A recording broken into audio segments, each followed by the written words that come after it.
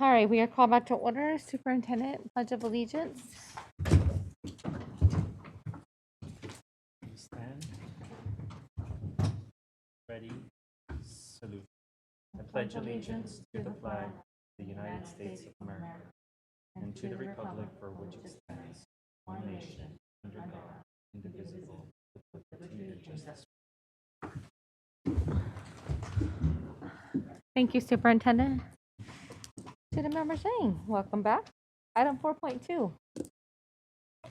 This meeting of the Sacramento City School Board is being recorded in its entirety and will be cablecast on Metro Cable 14, the local government affairs channel on Comcast, Consolidated Communications, and AT&T UVerse. Today's meeting will air Sunday, March 6th at noon and Wednesday, March 9th at 8 p.m. It is also webcast at metro14live.seccounty.net and can be viewed on Metro Cable 14's YouTube channel. The public has been given the opportunity to address the board through public comment, either by submitting comments which are posted on our website or by speaking during the meeting. Members of the public who wish to speak during the meeting and submit a speaker form will be sent a link to participate. When it is your turn to provide comment, we will call on you to provide comment orally. Your video will not be on. Please always limit comments during public comment to items that are not on the agenda. If you do comment on an item that is, we will ask that you please defer your comments until your item comes up. Thank you so much. And I believe we have a public comment on item 4.2. Yes, we have a public comment from Terrence Gladney. Good evening. Good evening, everybody. Thank you, Student Board Member Zhang. I want to start and just acknowledge the recent shift in allowing us to comment right up to the item. Gets us a lot closer to where we were before with in-person meetings. I hope that we will get even closer and actually realize that.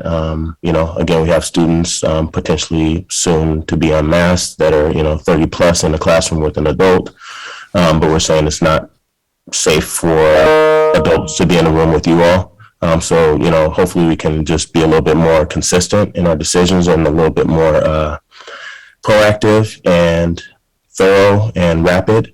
And I also wanted to state my appreciation for the sentiment of having student board member Zhang start the meeting and also the stellar student to follow this item. I think it really sets a necessary tone that we lead with youth voice. So I would hope that we can also maintain that framework and lens throughout the meeting because most of the following items are adult driven. So if we can find some way to integrate more youth voice and space into, the agenda consistently, then I think we'll be in a better place because I think we all hold ourselves to a higher standard when we acknowledge and respect our youth in our spaces, or their spaces, actually. Thank you. Thank you, Terrence. Is that the only public comment that we have? Yes. Okay. Item 4.3, student stellar, Farzana Pannahi, a senior from C.K. McClatchy High School, to be introduced by Member Morosky. Thank you so much, Board President Pritchett. It's my pleasure to introduce a stellar student for tonight. Farzana Pannahi is a senior from C.K. McClatchy.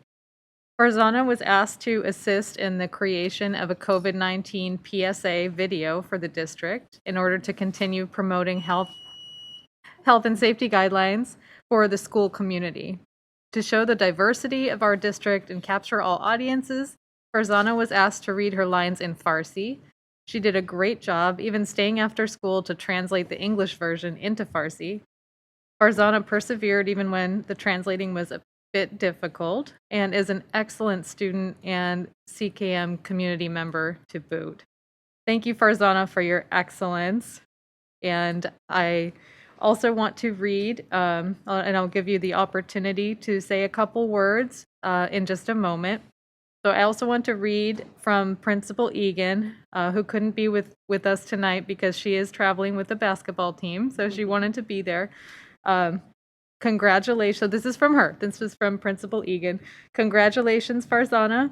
You should be so very proud, as we are all so proud of you. Farzana has made incredible leaps in acquiring English and currently maintains a 4.1 GPA and is taking AP Biology, Pre-Calc, and a second year of Spanish as well.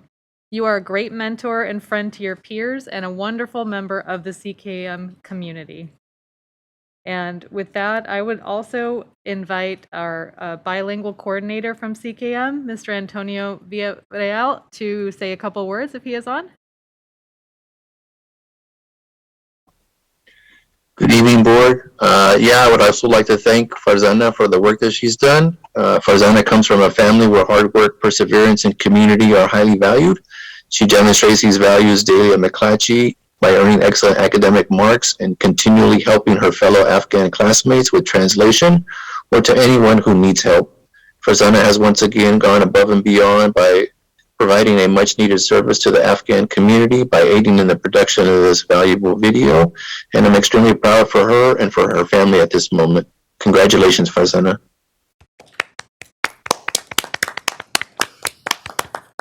Thank you so much, Mr. Villarreal, for those wonderful words. So if Farzana is on and able to speak at this time, I would love to have you say anything you would like to say to our board and community. Hello everyone, I'm Franza Pannahi from CK McClatchy High School, and thank you so much for your inspiring me. Thank you for helping me.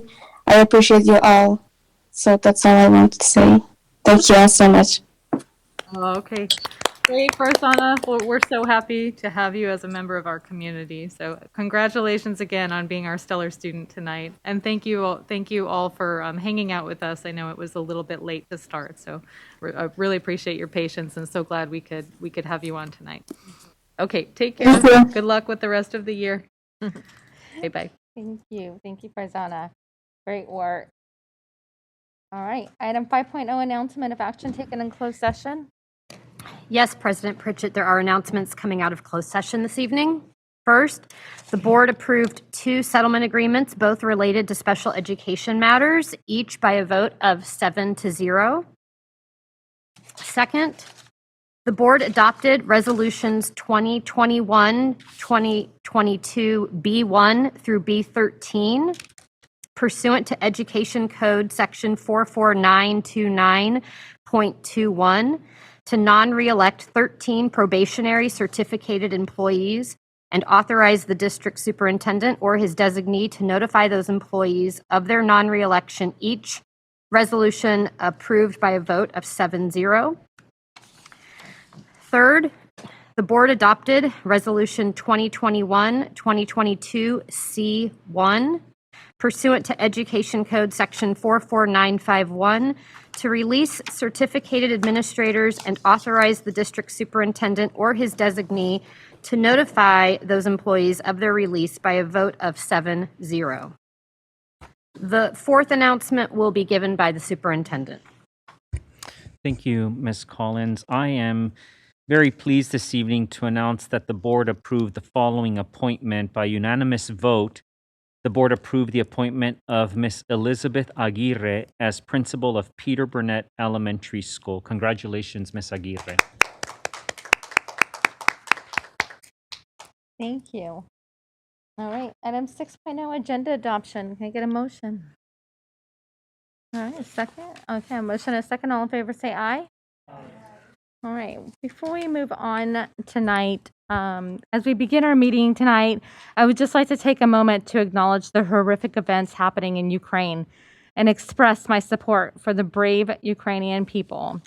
While we hope for peace in Ukraine, I recognize that this war and related global events impact our students. This is a time of pain and grief for many students and families of Ukrainian and Russian descent within our communities and elsewhere. Many of these families are part of our Sac City Unified community, and we want you to know that we stand with you in the promoting peace in Ukraine and throughout the world. We also want all students to know that our schools have leaders and counselors to support you if extra help is needed in this difficult time. I also want to acknowledge a recent passing of a valued community member, Alex Visaya, and to honor his legacy. Mr. Visayo was a deeply committed volunteer and advocate for our students and families in our district for many years. He enriched our district and improved learning for many students as a result of his many volunteer efforts. He served as the district's bond oversight committee. He also served on the AM Win design team, which met weekly for almost a year to study a pathway or program that would serve the neighborhood students and family. Mr. Visayo also volunteered to read and to mentor elementary students throughout the district's Reading Partners program. I also have to say that he would often bring us flowers to our board meetings, and was just a kind, gentle man. I'm grateful to have known Mr. Visayo and his leadership to his service. I want to express my condolences to the Visayo family and share that Alex will be deeply missed by our board and our communities. All right, with that, Ms. Moretti, how many public comments do we have at this time? We have approximately 35. 35, okay. So, based on the number of public comments for this item, with the board's consent, I'm going to limit the amount of time per speaker to 1 minute. Are we good? Yes? Want to acknowledge? Okay, we have the majority. So I know from my own experience that having your time shortened can be frustrating when you've prepared comments and using the 2-minute standard. But this is the best way for our board to hear from as many of our community members as possible, with the total allotment of 15, which we'll be going over tonight for public comments. While school board meetings are open to the public, the board has an obligation to hear and act on numerous matters and to do so in an orderly and efficient manner. Sorry. Our board bylaws consist with applicable laws, including the Brown Act, limit not only the time allocated for public input, but also the board's ability to engage and immediately respond to comments. This does not mean that your comments are not valued or heard by the board. We are fortunate to have a community that is so engaged in the district business, and you are always welcome to submit your written public comment or to contact any of us that sit on this board. Our contact info is available on the district's website. Thank you for your understanding and caring about our schools and our students that we serve. Ms. Moretti, first comment? Yes, our first public comment is from Cassandra Wills. Good evening, you guys. Thanks for having me.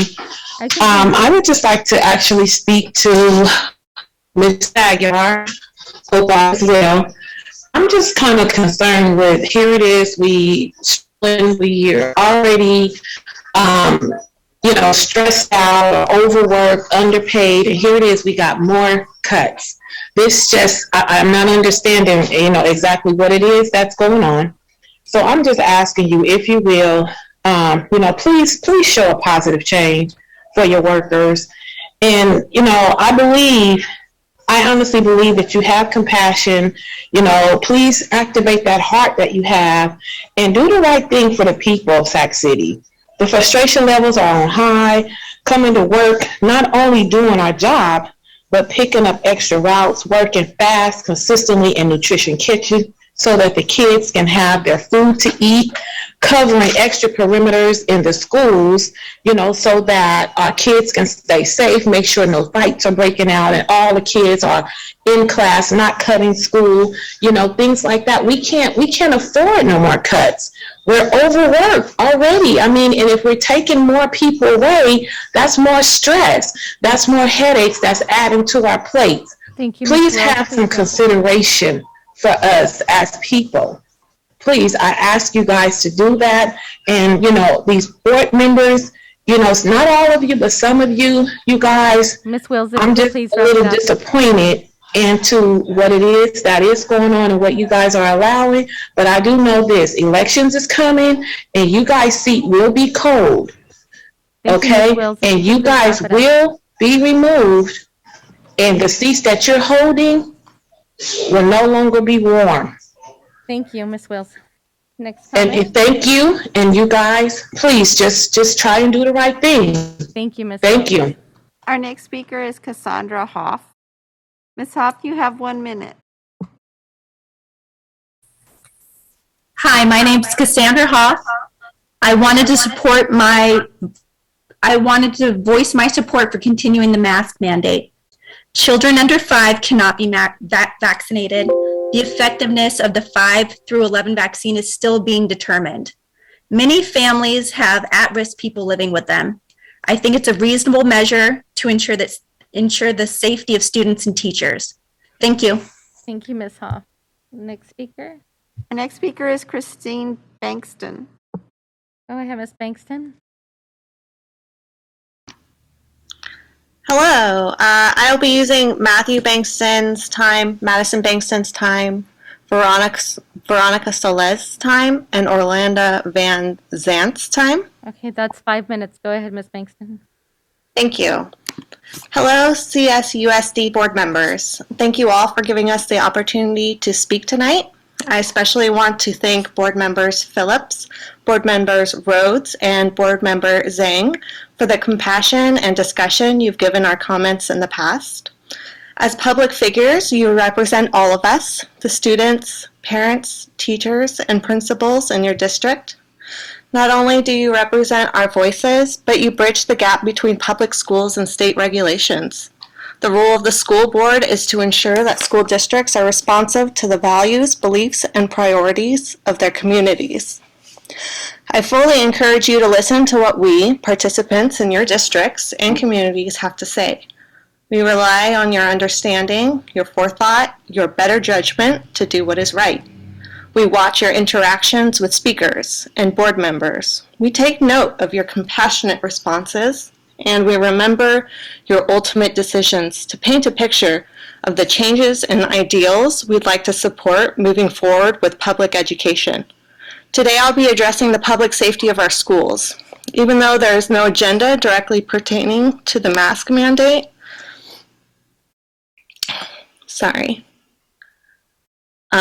there is no doubt the board will have to make a decision on the matter soon. I strongly encourage you to stick with our own local mandate to keep masks on until further evidence shows no risk. Not only would lifting the indoor mask mandate be impossible to reenact should another variant or surge come into play, but met with great opposition. Scientific data has shown us a few key factors since the mandate has been in effect. 1, school-related sickness and illness has been significantly declined. 2, the COVID vaccine, although promising at first, has shown significant drop in effectiveness with time for the 5 to 11 age group. I understand certain school districts are following the recommended state guidelines, but you have the power to stay strong in our defense. There are also some school districts in San Diego and San Francisco, even LA, who have chosen to keep the mandate in place. A huge number of parents here in Sacramento have signed a petition in just a few days to keep the mask mandate. It speaks in volumes about the increased involvement we parents have taken. We have become active members of the community since the pandemic has started. No doubt making your jobs harder, but also feeling hope that we can change and grow to be better together. We are everyday working people meeting together to make this district better. However, if you cannot hear what this community has to say and let that become meaningful, what do we have? By letting us speak, you open doors for us to communicate and connect. Don't close that door. Keep it open and hear our voices. Some of us are high-risk families and families of children under 5. We need this protection. We are community members, teachers, and families of staff. I understand you're giving us the strong suggestion of wearing a mask, but that honestly isn't enough. Unless we tell the community to keep the mask on, too many will be shed to make a real impact. Personally, for me, family and increased risk could jeopardize our well-being. My husband provides for us as well as pays for our health care out of pocket. After I left my job in the beginning of the pandemic to do remote learning with our son, he is our sole income. He is considered high risk. If we were to get COVID, he would not be able to recover as quickly as the average person. We could lose our house. We could lose everything if he got sick. I don't want to risk losing my husband because others feel masks are inconvenient. I have loved ones who are recovering from cancer, who I could lose, and I have close friends who are immune compromised. Please don't make us reconsider homeschooling to keep those we love and care protected. I personally know people who choose to do independent study who do not want to return because of the lack of vaccine enforcement and now the potential of losing masks. Thank you.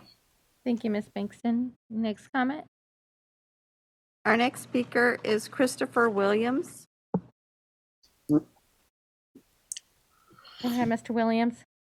Hello, thank you for having me. I tried to shorten this as it was a 2-minute timed. I think I'd pre-written this.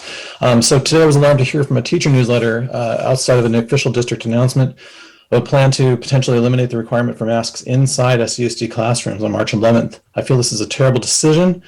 Making a decision to lift mask requirements using countywide data based upon a general population does not translate to a unique cohort composed of large groups of students condensed into small classrooms, 5 to 7 hours a day, every day.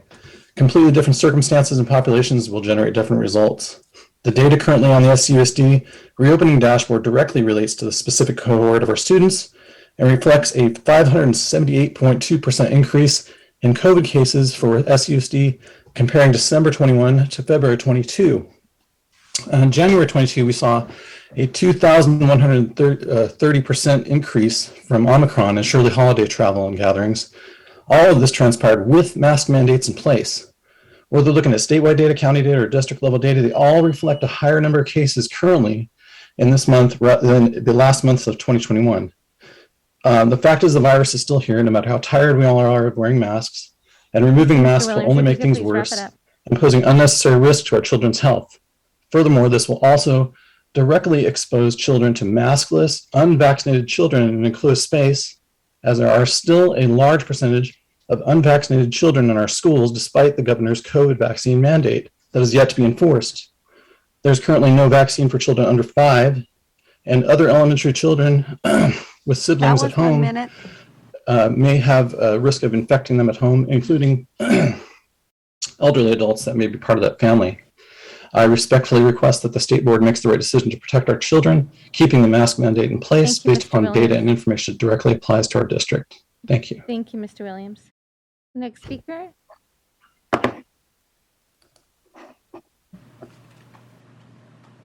Good evening, Mr. Darby.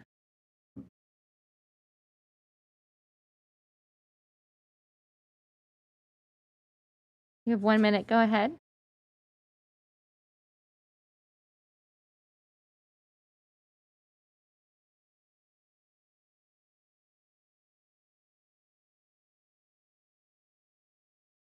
Do we not have Mr. Darby online? He's on mute. Oh, Mr. Darby, are you able to unmute yourself? Okay, if we could get back to Mr. Darby. Yes. Our next speaker is David Fisher, and he is combining time with Cindy Stewart and Melissa Reynoso. All right, Mr. Fisher, 3 minutes. Actually, also with Nikki Molesky, but hopefully we need it. 4 minutes, thank you. I'd like to start with just a few quotes from prominent Americans. Quote, "The American Rescue Plan gave schools money to hire teachers and help students make up for lost learning. I urge every parent to make sure your school does just that. They have the money," end quote. That was from President Biden's State of the Union address a couple days ago. Next one, quote, "You deserve a raise, not just praise. Every parent who is in this country spent last year educating their child understands that you deserve a pay raise," end quote. Also President Biden from July 2nd, 2021. Next quote, quote, "Let us be clear. The American Rescue Plan provides vital resources to hire additional educators and school staff and to improve compensation to recruit and retain educators and school staff," end quote. From the United States Secretary of Education, Miguel Cardona, December 16, 2021. Next one, quote, "There's a terrific state budget. Finally, we have at least 2 years of financial stability enabled by the federal funding, as well as the American Recovery Act. Now it's on us," end quote. That's from New Los Angeles Unified School District Superintendent Albert Carvalho, March 2nd, 2022. Here in Sac City, it's a different story. Since July of 2019, only 2 employees in the entire district have received across-the-board salary increases. Superintendent Aguilar, and Chief Business Officer Rose Ramos. Despite a public vow and a school board resolution that Mr. Aguilar would not accept a salary increase until the Sac City budget received either a qualified or positive certification between July 19th and July of 2019 and December of 2021, Mr. Aguilar's salary alone increased from $295,000 to $327,000, or 11%. However, the board's generosity towards Mr. Aguilar didn't end in 2020. This past December, the day before winter break, the school board bestowed another lucrative wage and benefit package on Mr. Aguilar, which includes too many things for me to read right now in my 4 minutes. In 2021 and 2022 alone, Mr. Aguilar's total compensation will increase by $66,318. This school board, with the support of Sacramento County Office of Education Superintendent Dave Gordon, justified the enhancements to Mr. Aguilar's compensation based on an exercise in retention. Ms. Ramos' substantial increases provided another rationale: additional compensation for additional job duties. Ironically, educators throughout the district have been filling in for the vacancies of the co-workers by working through their prep periods, taking extra students from other classrooms, missing their prep periods, all kinds of things. But unlike the highest paid employees in the district expects that the extra work that occurs without additional compensation and continues to demand huge cuts in their compensation. In its treatment of the two highest paid administrators in the district actually has a template for increasing. You increase the salaries for recruitment and retention purposes and compensate employees for providing extra work. Virtually every other district in the entire state, if not the nation, is heeding the call of President Biden and others and increasing compensation and hiring more staff. Sac City stands alone as the lone rogue district who is cutting important student services like behavior intervention specialists and child development teachers and special education teachers, which means you are cutting much needed services to the most vulnerable students in the district at the time they need it the most, while continuing to demand devastating and painful cuts to teachers' take-home pay, which of course increases the already tragic vacancy rate, which of course hurts the students. This has got to stop. It's gone on for too long, done too much damage to our district, and SEAU and SCTA stand united to make sure our students get the services they deserve and stand ready to make the action to make that happen. Thank you. Thank you, Mr. Fisher. Was that your board report or? You could check your email about the board report and where that should be on the agenda. Thank you. Okay, thank you. Next speaker. The next speaker is Justin Hearn. Ms. Hearn, go right ahead. Hi, I'm also taking Sid Jaggery's time this evening. My name is Justine Hearn, and I'm a parent in the district. I'm speaking tonight in support of maintaining the district's current masking requirements. Masks may now be the most effective tool that we have to protect our children and their families from COVID. Recent research indicates that while the vaccine protects against severe illness, it's not effective in reducing transmission for kids aged 5 to 11. There's also mounting evidence that even after mild illness, some children are developing long COVID. And of course, kids can bring the virus home to family members who may not be able to vaccinate or who are immunocompromised. Making masks optional now with the Omicron variant still within our community could send us back to the chaos and uncertainty we experienced over the winter, with extensive absenteeism among students and staff. I think we all well remember that time. Finally, mask mandates have public support. As reported by the SACB, 61% of parents approve of requiring masks for students, teachers, and staff in schools this year. And a petition circulated by district parents has 400 signatures in just a couple of days in support of continuing masking in our schools. Excuse me, that was 1 minute. Use the mask mandate and regular testing in our schools to help reduce the spread of COVID and keep our community healthy. Thank you. Thank you, Ms. Hearn. Next speaker. Our next speaker is Dominic Chadwick.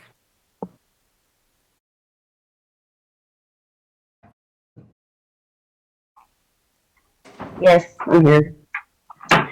Okay, so I mean, I'm just here because it saddens me to have to come to this board meeting, you know, time after time, to have to look at members who are supposed to support us as a whole.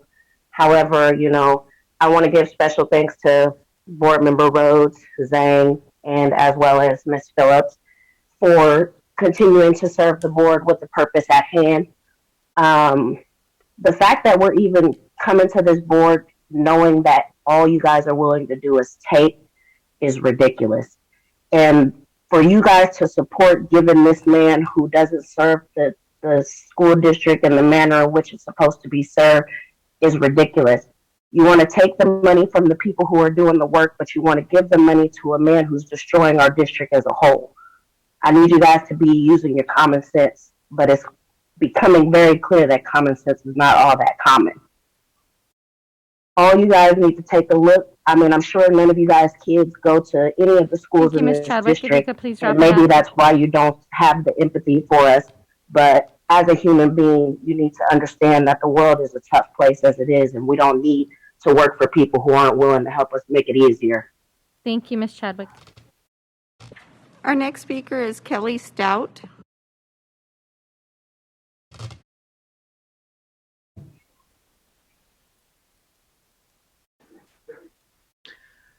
Thank you for your time. I'm speaking in regarding to the health and safety of our students, teachers, and faculty. I'm a parent in our district of a first grader and a 4-year-old who's not yet able to be vaccinated. I also live in a multi-generational household with other members who check every single comorbidity box for COVID-19.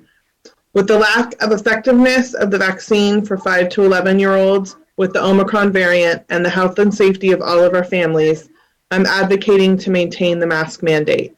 2022 was a year that our students were able to get back into the classroom and resume some normalcy, or in our case, with a first grader, attend school for the very first time. Masks have proven to allow our children to safely attend school and stay in school without being out sick. Removing the mask mandate at this point, with only 4 months left in the school year, is opening a door for continued absences by students going forward with the ability to now catch normal flu and cold-like symptoms, as well as the potential to catch COVID-19. Please listen to your constituents that voted for you to hold the positions that you currently have to represent us. Thank you, We are speaking loudly and we are speaking confidently that keeping the mask mandate in our schools will keep everybody safe. Thank you, Ms. Stout. Next speaker. Our next speaker is Kevin Smith.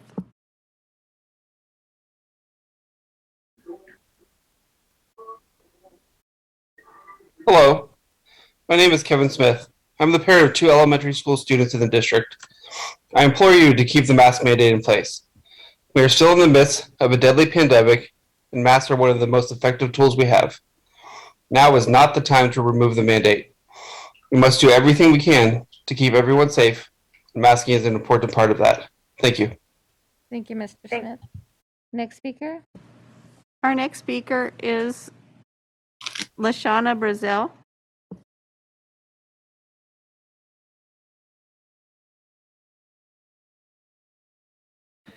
Good evening, everyone. Board President Pritchett and Superintendent Aguilar. My name is Lashanya Brazil with the Black Parallel School Board. And tonight I'd just like to update you guys on the Black Parallel School Board. First, on Tuesday, February 28th, 2022, we had a very successful Black Parent Involvement Day. Approximately 130 parents participated, but we are waiting for more numbers to come in. And then also, I want to thank the district staff, principals, and teachers for providing a very positive experience for our parents. And plus, kudos to Board Member Rhodes. He was on Facebook with his babies on that day, so we wanted to send a special thanks to him. And then also, Black Parallel School Board had a positive LGBTQ youth listening session on last Saturday. We will provide you with more updates in April. And then lastly, we're just concerned about the COVID-19 pandemic that is impacting our district and our scholars of African descent. And we're urging that you please hire 200 instructional aides to support teachers in the classroom and in our highest need schools throughout the district. Thank you, And Ms. I will Brazil. conclude by stressing that we need to move into a 21st century multicultural learning community. Again, thank you all. Ms. Lashanya Brazil from the Black Parallel School Board. Thank you, Ms. Brazil. Thank you. Our next speaker is Lisa Tordos.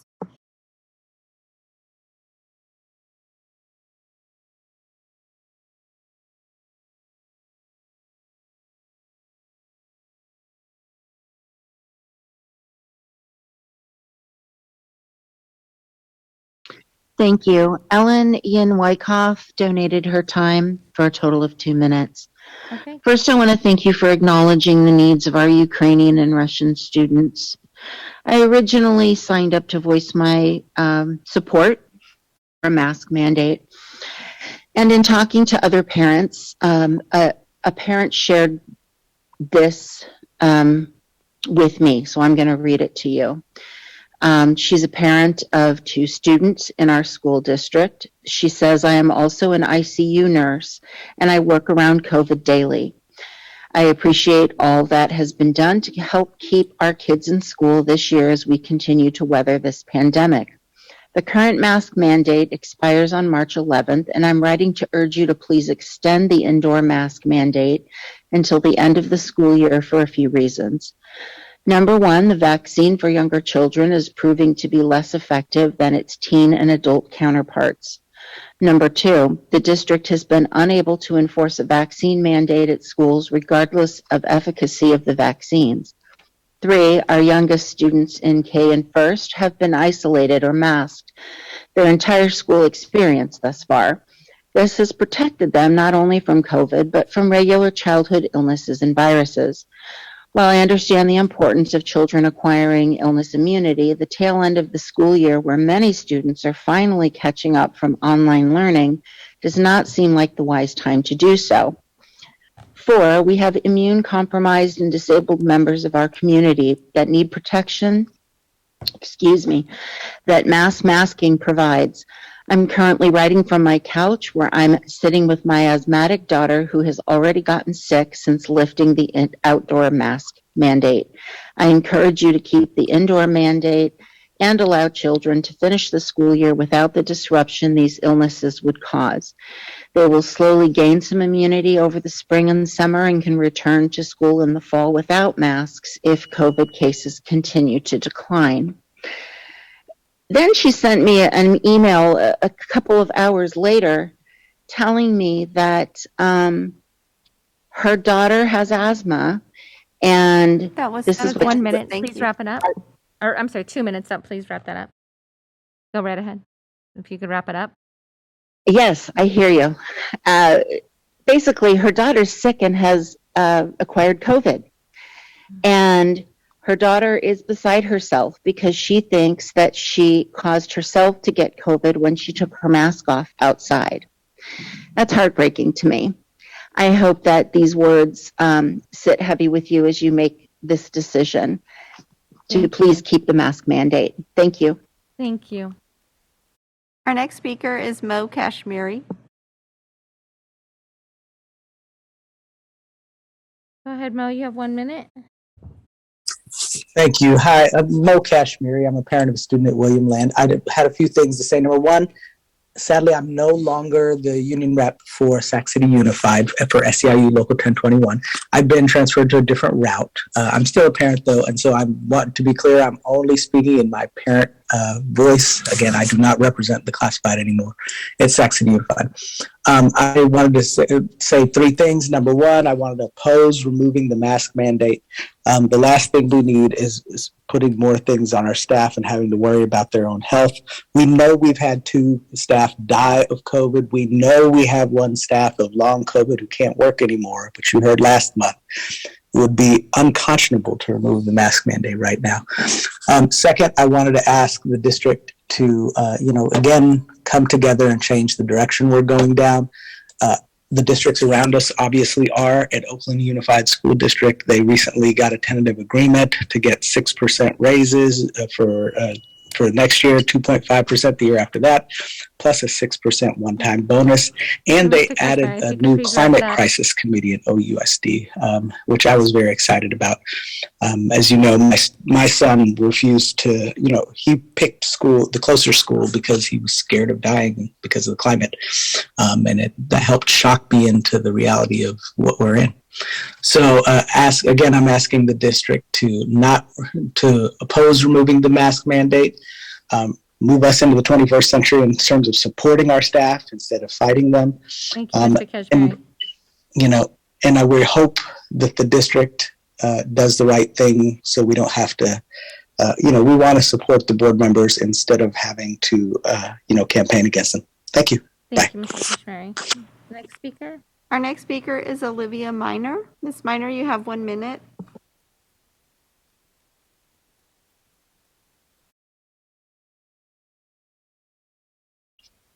Good evening, board members. I'm here tonight to remind you the true purpose of why you were elected. You were elected by the community to make a difference in the education system. You were chosen because the people thought you would help our neglected communities close the learning gap that is continuing to grow every day. You were chosen to support our teachers and our school staff, which are our true heroes. Instead, you have chosen to sit at your seats and look the other way, like there's nothing wrong with this district. For far too long, you have made cuts to the bottom. It is time for you to learn how to make true cuts. You don't cut a tree at the roots. You risk it dying. You cut at the top. So let's start at the top, where the district has been too heavy for far too long. You want to make a true difference? Stand up to your elected position and stay true to what made you want to run to become a board member, to make a true difference. On another note, thank you, Ms. Lavina Phillips, for staying true to your beliefs and to your community. If you could please wrap it That's up. it for tonight. Thank you. Our next speaker is Orlana Vanzant.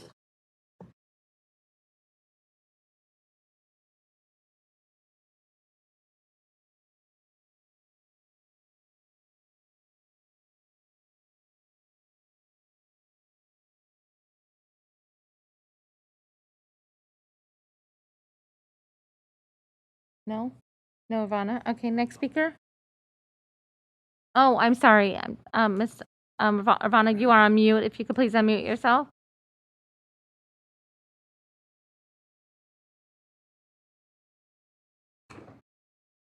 Okay, if we could get back to Ivana. Our next speaker is Sarah Bailey. Go ahead, Miss Bailey.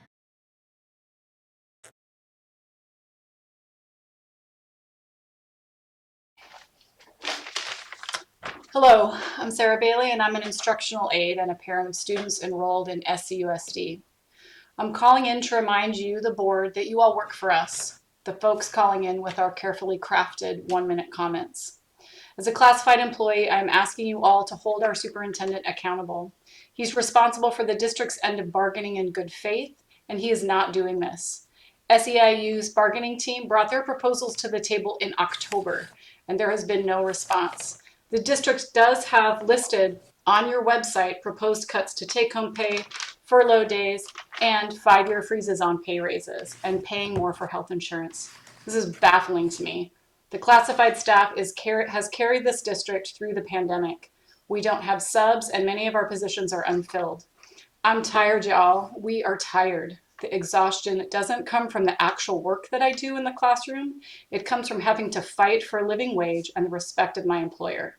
If you all don't speak up, you are complicit in this using up and tossing out of your classified staff. Thank you, Ms. Bailey.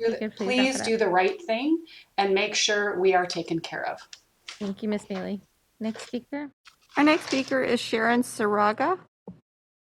Go ahead, Ms. Ragh.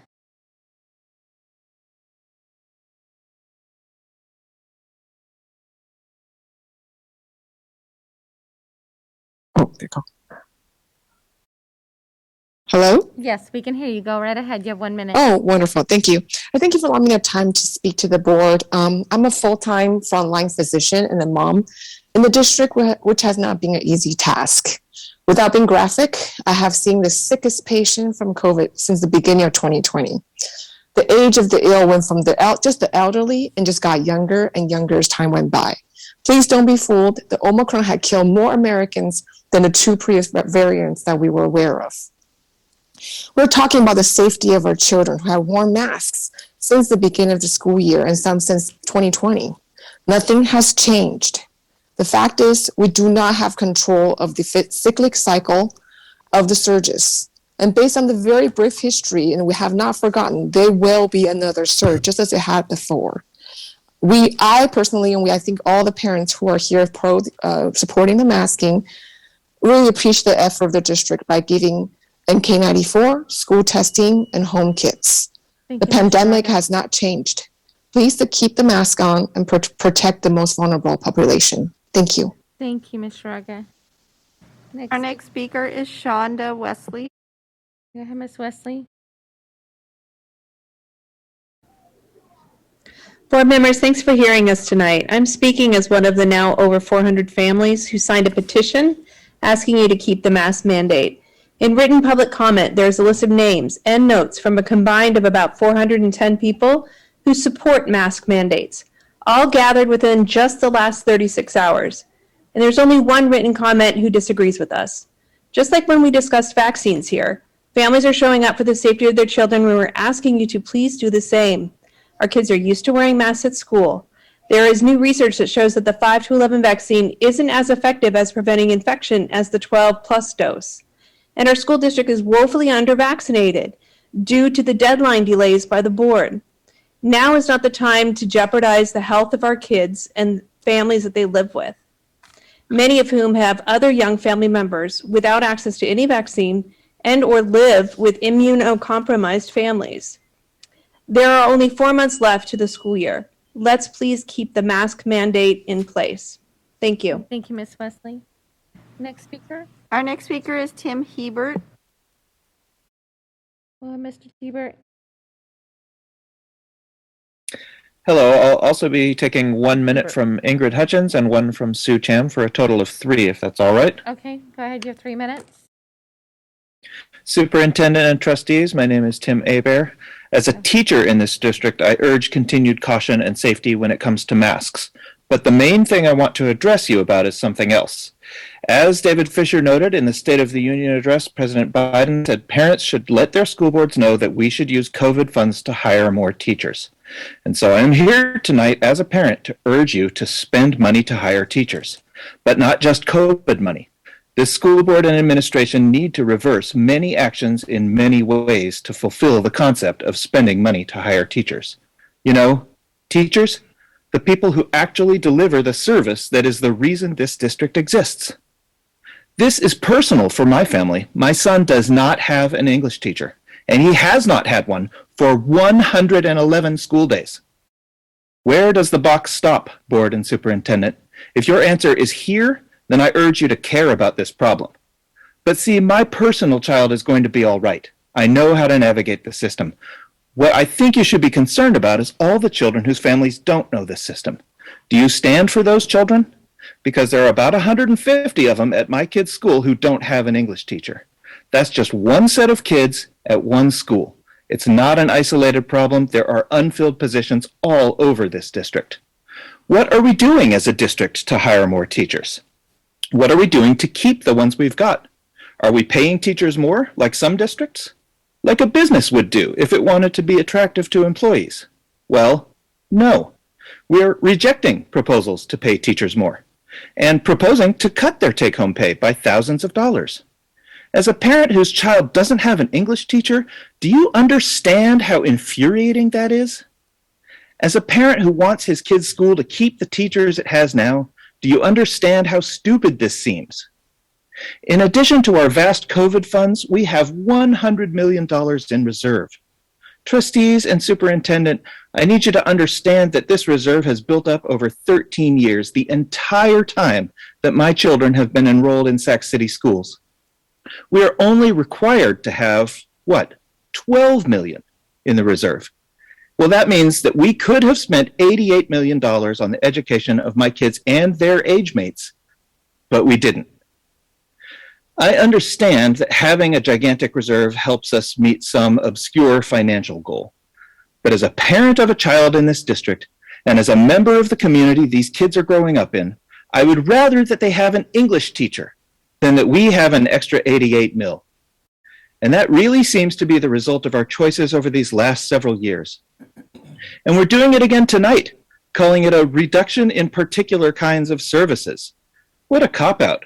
What it is a reduction in particular kids' educations. Thank you, Mr. You're congratulating yourselves for not pink-slipping these educators, but what you really needed to do was preserve their positions. And as the president said, hire more teachers. Thank you.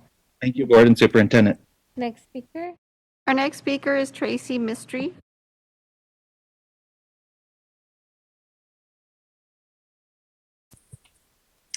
Hi, my login wouldn't work. This is Samantha Benson, so I was given Tracy Mysteries, who had given it up to somebody else to speak tonight. Oh, okay, go right ahead. Thanks.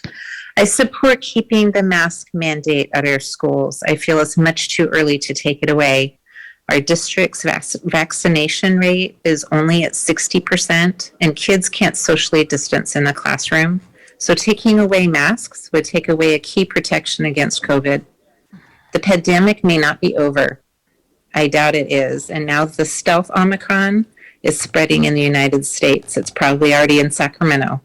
Since kids don't live on an island, putting them at a higher risk of infection puts the whole community at risk. Thank you for listening. Thank you so much. And sorry about that login. Our next speaker, we can try Daniel Darby again, please. Mr. Darby, are you there?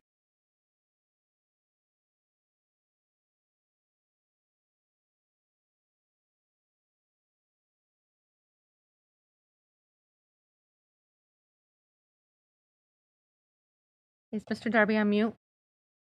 Mr. Darby, you're on mute if you're able to unmute yourself?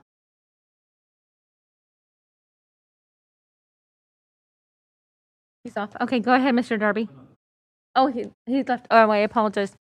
All right, next speaker.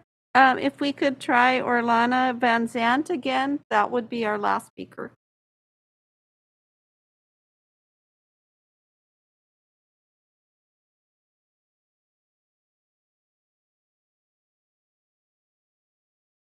What was the name again, Ann? What was the name again? Oh, Orlana Vanzant. Orlana.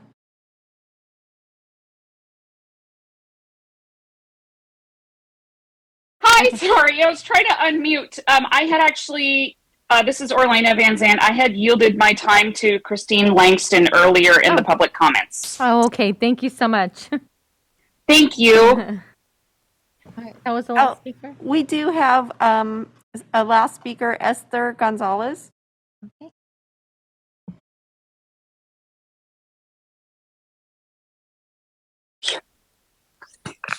Good evening. My name is Esther Gonzalez. Thank you for having me. I've been in the school district since May 28, 96, like 27 years. And I'm very disappointed with with Superintendent Aguilar. What I was about to say, my niece Olivia Maynard already said it.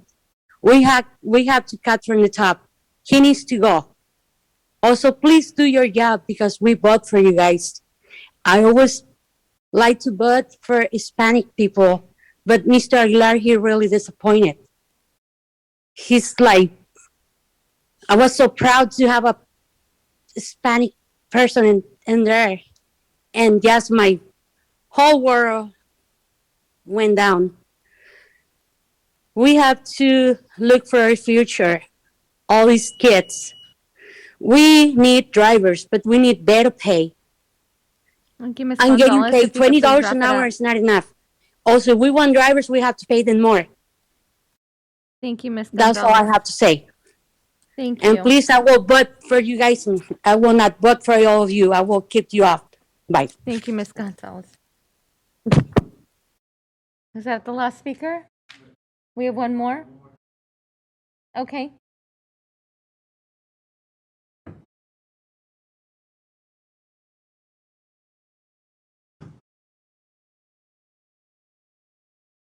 is it? Daniel Darby?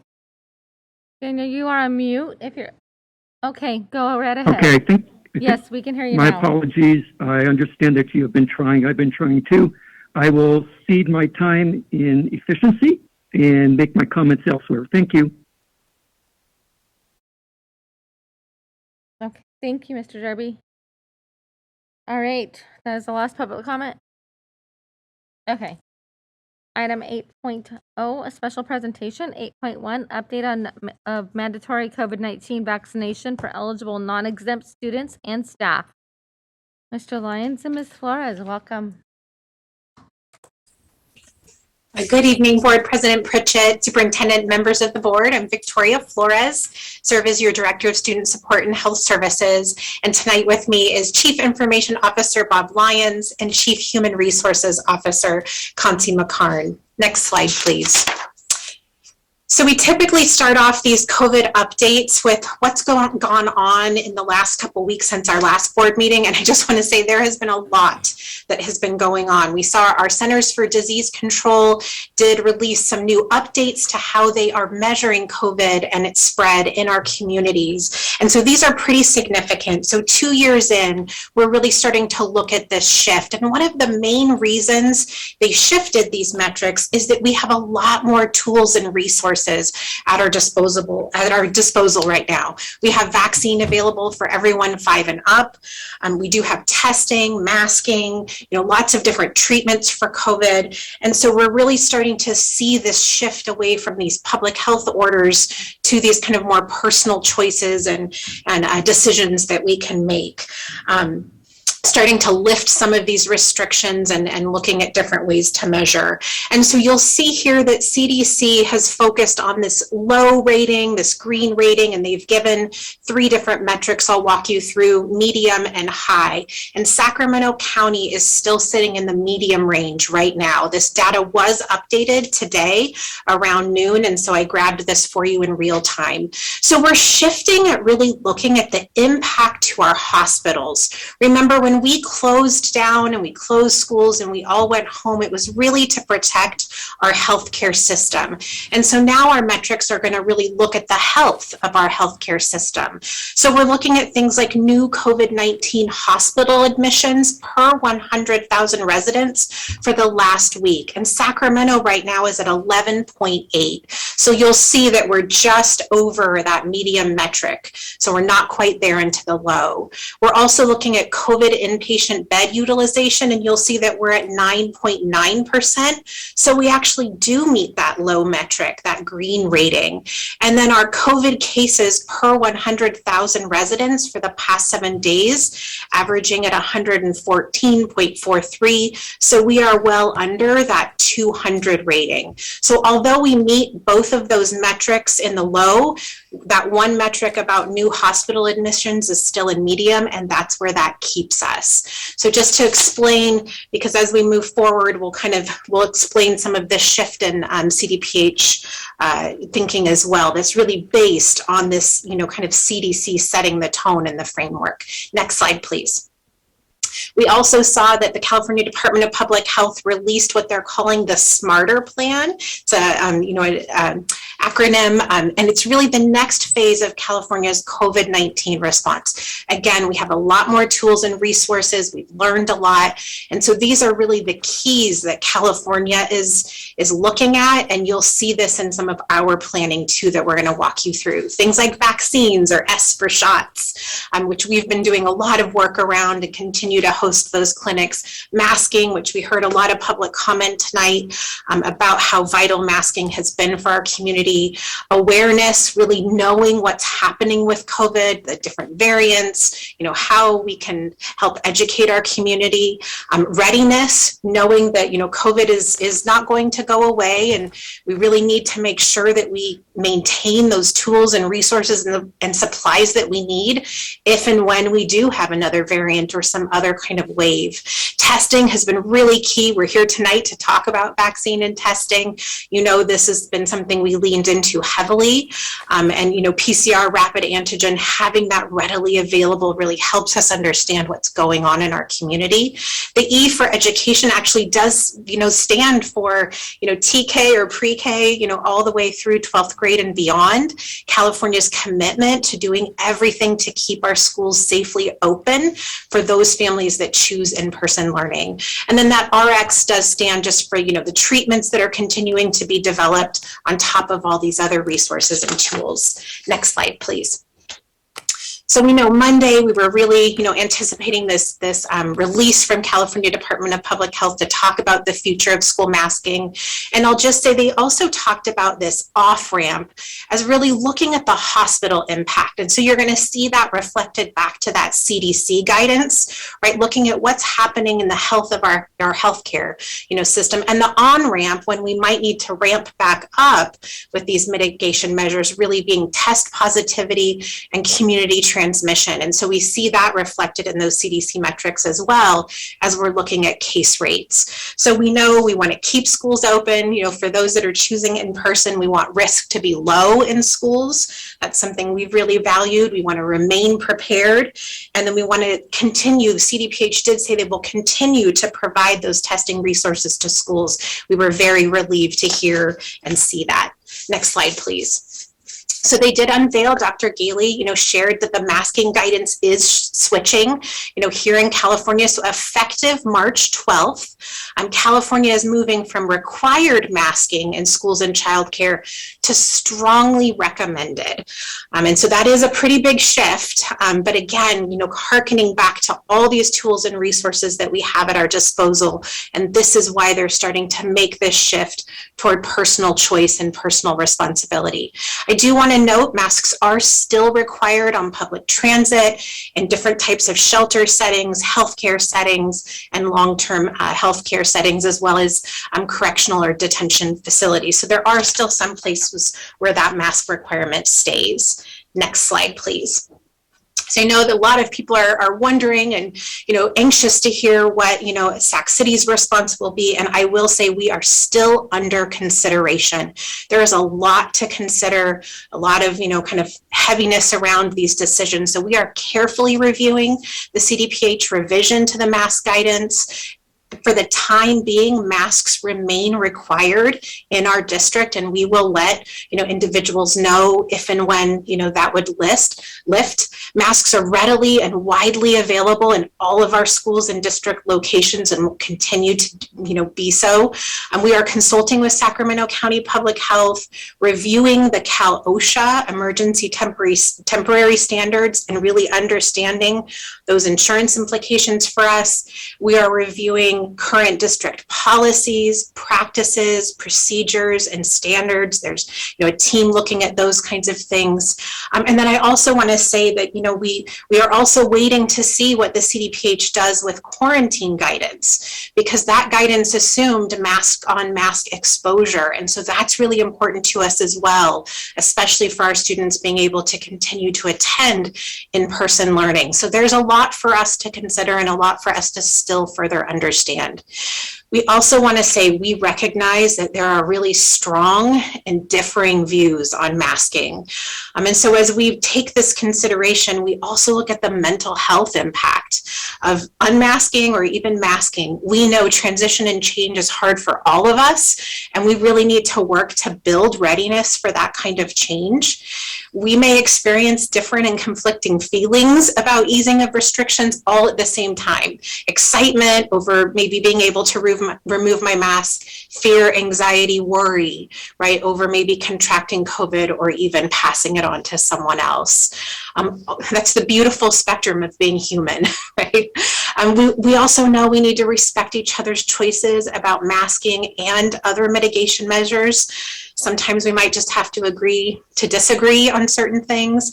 And then we really want to stress that the need for masking may come and go depending on changing conditions, much like the need for a warm winter jacket or a warm jacket in winter. That cold front moves in, we all put our jackets back on, right? Another variant moves in, and there might be times where we have to go back up that, on-ramp.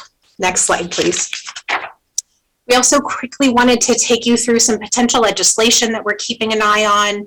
We know this is, kind of out there, but we are, taking note and continuing to think about it. So there's legislation around the California Immunization Registry access for schools. Would be incredibly helpful for us in being able to do this kind of work. Some employee requirements about COVID vaccine, minor consent for 12 and over to be able to consent themselves to vaccination, adding the COVID vaccine to the required schedule of school required immunizations, as well as some legislation around districts having to have a COVID testing plan, which we are good with.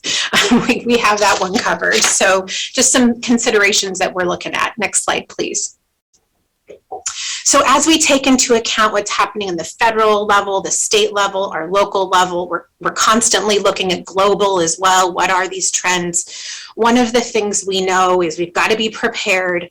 We also really want to focus on resuming some normalcy as much as we can to support that, development of our children and our staff, while also protecting our community members who experience vulnerabilities to COVID. We were so excited to be able to remove masking outside, get back to field trips, back to extracurriculars, and so we're always trying to balance those.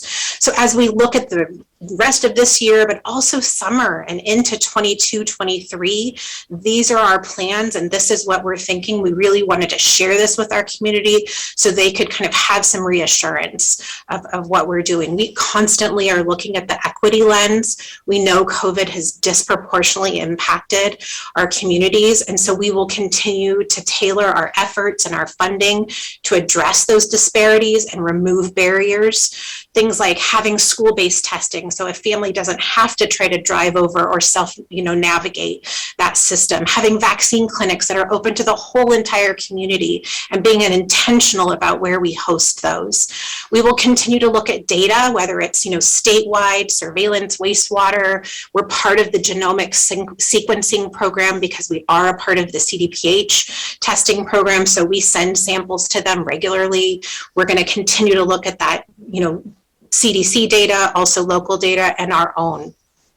We are committed to continuing our health aid program to provide that site-based testing support, as well as all of those other types of COVID recovery activities. And really, testing is somewhere that we want to make sure we still maintain that capability and capacity. So, we know it serves as one of our early warning systems, particularly when students and staff are symptomatic, and we want to have that ready access. We're looking at, will we need to do surveillance testing? What will that look at? So we're continuing to consider that as well. And we really want to lean back into those at-home COVID testing kits, especially as they become more available.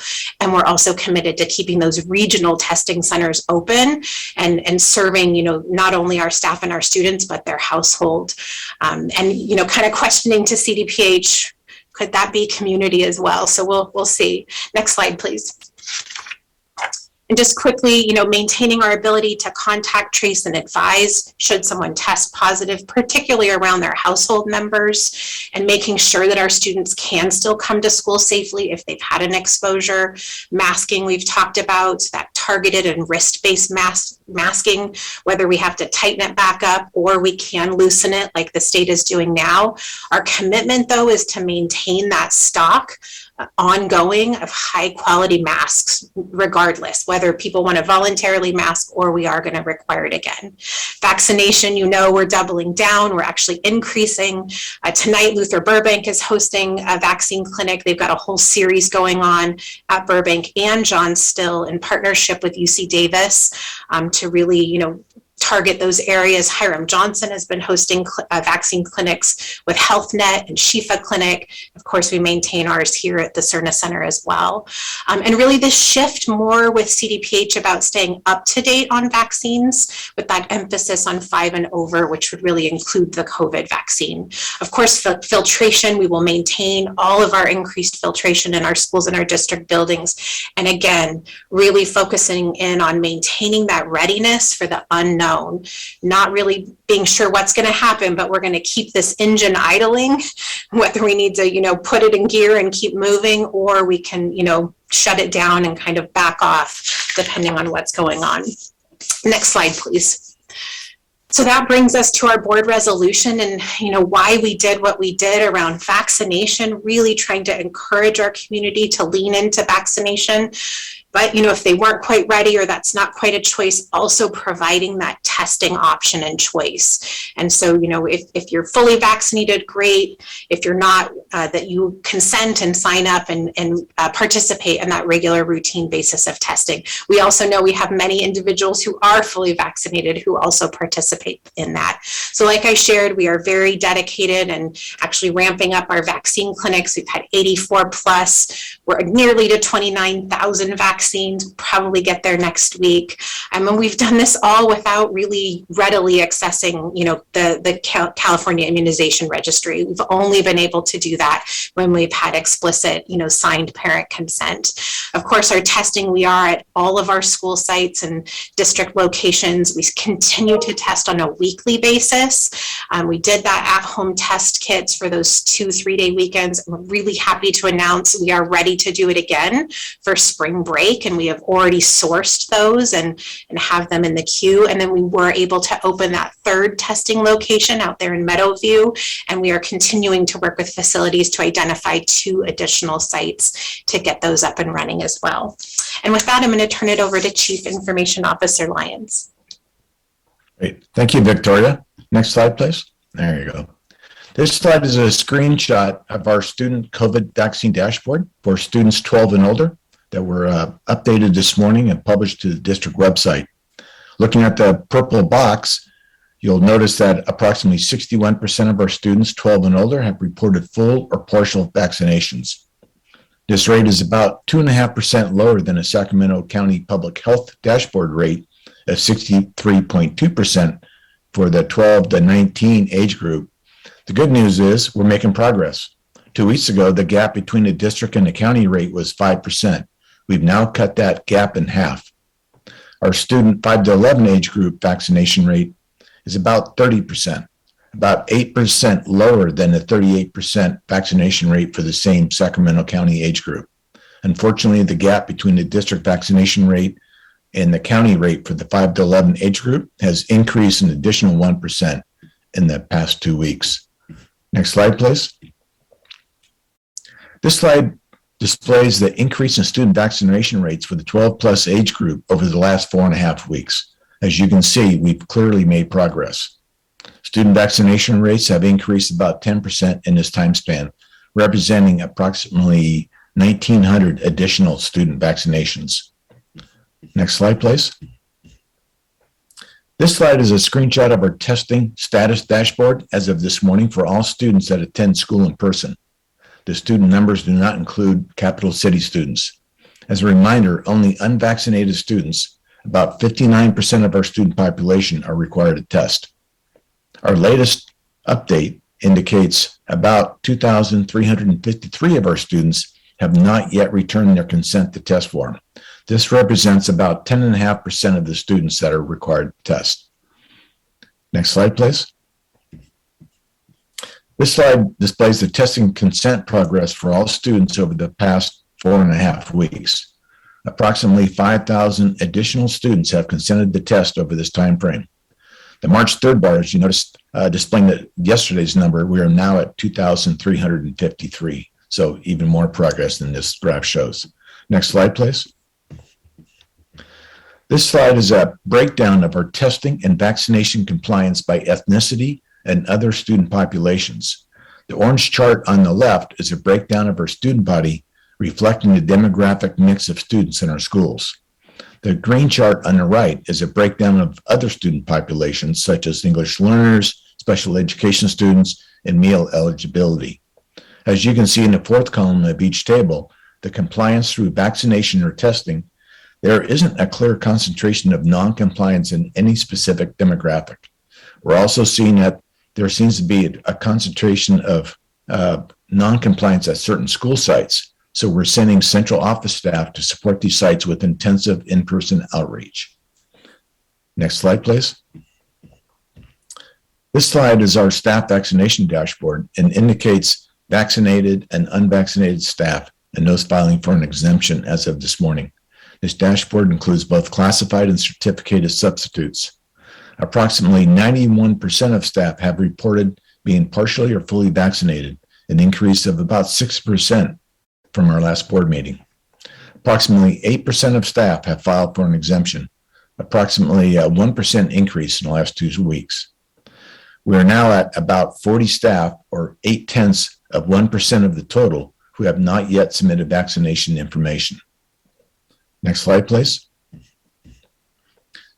This slide displays the staff vaccination progress the past 4.5 weeks. As you can clearly see, we've had a surge in our staff vaccination rates in the past 2 weeks. Next up is Kansi Markaran, our Chief Human Resources Officer. Thank you, Chief Lyons. As Chief Lyons said, we have really been making some good progress with regards to the vaccination of our staff, of our employees. In addition to the notifications that we've talked with you about before, we've implemented remote support. So identifying very specifically where there is additional need, going out to school sites, one school site at a time, to be available to help people with questions around how to file for an exemption, how to upload vaccination cards, and that is proving extremely helpful and showing a drop in some of the non-compliant rates, as you've seen in the slides before. So where we are right now with regards to some of the positions that you see on the screen, this does not include substitutes, but you can see what we have remaining compared to what we had at the last board meeting, those green numbers. So for teachers, 1 instructional aide, 2 campus monitors, 5 noon duty. And you see some of the others that previously had non-compliant going down to 0. So we are continuing with that outreach, continuing with those individual, very specific visits that we're having some progress with. And actually what I'll share is, even since this data was pulled, we've had some additional non-compliant individuals become compliant, 2 noon duties and a campus monitor. So continuing to make good progress on that.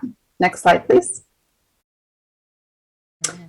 So even though we started with about 1,400 on that list and down to about 40, what we are prepared to do when that time comes, again, our focus is continuing to work to get those numbers down, with 40 to go and outreach happening every day, numbers dropping every day. We are encouraged.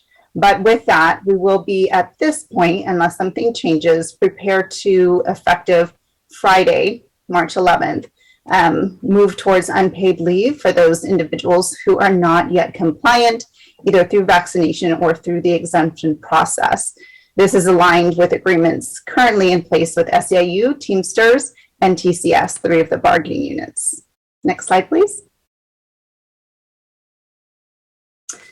So as we work towards a time when we will need to put people on an unpaid leave based on being able to uphold the board mandate and resolution, we are very specifically working with administrators at the campuses to ensure that there is a plan to cover should that come to pass.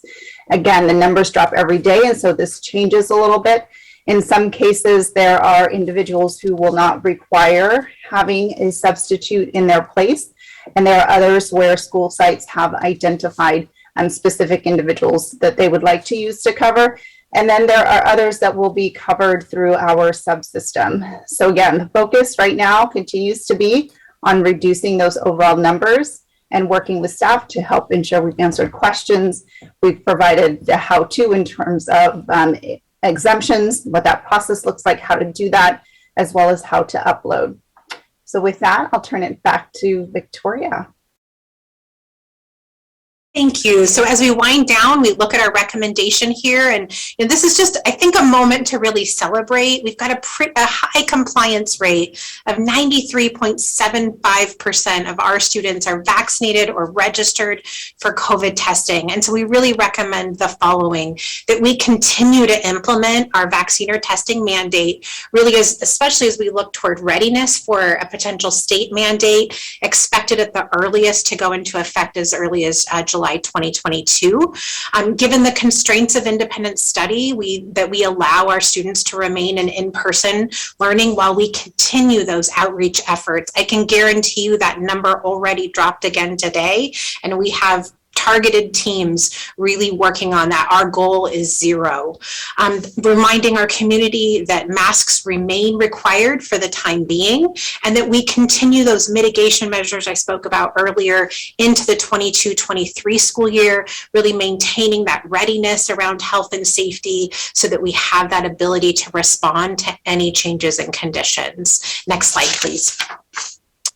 So our next steps, like I said, we're going to continue to actively target and outreach those efforts to those 2,300 students, not yet vaccinated or registered. We do continue to get vaccine records too. I want to share that. We always ask students when they come through surveillance testing, happen to be vaccinated? And we do get a number of yeses. We will inform the board, we did that tonight, what those latest staff non-compliance numbers are, who will receive a notification letter, potentially of unpaid leave, looking at March 11th. And then we will communicate our, the mandate impact on staffing and services to students and families should there be any.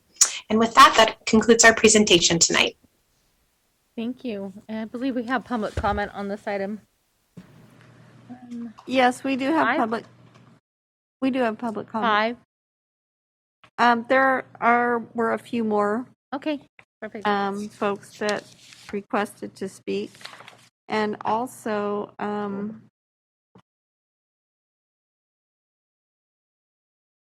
our first speaker is Christopher Williams. Go ahead, Mr. Williams. Thank you, everyone. Hey, I listened to that last presentation, and they brought up slides related to this reopening dashboard, which is fantastic because there's a lot of relative information, as I had mentioned in my earlier comment, about the fact that we still have such a high percentage of our student population that's not yet vaccinated. And I've listened to multiple outreach by the district and by the school over the past 6 months where they've offered vaccinations to students, made readily available in multiple sites, constant inquiries, yet such a large percentage of the district is still refusing to either comply or get their children vaccinated. The vaccine is FDA approved at this point, really. We have no real excuse to not provide or comply to the vaccination status. So, looking over it, we have the CIO talked about the vaccination status related to students and to staff in our district, mentioning numbers and percentages, but having, say, an overall in the district of 35% of our student population refusing to comply or refusing to get vaccinated. If we were to, say, in this environment, remove masks, and then we enclose these children in a concentrated room with these unvaccinated children who could be asymptomatic spreaders, then we're setting ourselves up for disaster, not only in the schools, but then in turn, it will affect us community-wide. So we saw a giant spike in January, and that was with masks in place. I can't imagine what a devastating effect this might have on our students, on our children, and our community if we go down that path. So I'm really, really hoping that the mask mandate remains in place. This discussion of having that be an optional or strongly recommended option is not really the best decision, in my opinion. We can see from past examples, the CDC in the past, last year, decided, hey, we really don't need to be as stringent with masks. We're going to release the requirement for masks public-wide across the country. We saw what a disaster that was because they did it too early, and then we had a spike, right? So Thank you, Mr. Williams. having people want to go back, they're not going to go back if we remove it. So I think it's very important that we start to enforce the governor's vaccine mandate in schools, require these children, the parents to comply. Thank And you, if they Mr. don't Williams. comply, If you then could please take wrap it up. actions to make changes before it continues to affect the people who have followed the rules.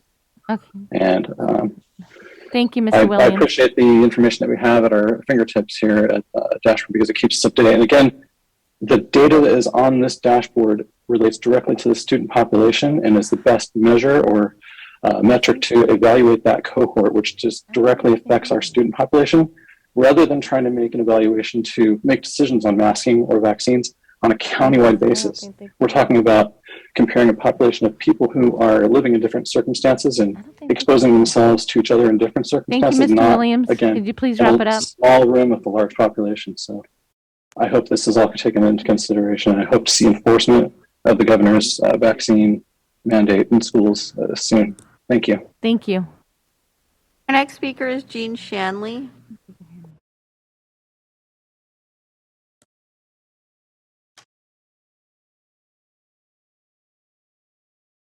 Hi, can you hear me? Yes, can you hear me? Yes. Okay, Perfect. thank you. All right.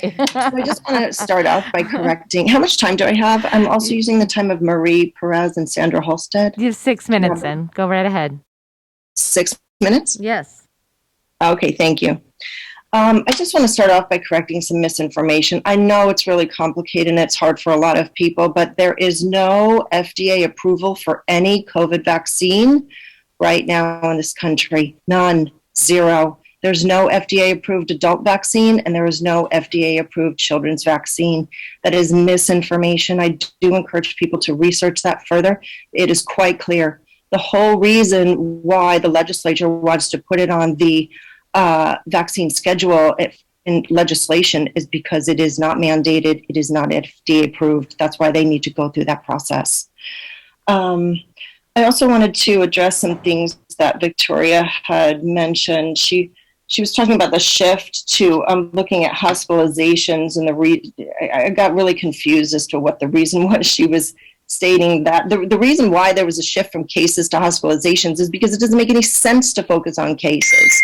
Cases are not dangerous. What's dangerous is hospitalizations and death rates. That's what indicates whether there's a problem in the community.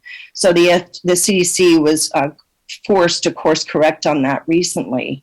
When we look at our county on our dashboard, our data is grossly unreliable. It is skewed, and Dr. Kassiri is failing to follow the latest CDC guidance to drop this ridiculous focus on cases and to focus instead on the severity and the hospitalizations and bed capacity. If you look on that dashboard, that hospitalization data is buried. You have to look really hard for it. And then when you do finally find it, it doesn't correct for the well-known bias caused by testing every admission for COVID. People who are there in the hospital for example, an appendix operation might test positive on a PCR test, which doesn't mean they have a COVID infection. And then the hospital slaps a COVID diagnosis on them. And then Kassiri takes it and then she throws it on her website. And it makes it look like there's a massive COVID problem in the county. Who in this district is holding her accountable for this misrepresentations on the county website? It's very dangerous and concerning. It would be wonderful if we could see more responsible behavior, for example, like Placer County and Yolo County have taken. If you look at both of their dashboards, they are truthful and transparent about cases being actual identified COVID cases, whereas Kassiri has, kind of guesswork going on about how many COVID cases are actually in the hospital. So that's the reason why there was a shift from cases to hospitalizations, Victoria. It's because it never made any sense whatsoever to focus on cases, and the district should not focus on them either. The CDC does also not recommend contact tracing. I saw that in Victoria's presentation. I don't know why she's talking about contact tracing. The CDC recently just came out, changed their guidance, and said there's no reason to be doing contact tracing. Should just do that in places like nursing homes, jails, but certainly not necessary in schools. Why are we not following the science? It's massively confusing. The CDC labels Sac City right now as minimum medium risk, and even on the low end of the medium risk, almost a low risk, which means they don't recommend universal indoor masking for children in our county. It's not recommended. For those who want permanent masking of our children, what happened to follow the science? It's baffling. The CDC has also admitted that the cloth masks don't work. They don't block airborne transmission. They don't even reduce it much. A recent UK study said that they block transmission by about 10%. 10%, people, think about that. Surgical masks don't do much better because they're ill-fitting. That's why they just recently said, oh, you all got to put on an N95 mask. Well, that's true. They do block more transmission, but they also block air and breathing. That's why the FDA does not recommend them for children. Why is SCUSD passing out these non-FDA approved masks for children, N95s? It is lunacy. It makes no sense. But it might make a little sense when we think about the trauma that has occurred in the community and the fear levels for parents, teachers, and administrators. I mean, this really is the reason why they're demanding useless cloth masks and demonizing anyone who dares breathe fresh air, because they are having trouble making this transition back to human life. What are we going to do to work on that problem? It is very concerning. And finally, where is our assessment of natural immunity? Why is there no county assessment of natural immunity, district assessment of natural immunity? I mean, even Bill Gates came out in a recent Munich security conference and spoke from the stage telling us Omicron's pretty much in the trash and the whole COVID pandemic's in the trash, and we better start thinking about the next pandemic because pretty much everybody's got natural immunity. I don't understand why parents and teachers are completely off the rails, worried about COVID crises. Have they not heard the news? Natural immunity levels are very, very high right now at herd immunity levels, and there really is not the reason for this massive paranoid fear moving forward. I don't know what we're going to do to heal as a community, but I do encourage us to come together and try and find a way to focus back on some sense. Thank you. I yield the floor. Thank you, Ms. Shanley. Next speaker. Our next speaker is Daniel Darby. Go ahead, Mr. Darby.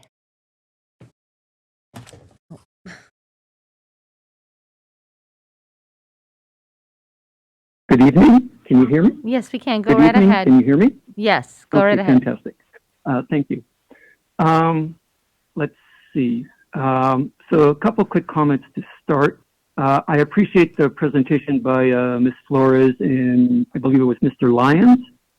I do have a comment in that the presentation seemed to have been slanted towards a certain viewpoint, and that viewpoint is to keep masking in place and to keep vaccine mandate in place, but allow students to go to school still.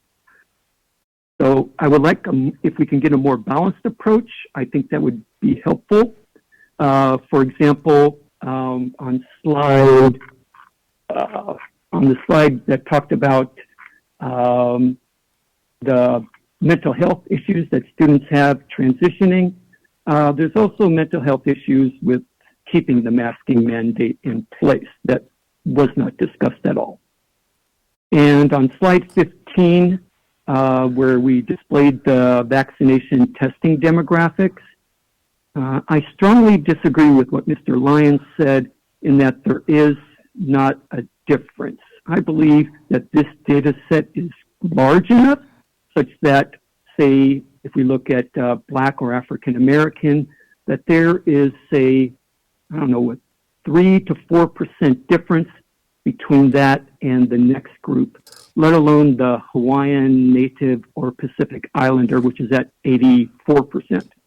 So if you continue with this mandate in place, please focus your efforts on those groups and find somebody who has knowledge and can best relate to those groups. That would be appreciated. And lastly, I would like to say next board meeting, we will be in the green based off of the Thank you, data Mr. Darby. that If has you could been please wrap it presented up. today. And I would like the board to relook at this again at the next board meeting. And please visit a school so you can actually see what's going on in terms of masking of students. Thank you. Thank you, Mr. Darby. Next speaker.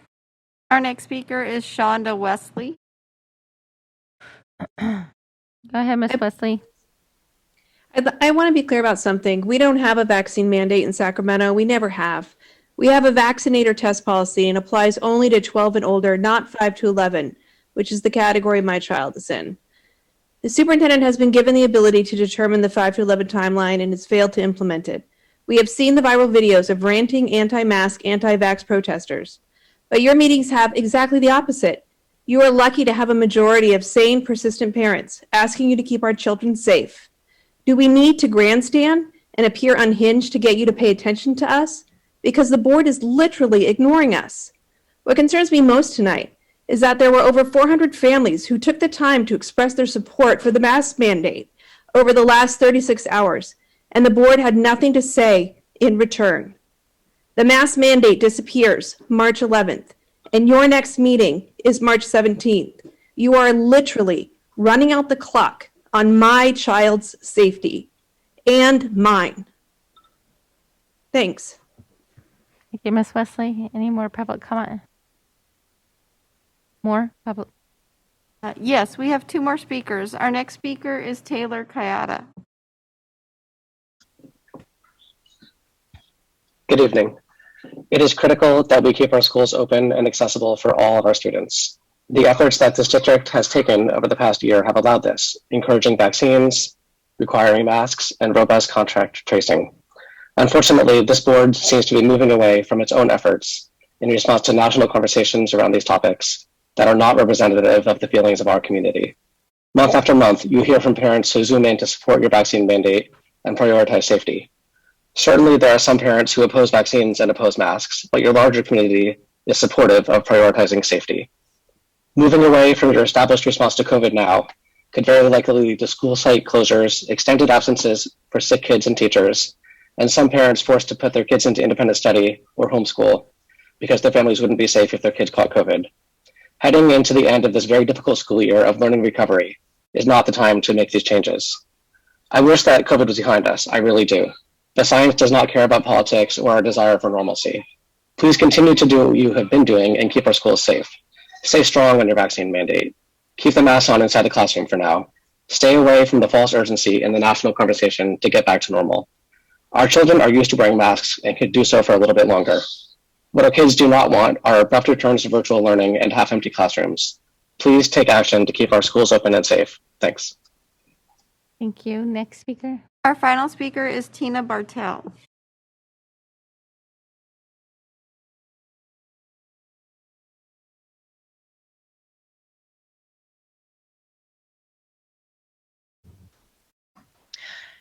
Good evening, everyone. Thank you so much for hanging in with all of us for this very informational meeting.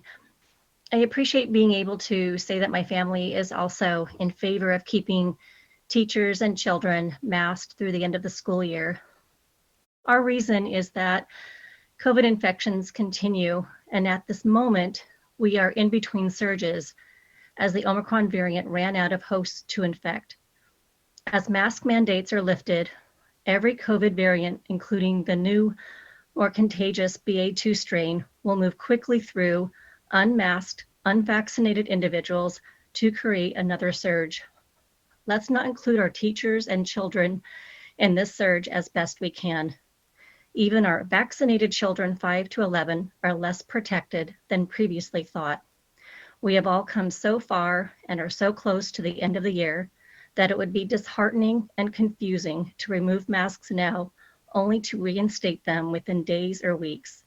It is our responsibility to our children's future physical and mental health to keep them from contracting COVID and in school as many days as possible.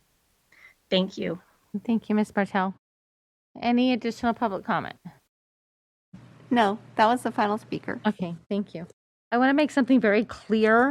If the perception is that this board is running out of time between now and the March 11th deadline for the mask mandate. This board has not even had a discussion about lifting a mask mandate. So that is absolutely not true. And so if you have additional questions, please feel free to reach out to us. Member Rhodes. Thank you, President Pritchett. First off, Ms. Flores, thank you. You always give us a beautiful amount of information and very well displayed for our community to understand. I want to say that a couple of things that as I was listening, one of the things that stood out that I wanted to lift up and say thank you to our staff members and our community in general about the MetaView testing site on Florin. That's going to be an amazing amenity and public good for Area 5 in our entire school communities. So I look for more innovative ways of how we do that and how we connect those outside indicators to educational success for our students and families throughout our district. I want to lift up also again, even though you already lifted it up, the staff. I appreciate the staff non-compliance rate and outreach efforts that you've done and our staff members throughout the district. I think that is an amazing effort that you've been able to do with our staff, but also our union partners to get the information out. So thank you for bridging things with your department and going out directly to the people. I know that's not an easy thing to do, and it's hard, but thank you for doing that work. I would also like to say, kind of what President Pritchett was saying, but I would like to say, for me, for instance, last Thursday, Burbank surveillance tested 50% of its students who are not either vaxxed or have not yet registered for their card or their exemption, and not one of those students actually came back positive. Today, Burbank tested the other half, and not one of those students came back positive.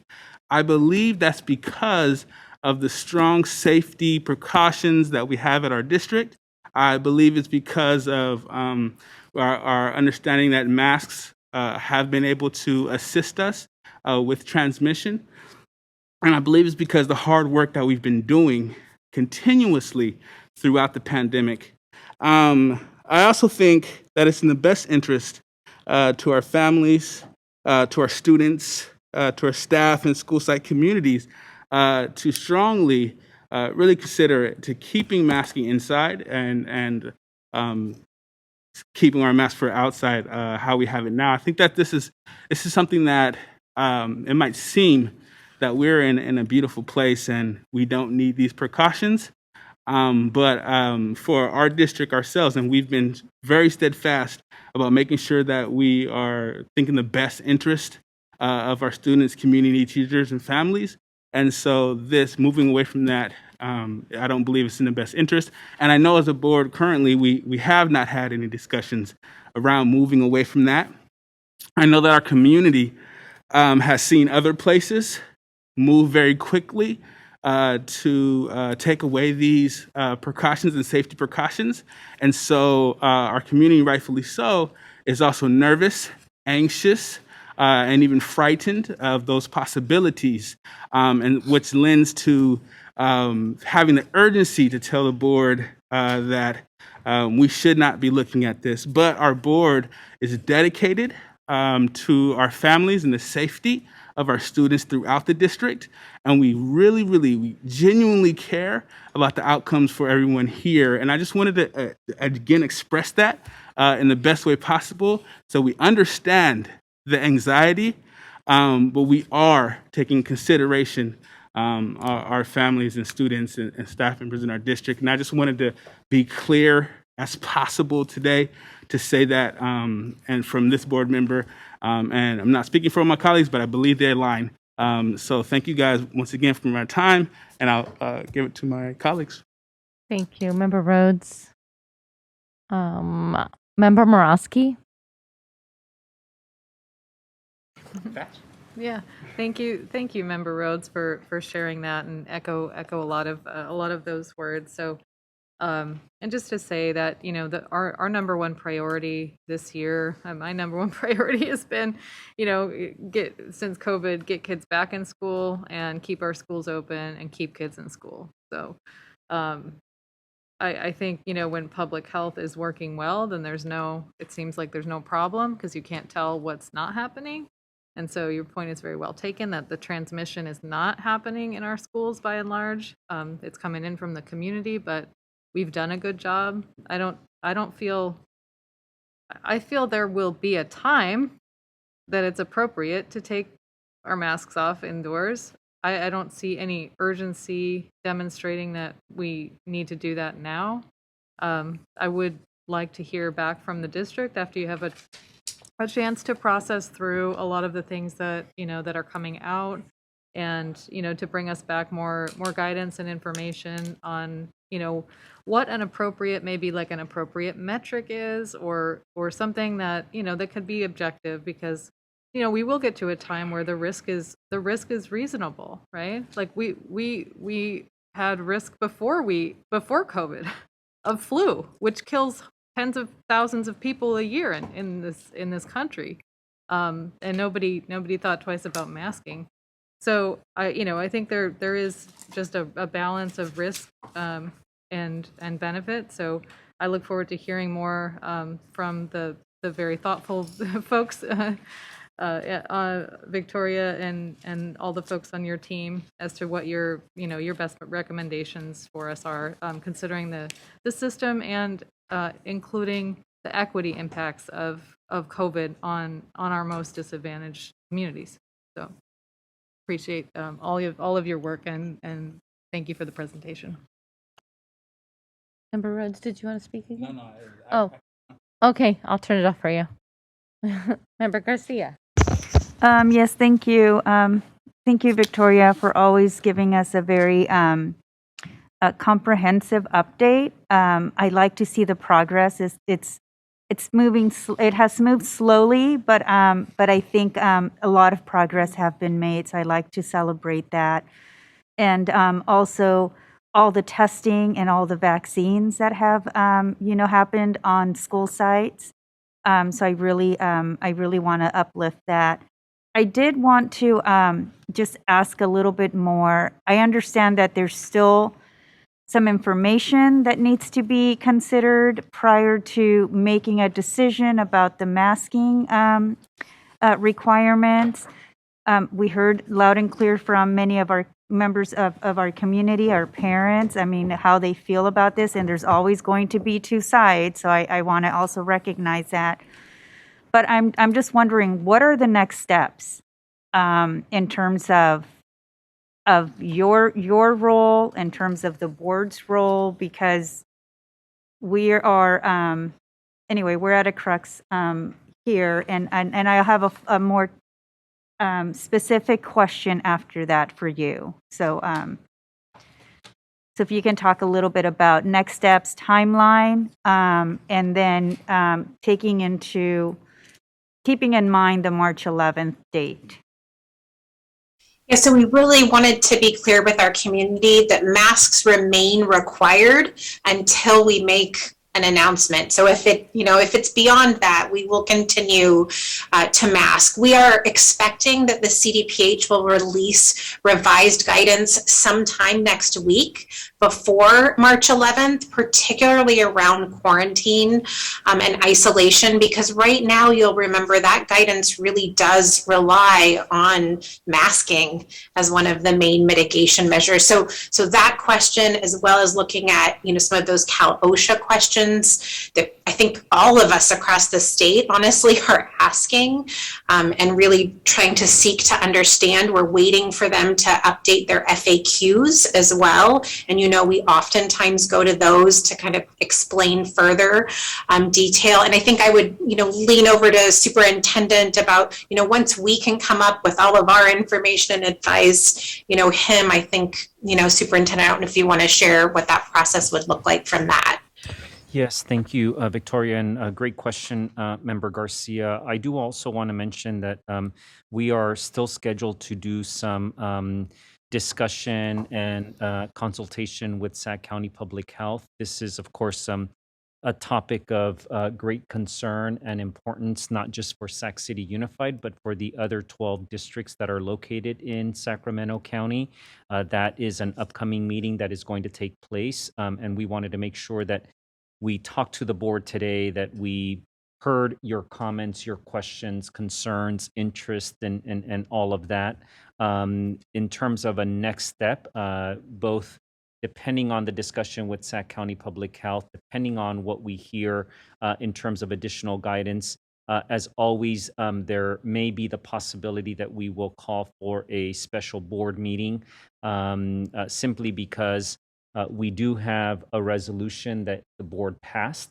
And I think it's the best practice is for us to come back and make any revisions to that resolution that the board passed. That not only applies to some of the health and safety protocols that we've put in place, board members, but also, for example, to the vaccine mandate itself. Given that, as you saw on one of the slides, we are still not in a position, and unfortunately, when the state made its announcement, they did not tie any lifting of requirements to vaccination rates. We still have concerns about our ability to accommodate the number of students in independent studies. So we would want to come back for a series of actions that we would be asking the board to make, certainly before March 11th. When the masking requirement is lifted. Okay, so it sounds as though there's still a lot of conversation. There's still some conversations to happen at the local level, county, regional level, but also a lot of information that you're waiting for from the state level, just additional clarity in terms of what, if a mask mandate is lifted, what that looks like in terms of testing, if you test positive, the quarantine, what do you do, short term, maybe long term, I don't know. The specific question that I do have is coming from a constituent, so I want to make sure that that I also get a clear picture of what would happen if the mask mandate is lifted and we go to mask optional. What happens to the students that are not able to go to in-person learning or classroom because they for whatever reason, whether it's themselves or a family member or an extended family member, they're vulnerable health-wise, and they can't put their children at risk by sending them into a classroom for in-person learning. What options do those parents have in terms of accessing education? Does that mean that they have to go to the distance learning model? So those are the kinds of things that we need to think through, which is the same predicament that we have with the vaccine mandate. Our system just can't support or absorb additional students in the remote learning or distance learning model. So is that a confirmation? Is that something that we're going to also hear as we get a report back in terms of not only what quarantine looks like, but what are the options for parents who have to take their kids out of in-person learning if the mask mandate is lifted? Thank you for the question, Member Garcia. Certainly not something that I could share with a great deal of details, other than to say that independent study would certainly be an option for those families who don't feel comfortable maintaining their children in an in-person setting. Should the masks be lifted or become optional, for example. We do not have an agreement on concurrent instruction, as you are aware, as the board, as we've reported to the board.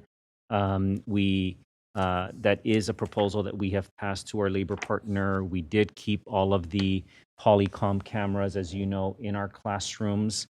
We don't have an agreement on quarantining, really for any reason, whether it's where a teacher has to quarantine, where a student has to quarantine.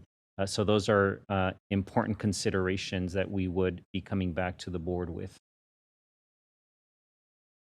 All of that needs to be negotiated or just update to the board?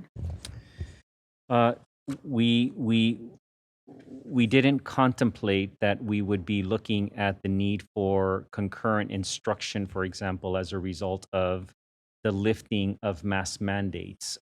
We envisioned it for other reasons, quarantining because of COVID infections, where, for example, a teacher might have COVID, or enough students that we would have to close a classroom for in-person instruction. So I'll look to legal counsel, but my immediate response is yes. Okay.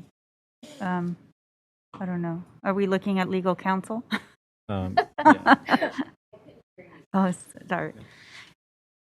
And the question is whether the idea that a student who is not comfortable, or a family who's not comfortable with their child being in-person setting, if masking were lifted, accessing concurrent instruction, for example, or distance learning would have to be negotiated. And the immediate answer that I gave was yes, even though we didn't contemplate looking at that mode of learning due to the lifting of mask mandates. We had considered it and tried to negotiate for the purposes of students having COVID, or teachers having COVID, or us having to close down a classroom, for example. So.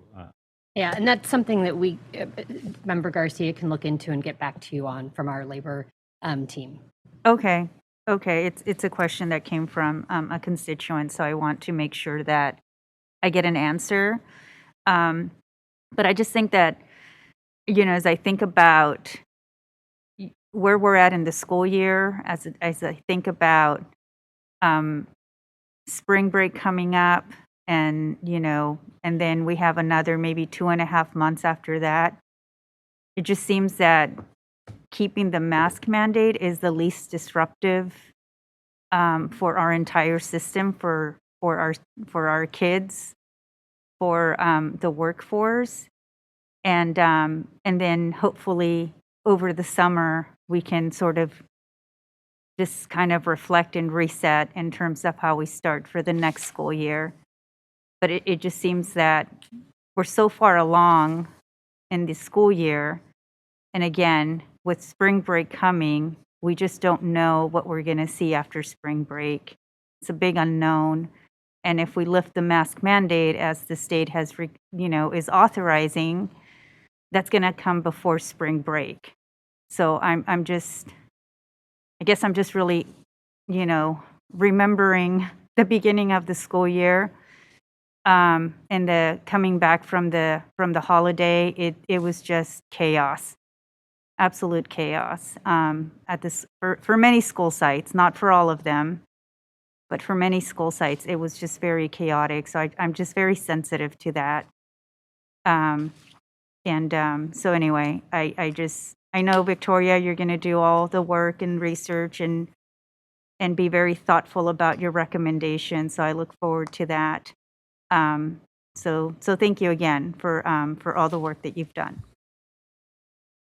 Thank you, colleagues. Very good questions. Trey, I just do have one question on the recommendations. It says, given the constraints of independent study, allow all students to remain in person while continue outreach efforts. Can you just elaborate a little bit on all students? We just meant, those students that still are not yet compliant, that haven't provided a vaccine record or have not yet consented for COVID testing. I mean, as well as, everyone else who's also attending, that we want them to still come to in person. We are actively outreaching. We have, different teams depending on the different school sites, really working to, like we said, get that number down to 0. All right, great. Thank you so much for elaborating on that, and great work. When I looked at the numbers that you provided, you could tell that the outreach has really paid off. So thank you so much to you and your staff who have led these efforts. Are there any other board comments? All right, this is an information item, and so we'll be bringing this back. Thank you both for the presentation. All right. Item 8.2, Culturally Responsive Education Service Delivery Model, MTSS update. Ms. Vera and Ms. Kretschmann, Mr. Hansen, and Mr. Tolstrup. Yes, Member Pritchett and board members, good evening again. I just wanted to preface the presentation. This is a presentation that staff are very excited about presenting to the board. I know that just given all of the challenges that we have faced related to COVID, we have not spent a great deal of time, and that is something that I take seriously and I'm responsible for, of course, in working with the board, setting these agendas, that we've not been able to dedicate as much time as we would like to student achievement. You may remember that pre-COVID, the board had made a commitment that at every board meeting we receive some update related to student achievement, and that has not been the case. And so I know that the team is very excited. We have a number of principals and staff that have made time to participate in this presentation. We did give ourselves 40 minutes. I hope that you will just provide extra attention for a longer period of time, just given the importance of sort of shifting our attention and asking that we shift your attention to something that goes to the heart of student achievement.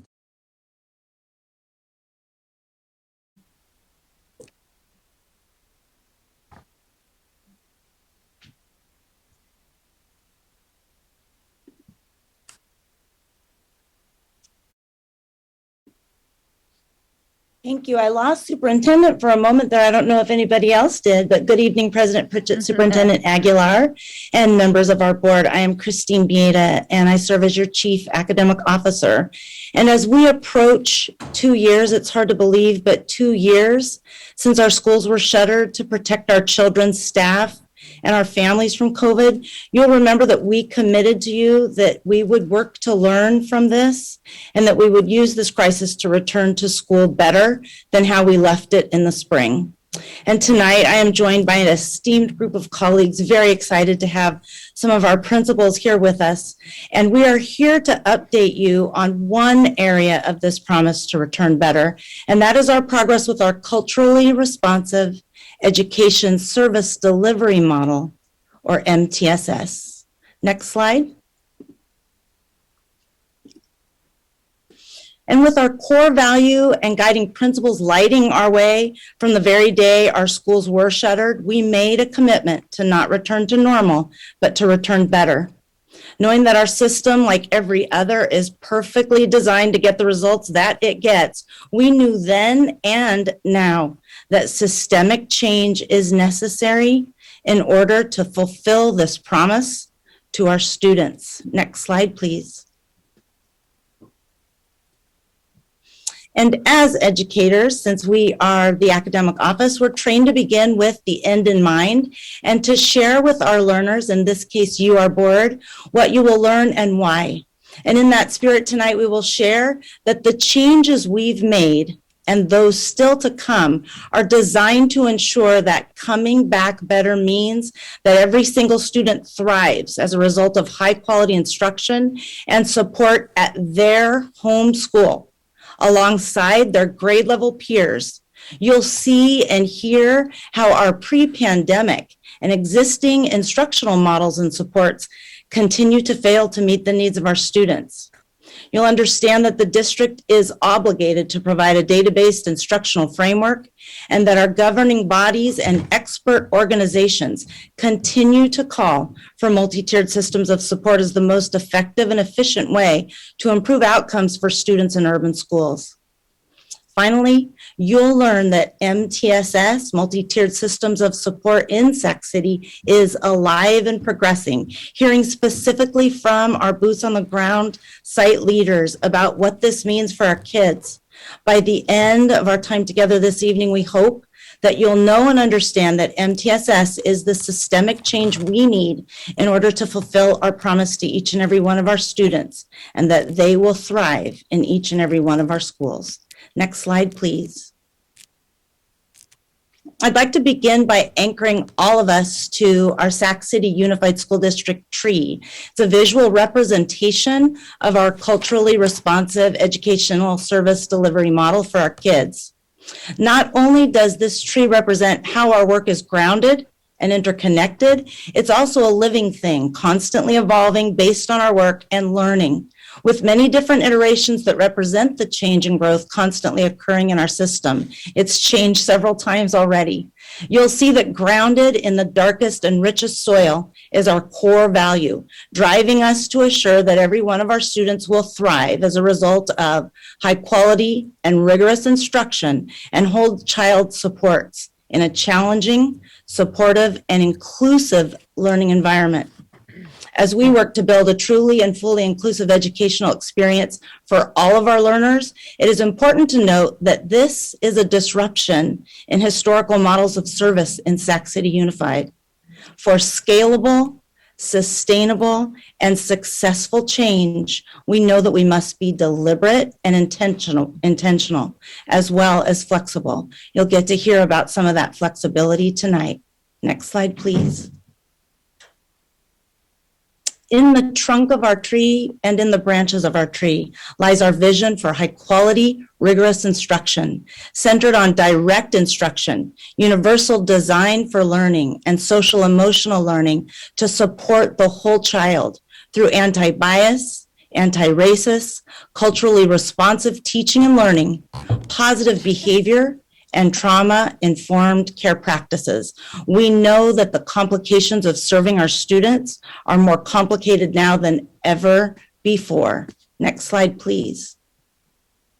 And finally, down in the roots lie the 6 domains of MTSS: team-based leadership, data-based decision-making, tiered instruction and interventions, capacity-building infrastructure, problem-solving process, communication and collaboration, the practices that enable us to enact the systemic change needed to fulfill our commitment to return to school better than before, with our children thriving as a result of high quality instruction and high quality supports.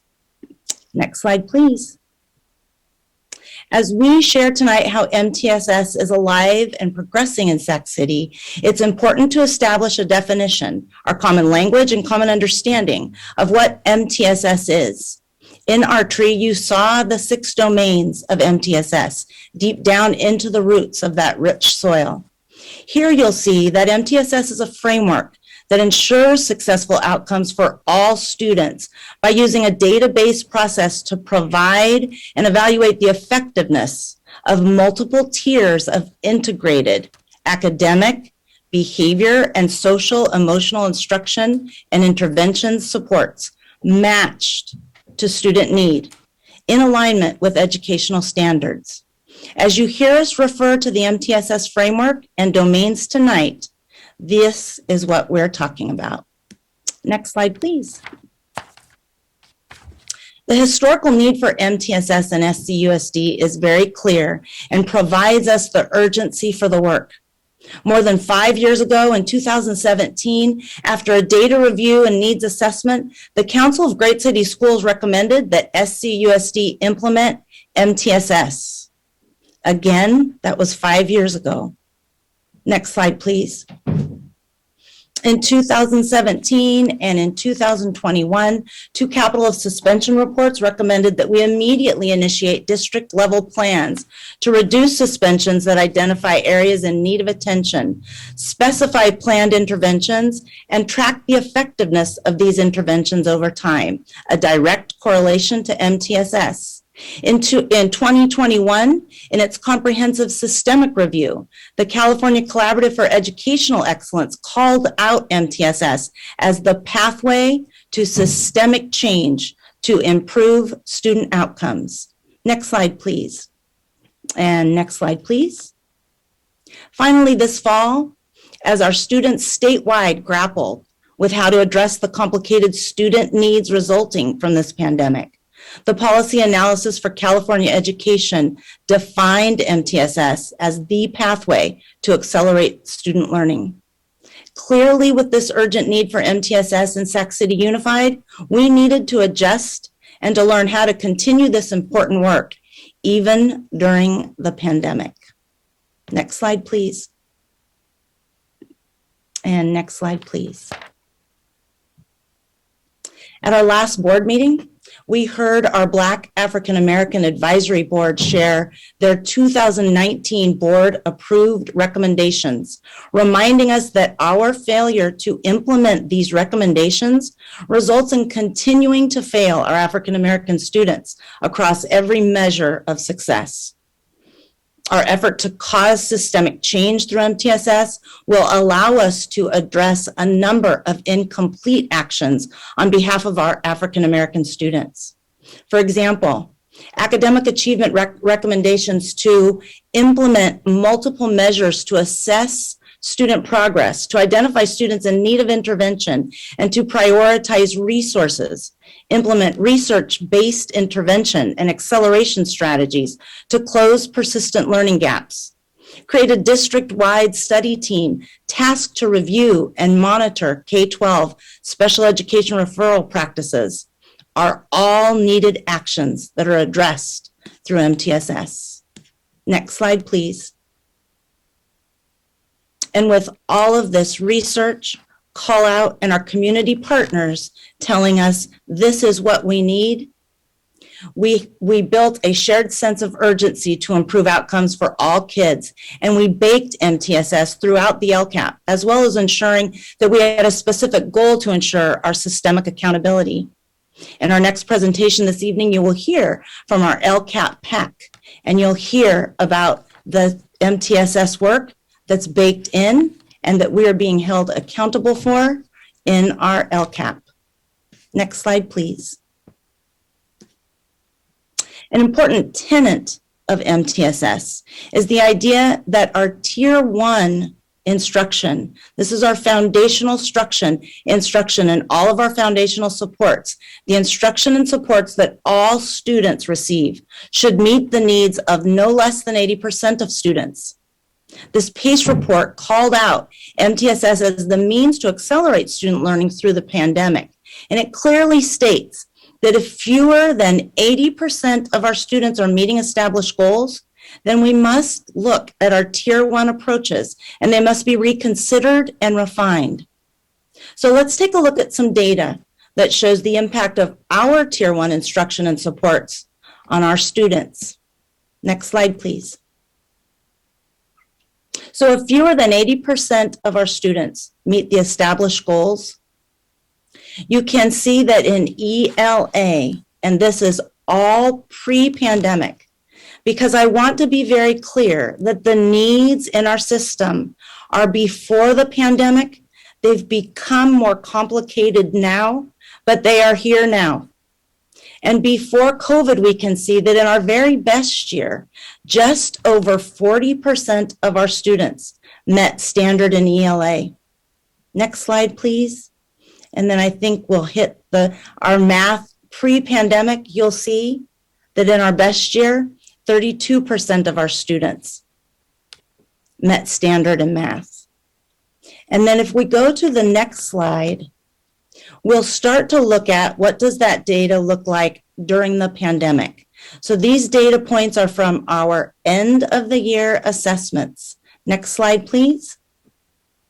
These are also much less rigorous measures than the measures that we just reviewed pre-pandemic. You'll see that just 37% of our students met standard in ELA. And next slide, please. And 29 of our students were meeting the standards in math. So important here to know that both before and during COVID, our historic evidence proves we are not meeting the needs of our kids. Remember what MTSS guides us to know. If fewer than 80% of our students meet established goals, our Tier 1 instruction must be reconsidered and refined.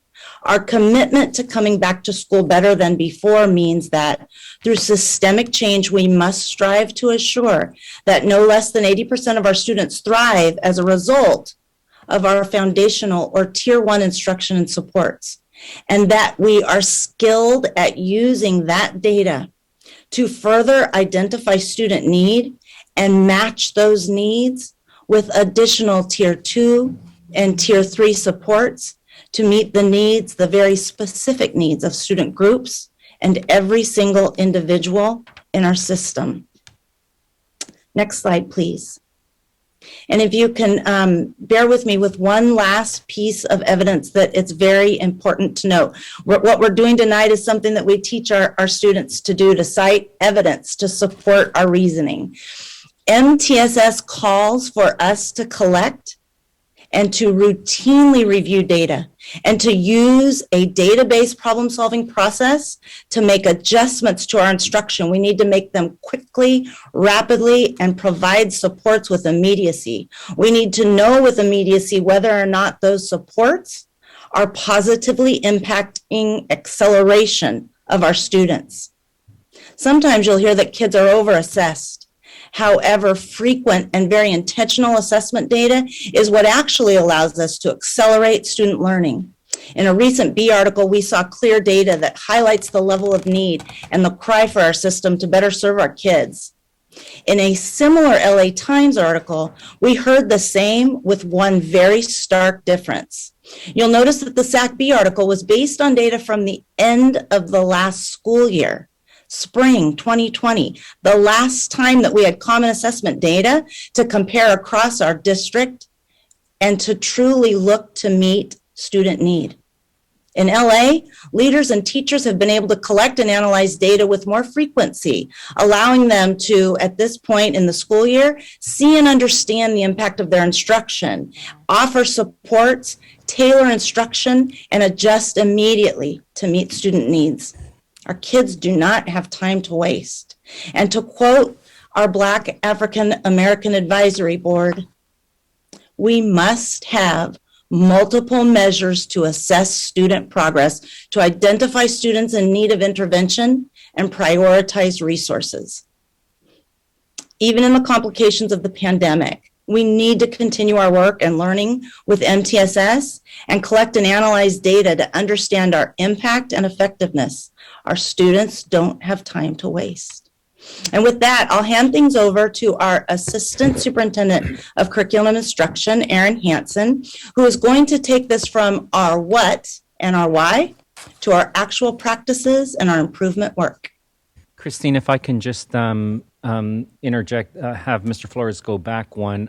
I know that we have distributed both of these articles to our board, and I would encourage our community, if they can, to access these. Of course, the Sacramento Bee article having just come out a couple of Sundays ago, but the LA Times one was from last fall, and compare both of those articles. Both of those articles, of course, focus on unfinished learning, learning loss, depending on how you prefer to phrase what we've seen in terms of the impact of COVID on our students. One major difference, though, is that the LA Times article, the LA Times as a publication conducted its own data analyses using data from LA Unified, and that's because LA Unified, I'd imagine in a PRA request had to turn over a lot more data than what we have access to in Sac City Unified. So both very good articles, in-depth articles, but the LA Times was able to do a deeper analyses on their own of data that had been provided by LA Unified.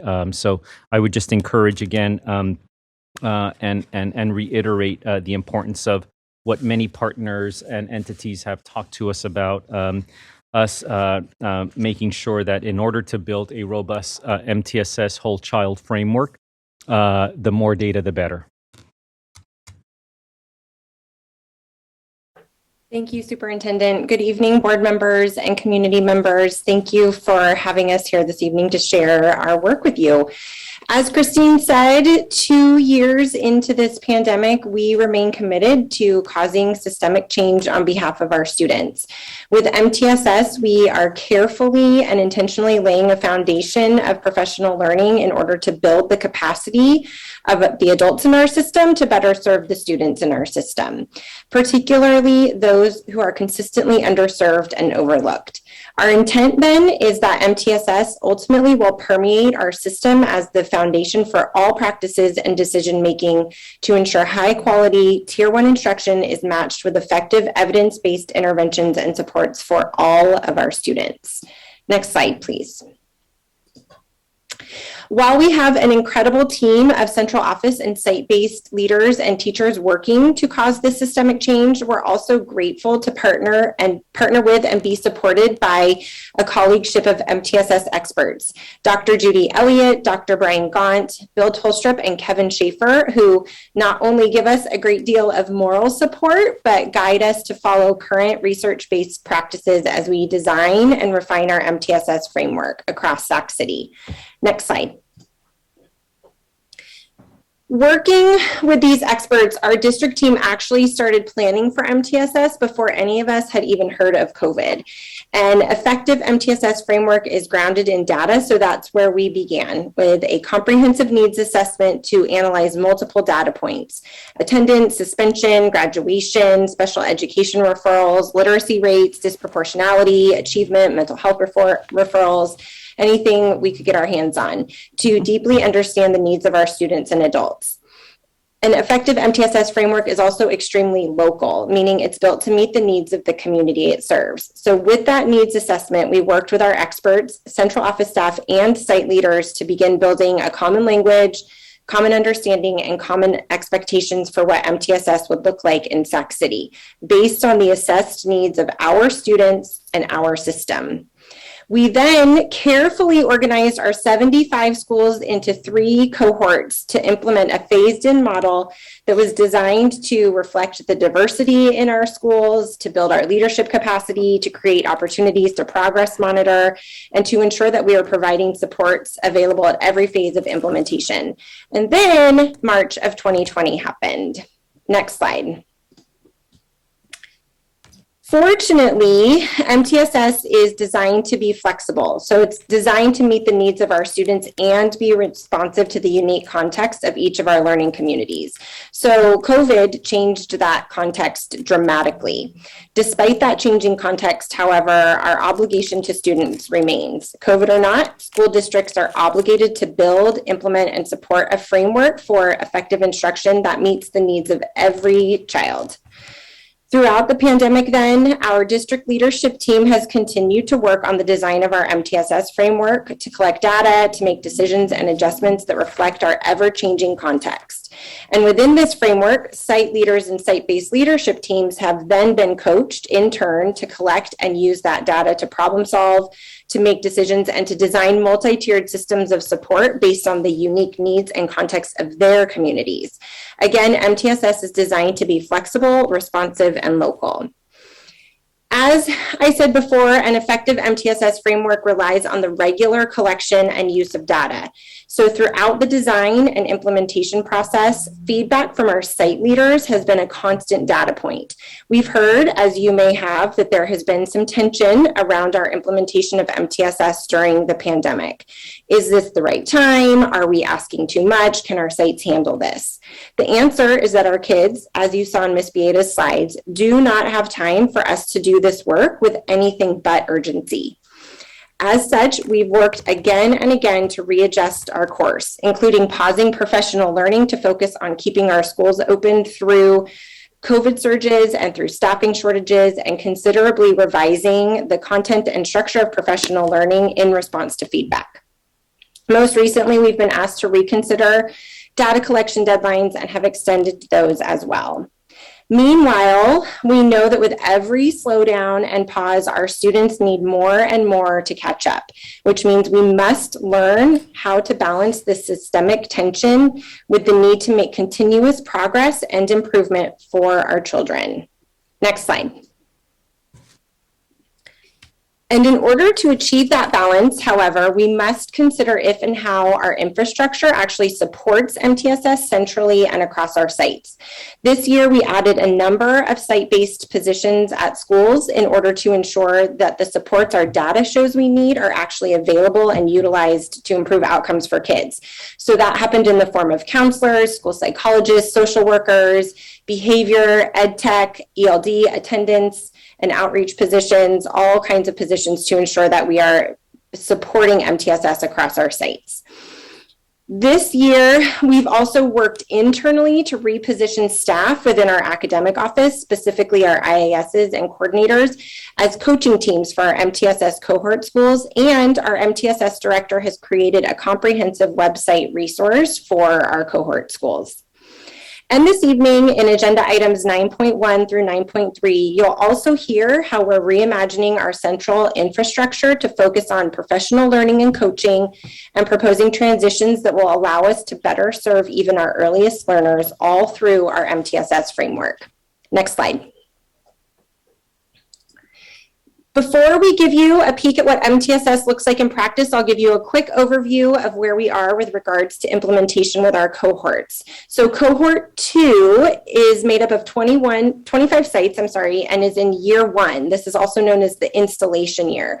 So they're engaging in a lot of professional learning, building their knowledge around MTSS and database problem solving, and establishing site leadership teams so that they can prepare to design MTSS action plans. Cohort 1, also made up of 25 sites, is in their second year and focused primarily on building their capacity, engaging with their site leader teams, and actually implementing those MTSS action plans and change ideas. So with that, thank you all for listening. I'd like to hand this over to our cohort 1 principals. As they share their site's MTSS work, I encourage you to listen carefully for evidence-based practices and the core tenets of MTSS. So that shared leadership, capacity building, problem-solving processes, data evaluation, multi-tiered systems of support, and communication and collaboration. And most importantly, what MTSS means for kids and their outcomes. It's hard for our leaders to condense their work into just a few slides and a few minutes each, so know you're just getting the highlights tonight. Please be prepared to ask them questions. They're here to answer anything you want to know about what MTSS looks like at the site. And even better, I encourage you to reach out to plan a visit to see this work in action after tonight. And with that, I'd like to introduce Vanessa Betrago, Principal of the School of Engineering and Sciences.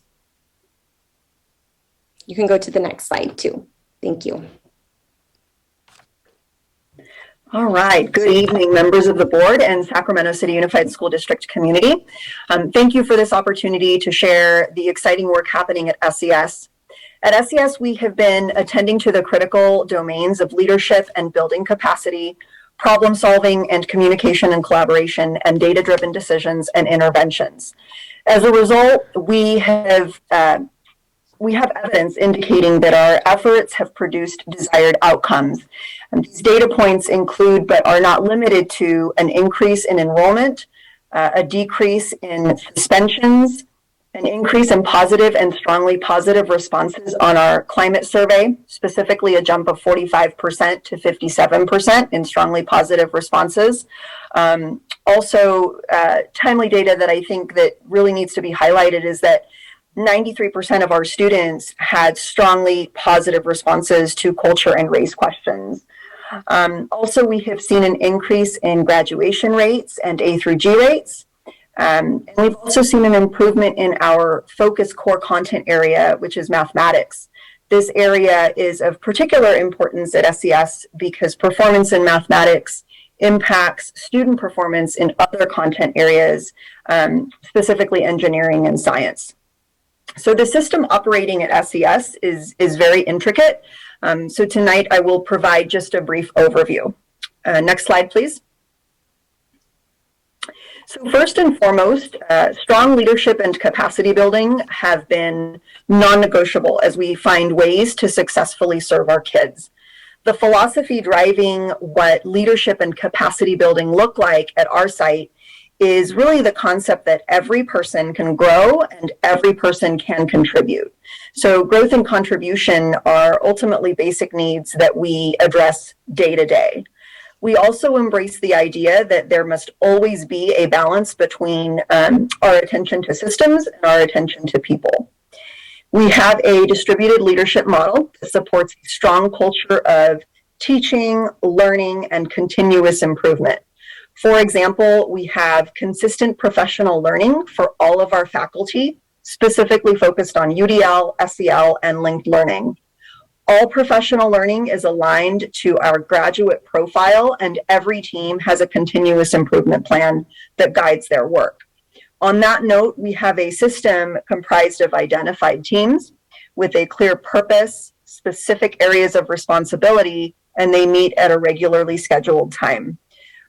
We have a leads team with a representative from every specialty team, and those specialty teams include a support team or MTSS team, a grade level team for each grade level, 7 through 12, an attendance team, a counseling team, and then department teams for each content area.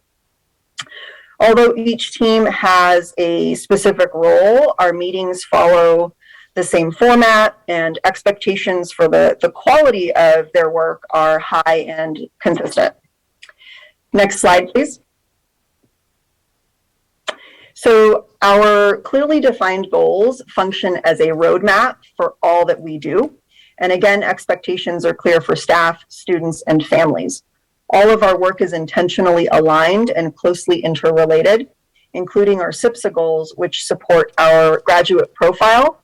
And they show that tight relationship between social emotional learning, and particularly the SEL competencies and content, academic content. We have a graduate profile that specifically communicates what all students need to know, what they need to be able to do, and then what kind of human being they should strive to be.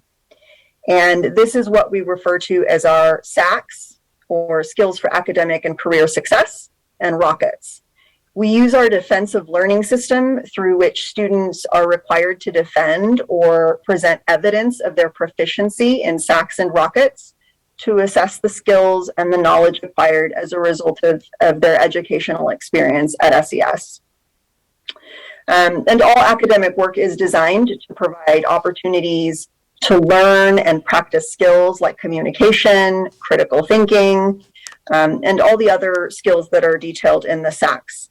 Similarly, students engage in activities that require them to demonstrate and ultimately. And every month we focus on one Rockets trait, and students participate in specific lessons and then ultimately take a self-assessment at the end of the month. And this is our tier 1, right? So our program is designed so that no student is left without access to opportunities to grow and contribute, as I mentioned earlier. Next slide, please. All right, so as you can see, what we offer at tier 1 is extensive, especially compared to tier 2 and tier 3. And that is because we need to catch the majority of our students, that's 80% plus, at that level. For students who then continue to struggle, despite everything that we've provided at Tier 1, we have more intensive interventions beyond that point. Determining what supports we offer and which students require that additional assistance necessitates the use of data and substantial communication and collaboration. So really we use data to problem solve, monitor progress, and identify strengths and weaknesses. I want to be really clear though that when I refer to data, I mean a really broad scope of information that we gather. And this includes qualitative data and quantitative data, and we go beyond just examining student outcomes. More importantly, what we do is we evaluate what precedes the outcomes, such as mindset and beliefs, because those ultimately do impact outcomes. So really what we are doing, we are assessing input and we are assessing output. Our teams look at traditional indicators, such as attendance and discipline data, but we also use surveys, self-assessment and reflection forms, grades, and then teacher data collection, which ultimately ranges from teacher-created assessments to tallying how many students, ask questions in class, to really see, what level of engagement that class is at for any particular day. So as you can see, while improving outcomes is possible, it does require intentionality, vision development, creation of systems, and attention to each of the domains that I mentioned, but not just individually. Rather, the domains really do have to all function in concert. Anyway, I thank you for your time this evening. It was a pleasure highlighting the accomplishments of the SES team. Thank you, Vanessa. So I want to, as we go into hearing from Mary Cha, who's the principal at Wellesley Wood, keep thinking about how MTSS is designed to be flexible and responsive and local. What you'll see at each of our sites tonight is very different, and that's how it should be. MTSS can and should look different at every site based on the needs of the community and the priority of the schools. So with that, I'd like to introduce Mary Cha, principal at Wellesley Wood Middle School. Good evening, members of the board and the community. My name is Mary, I'm the principal at Wellesley Wood Middle School. So with the pandemic, as educators, we recognize the need and importance of connecting and engaging our students back to the school. MTSS allows educators to focus on supporting all students in a systematic approach. To do that, the work starts in the classroom with our teachers and our staff on campus.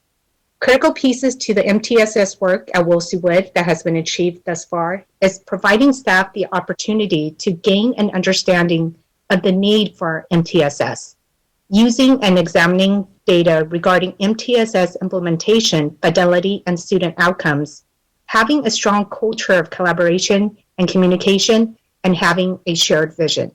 Next slide, please. Based on the data, Wellesley Wood decided to implement a Tier 1 support school-wide with an advisory period. The purpose of the advisory period was to improve student engagement and connection to school, prepare students for high school and college and career readiness, build and foster positive relationships between staff and students, and teach SEL competencies. As an educator, when looking at MTSS, we cannot just implement an academic solution.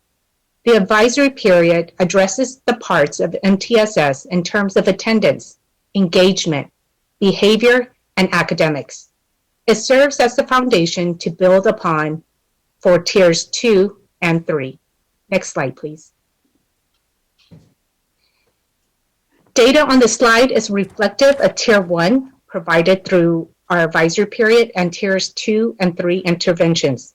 For chronic absenteeism at Wellesley Wood, some interventions implemented are our attendance team meetings that are held on a bi-weekly basis to review and analyze data with targeted focus groups. Phone calls home about attendance are focused on assessing the supports and needs of the families. Targeted attendance meetings are held to discuss barriers and ways the school can help, and referrals are made to our Student and Family Support Center. Working to decrease the suspension rate, Wilson Wood utilizes peer mediation, restorative circles, provide games and activities during lunch to engage students, mentoring support provided by staff and outside agencies, a check-in and check-out system, and much more. The DNF rate has decreased and the high school readiness rate has increased. The high school readiness rate that I speak of is reflective of our credit system that we have in place to teach students about credits when they go to high school. It is taught through our advisory period by our school counselors. The tiers of support assist us as educators to identify where each student is struggling, meet them where they are, and provide the support and instruction that is needed for students to feel safe and successful in any environment. Thank you. Thank you, Mary, for that example of what MTSS looks like at Wilson Wood. And for our final example of MTSS tonight, we have Nate McGill, principal at Ethel Baker. Good evening, board and superintendent. Thank you for giving me the opportunity to share. Must note it's definitely past my bedtime, so sorry if I fumble a little bit. We are in our second year of MTSS. Just to provide you a brief overview, we enter this work really with the belief that in order for a student to activate his or her thinking and learning brain, they need to feel safe. They need to feel safe academically with regard to mental health, even physical safety. And so we believe that it's incumbent upon the adults in the building to provide that environment for our kids. And that's how we enter the MTSS work. Believe really strongly also that you need to develop, utilize, and refine a common language so that we are accurately describing what's happening in the school system with all of the people. And with that also comes the need for expertise, professional development, leadership, whether it's with site administration or with teacher teams, and then also participation from all the people that are in the school and the kids as well. And we do feel really strongly that the MTSS work is repeatable, it's scalable, and it can meet the needs of every kid in Sac City. And just to highlight also what Mrs. Bieda said, the need for common data for our students and making those decisions in real time and not waiting for what we would consider dead data at the end of the year is really vital to this process. Next slide, please. So at Baker, kind of the genesis beginning of MTSS was through attendance team, led by my amazing assistant principal, Mrs. Bennett, and a pretty robust team of teachers and office staff, and then supported, of course, by the attendance and engagement department at the district. We began our work with MTSS looking at attendance engagement to really address chronic absenteeism that had plagued the school in previous years. And so with this team, along with the staff, we set out to identify best practices around what engagement looks like for students, motivation, and that really entered into the conversation from a tier one perspective that it's within our control as educators with really strong tier one practices to positively impact attendance and engagement and even motivational outcomes. And so we recognize that we had a lot of agency in this area. And so as a staff, we worked hard to develop what our best tier one practices were around attendance and engagement. Next slide, please. And then, of course, the pandemic hit. We have a picture here to the right of one of my amazing teachers, Miss Schwartz, on a home visit to one of our neighborhoods. And as we entered the school closure, the need for tier 2 and tier 3 really came about. So at that time, basic necessities, mental health services, even internet access to Chromebooks, all of that came to the forefront of how we started to serve the community. So obviously we know that kids weren't coming to school. We had to go to them. And so we considered those targeted, even sometimes emergency situations as our tier 2, tier 3 outreach. What that allowed us to do was kind of redefine how we communicate with families. It made us hustle in the area of making sure we spoke all home languages. We had up-to-date phone and email contacts. And more than anything, I think it proved that from a three-tiered perspective, we had a culture of being available that continued on once we kind of reopened. Our expectation was that all staff members kept a pulse on where our families were, and we were able to do that because we were out in the community, and so that culture of being available was extremely important. One of the bigger data points that we're proud of is last year. We actually had a chronic absenteeism rate that was lower than the district average and an attendance rate that was higher than the district average, which hadn't happened for several years, and maybe not ever, but I'm not sure on that. So we were really proud of that as an indicator of families, first of all, staying with us and then showing up when it was time to return. Next slide, please. So I mentioned a little bit about the need for mental health services, and really what we're doing with mental health is at the core of our MTSS work. Besides a really strong foundation of tier 1 practices that start in the classroom, so for example, class meetings, calming corners, school-wide mindfulness practices, all of those are what a student can expect every single day. We look at our students and their experience there and the adults there from a trauma-informed approach, and kind of define that as a practice that refers to how we see trauma and how we see the results of trauma manifest in the kids and adults in a school setting. And so one of those core tenets, as we look to understand our students better, is that what are considered traditional problematic discipline behaviors are just unskilled communication of an unmet need. And so the better we get at this trauma-informed work, the quicker we can understand that need, either in the student or an adult on campus. And so we're shifting from, or we have shifted from, what's wrong with that student to what might have happened to that student. And that's really the entry point for this mental health work. With that, we made a few changes structurally based on that need and our recognition that we had a high need for mental health services at school. So creation of a student support center. One of the bigger change agents for us has been getting Christina Kozakowski, who is our SCOE mental health school therapist. She's with us 5 days a week as part of the school-based mental health and wellness grant through SCOE, like I mentioned. In all of that work, we also participate in a coordination of services team, a cost team, which is with our student support center. Teachers can make referrals for any students needing tier 2 or tier 3 services. And then we're essentially case managing from a mental health perspective.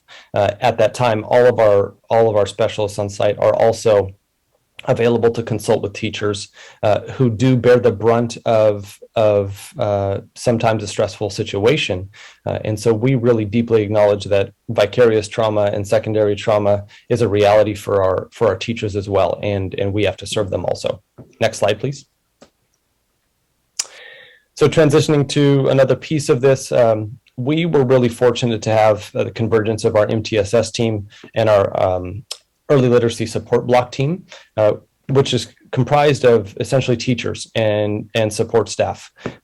Some folks from the student support center, as well as our other members of our mental health team and my assistant principal, but the core of the work was done by my teachers. And so I really want to highlight the fact that our teacher participation, what I would consider to be a critical mass, was the change agent for this. And so what both teams came up with, because of what we would consider to be poor performance in ELA, historically underserved EL population, even though it was very large at our school, and underserved students with disabilities population, we brought a plan with the use of SIPS, which is a reading intervention tool model, curriculum. Every student at Baker now, grades 1 through 6, have structured literacy time every single day. So 45 minutes of what would be at a level for a student within 2 grade bands, so first and second, third and fourth, fifth and sixth together, and students will exchange within those classes and teachers, meaning that if you're a newcomer, if you just came to Sacramento, perhaps from another country, and don't know your letter names or sounds, we have a class for you.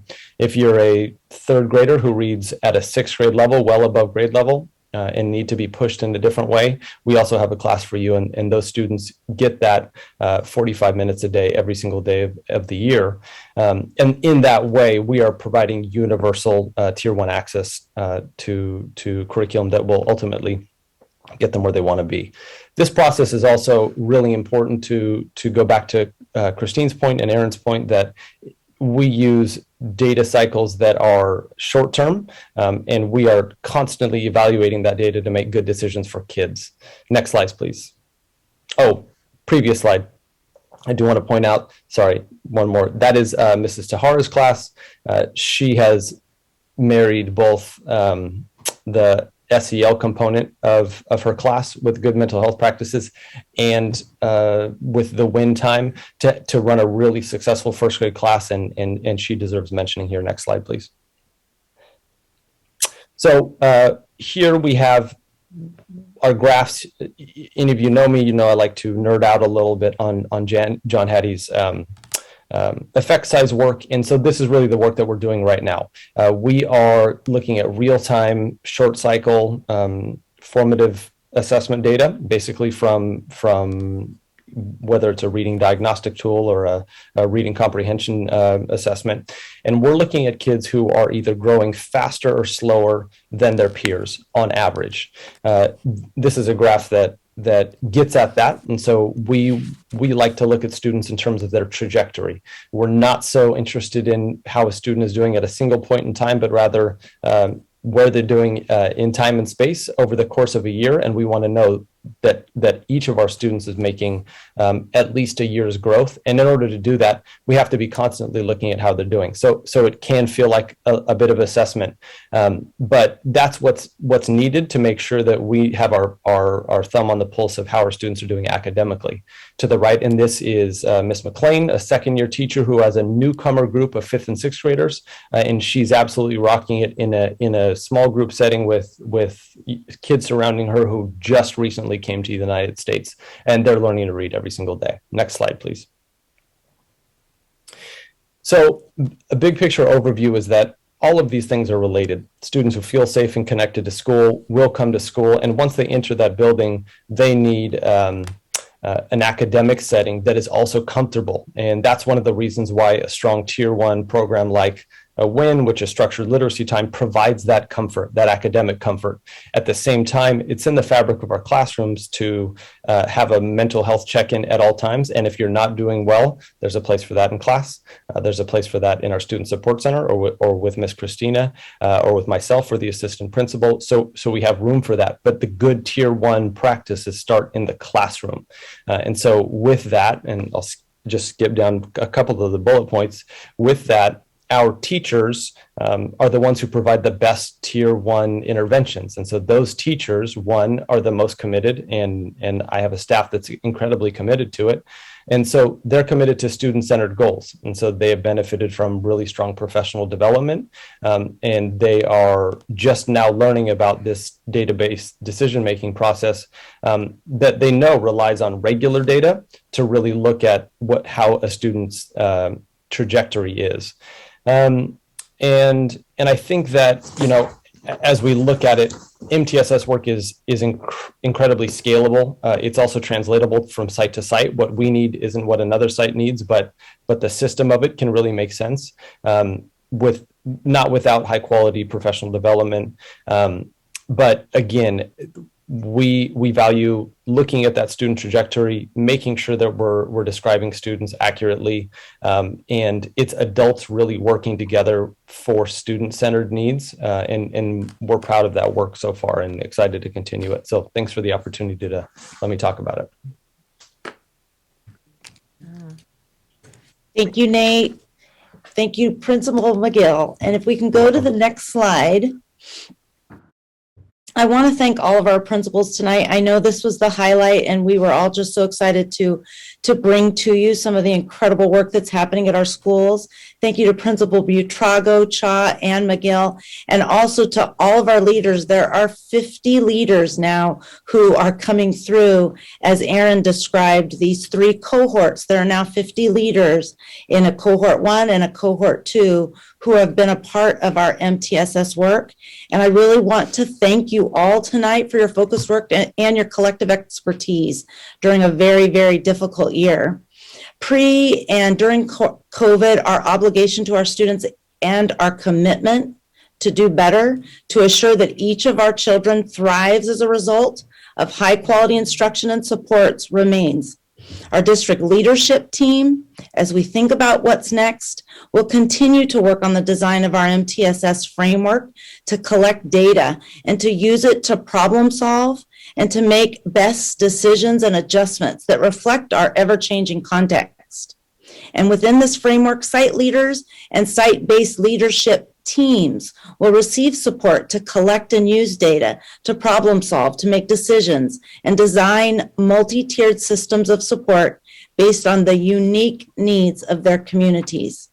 As we all get better at this, you'll see that MTSS begins to permeate our system, in our SIPSAs, in our decision-making, and in our supports to students. You'll see our vision for how we're reimagining our central infrastructure to focus on professional learning and coaching and proposing transitions that will allow us to better serve even in our earliest learners. Soon you'll see a proposed board policy on MTSS. And as any effective MTSS framework guides, we will strive to gather data to measure our progress and the impact of our work on our students and our families. Next slide, please.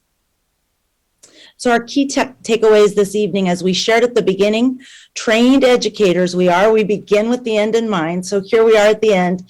Tonight, we shared that the changes we've made and those that are still to come are designed to ensure that coming back better means that every single student thrives as a result of high quality instruction and support at their home school alongside their grade level peers. You heard how our pre-pandemic and existing instructional model and supports continue to fail to meet the needs of our students, that we are obligated to provide a data-based instructional framework that meets the needs of all students, and that our governing bodies and expert organizations call for multi-tiered systems of support as the most effective and efficient way to improve outcomes for our students, for all students in urban schools. You also heard that MTSS in Sac City is alive and progressing during the pandemic. We have some students that are thriving, like those at SES, at Wood, and at Baker.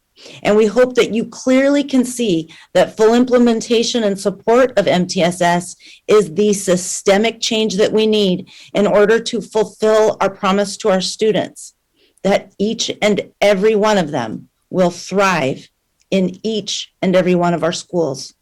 Next slide, please. As we prepare to hear questions and discussion, and our principals are here to also offer thoughts, I want us to reflect on some of the questions that continue to guide us. Is our educational system accessible, equitable, inclusive, and reflective of all students and families?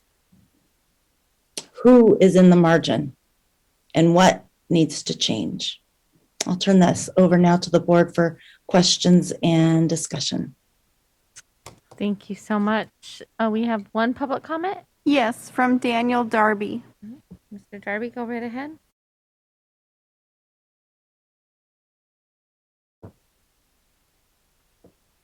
Hello? Yes, go right ahead. Hello? Yes, go ahead. Okay, thank you. I think good work has been done. I have concerns. I start with slide 21, and some of the conclusions based off of the data that's presented possibly are the wrong conclusions, because you're comparing distance learning to in-person learning based off of the school years I see being reported here. So I'm a little bit cautious of that data. And I see that Ms. Baeda, if I'm pronouncing her name correctly, she presented different data for math, for instance, comprehension rates. And over here on slide 21, we're just looking at the D and F rate. So I'm a little bit concerned about that comparison. Let's see. So on slide 27, with Wilsey Wood, I'm a little bit concerned about the suspension rate because I see 7.1% for the school year 21 through 21. I'm not sure where the error is, which one should be a 22 or which one should be a 20. I'm not sure what that data is actually meaning there. I'm a little bit concerned about that. Then we go down to the slides. Let's see. Slide like 28, I think it is. Is that Baker? Yeah. Where the principal talked about it feels that it's scalable. But then in his presentation, he mentioned several grants that they received for personnel.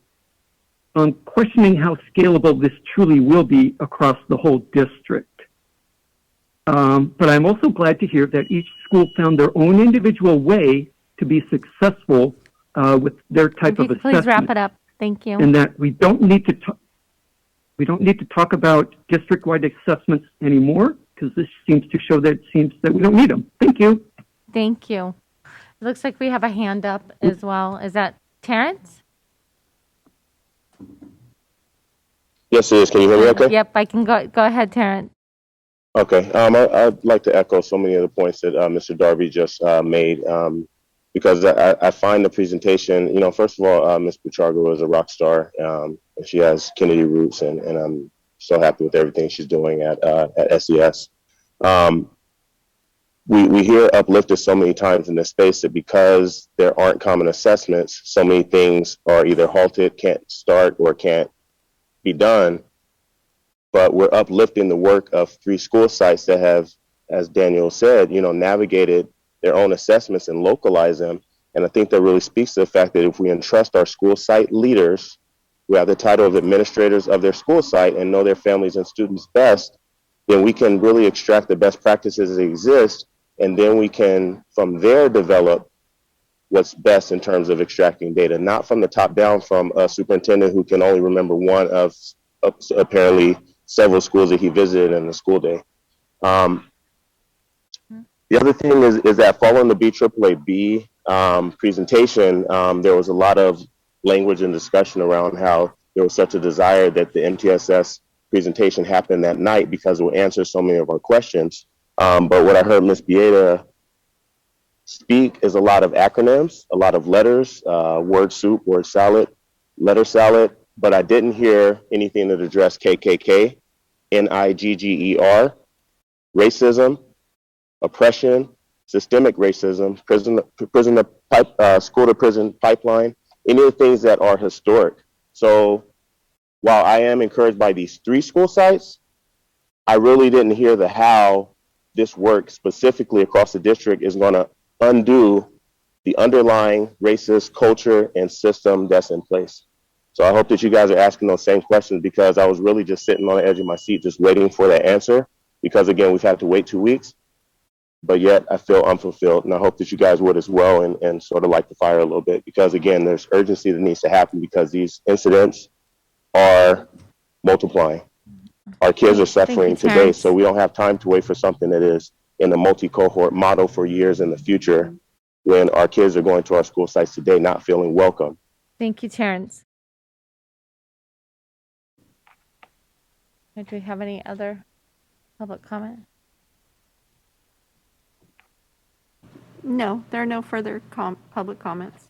All right. First, I just want to thank all of the staff and our principals that presented tonight. I think we've come a long way, and I love that we're talking about the whole child, and I think it's critical that we're talking about the whole child. And even before the pandemic, we knew that many of our students face challenges, and this pandemic has just created even more of a tension or more. I guess tension is not really the right word, more trauma, I should say, for our students. And so I just want to applaud the staff for your work towards this. I remember when we did the Council of Great City Schools audit, And I remember people asking me, like, whatever happened to that audit? Is it just sitting on a shelf and like collecting dust? And I honestly didn't know. I was like, you know what? I know we're working on certain things, but and this really just kind of wrapped everything up. So I just want to like just tell you how much I appreciate the work that is definitely being done. And you know, these questions that you asked Chief Beta about, like, you know, is our educational system accessible, equitable, and inclusive and reflective of all students and families? I think if you would have asked me 10 years ago when I joined this board, absolutely not. But I think that work like this is really pushing us in the right direction. So I just want to say thank you for that. I do have a quick question for you. Hold on just a sec. I earmarked the picture. There we go. Can you tell me on page 13 for 11th grade why 60% of our 11th graders were only tested? So some of this is, that's a really great question, President Pritchett. Some of this is fidelity of implementation data. So this is end of the year math assessment data. If you're looking at the particular math one, at the math, and you can see as you go through the percentage of students down the grade levels who were actually assessed. This remains an area of concern for our system because we do believe that one way that we will achieve acceleration for every one of our students is to have the data that we need that tells us exactly what they need and if what we are doing and trying is really working. So this is fidelity of implementation data. How many students were actually assessed? Okay, that's great. And then thank you for that explanation. And then Superintendent, I know you had spotlighted the articles regarding the Sacramento Bee and the Los Angeles Times. And do you know why it would be such a difference of the data that was collected between us and LA Unified? Sure. And again, what we can do is we can make sure that we send those articles again to our board. The difference is that in the case of LA Unified, for example, they have access to district-wide academic data for their students. And so if you read that article, they are able to conduct more analyses of how all of their students are doing by grade level on an ongoing basis, not just through end of year data, the way that that Chief Bieda presented. To your question, Member Pritchett, that data slide just shows one marker, which is how our students were doing at the end of the school year.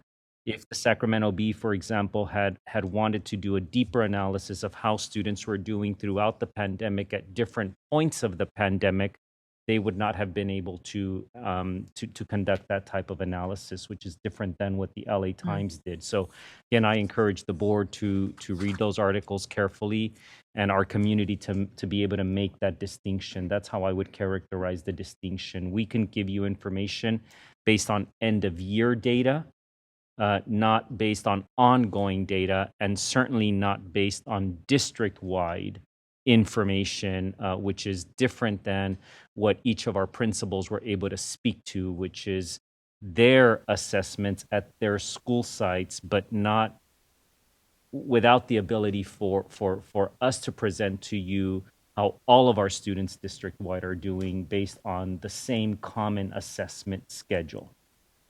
Yes, thank you so much, Superintendent. Member Rhodes?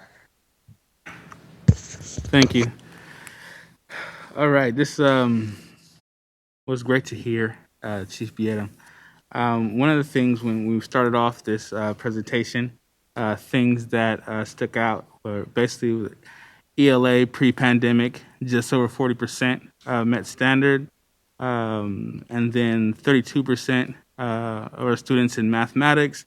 During the pandemic, 37% was ELA and 29% in math, but you talked about multiple measures, right, of actually being able to track it. On a brighter note, you brought out our principals and our cohort 1 and 2 group of 50 administrators who have gone through this program and are doing it at their respective sites.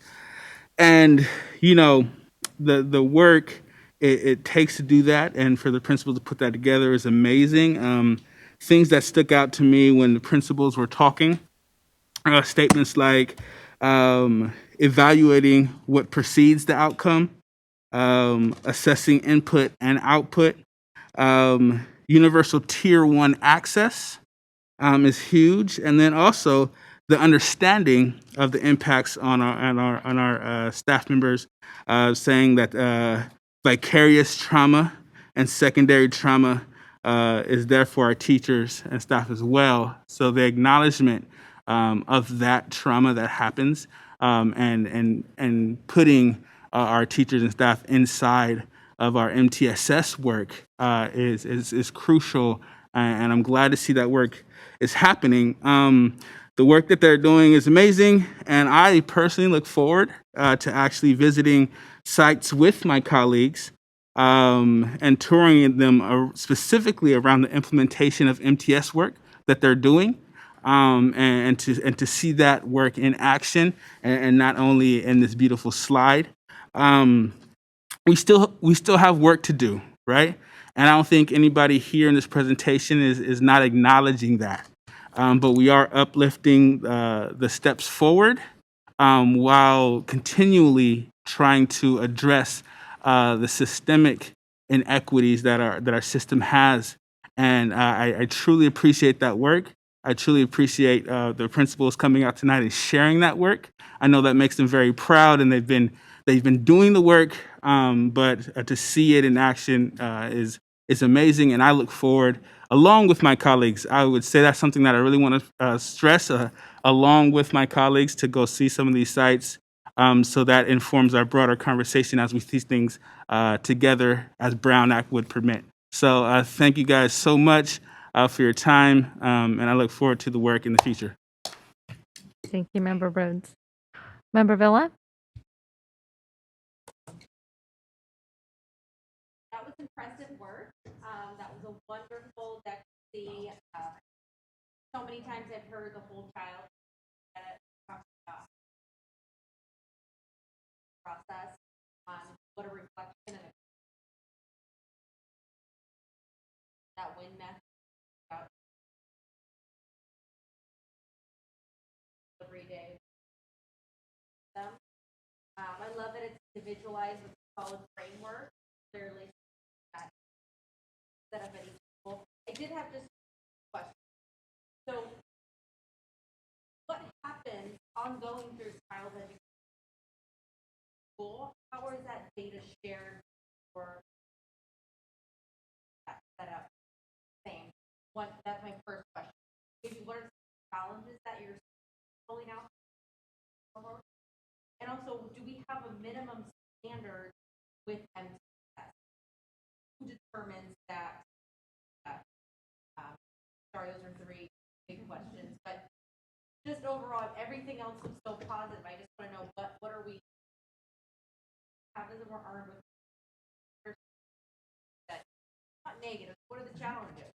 What are the things that you're seeing? And again, what are the minimum standards that we looking at moving forward? Oh no. That's okay. Wow.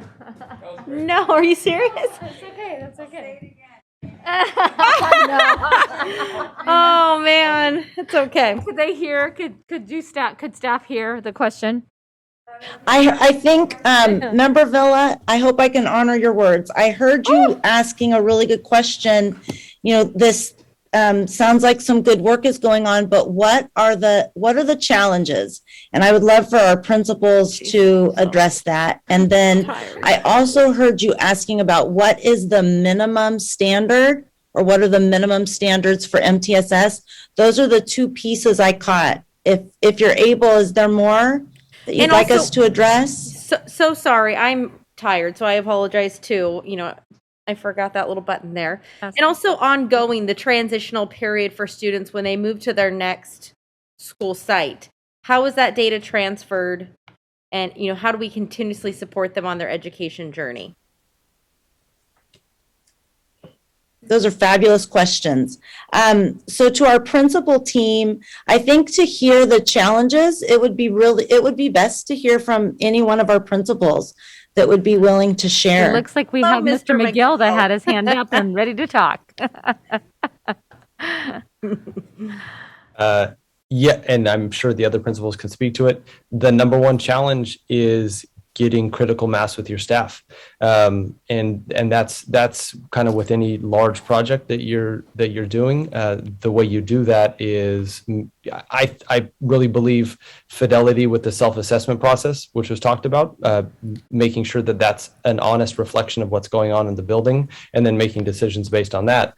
Our data was pretty plain. We had something like 10% of 1 out of every 10 kids meeting ELA standards, and the rest weren't. So we knew right where our work was.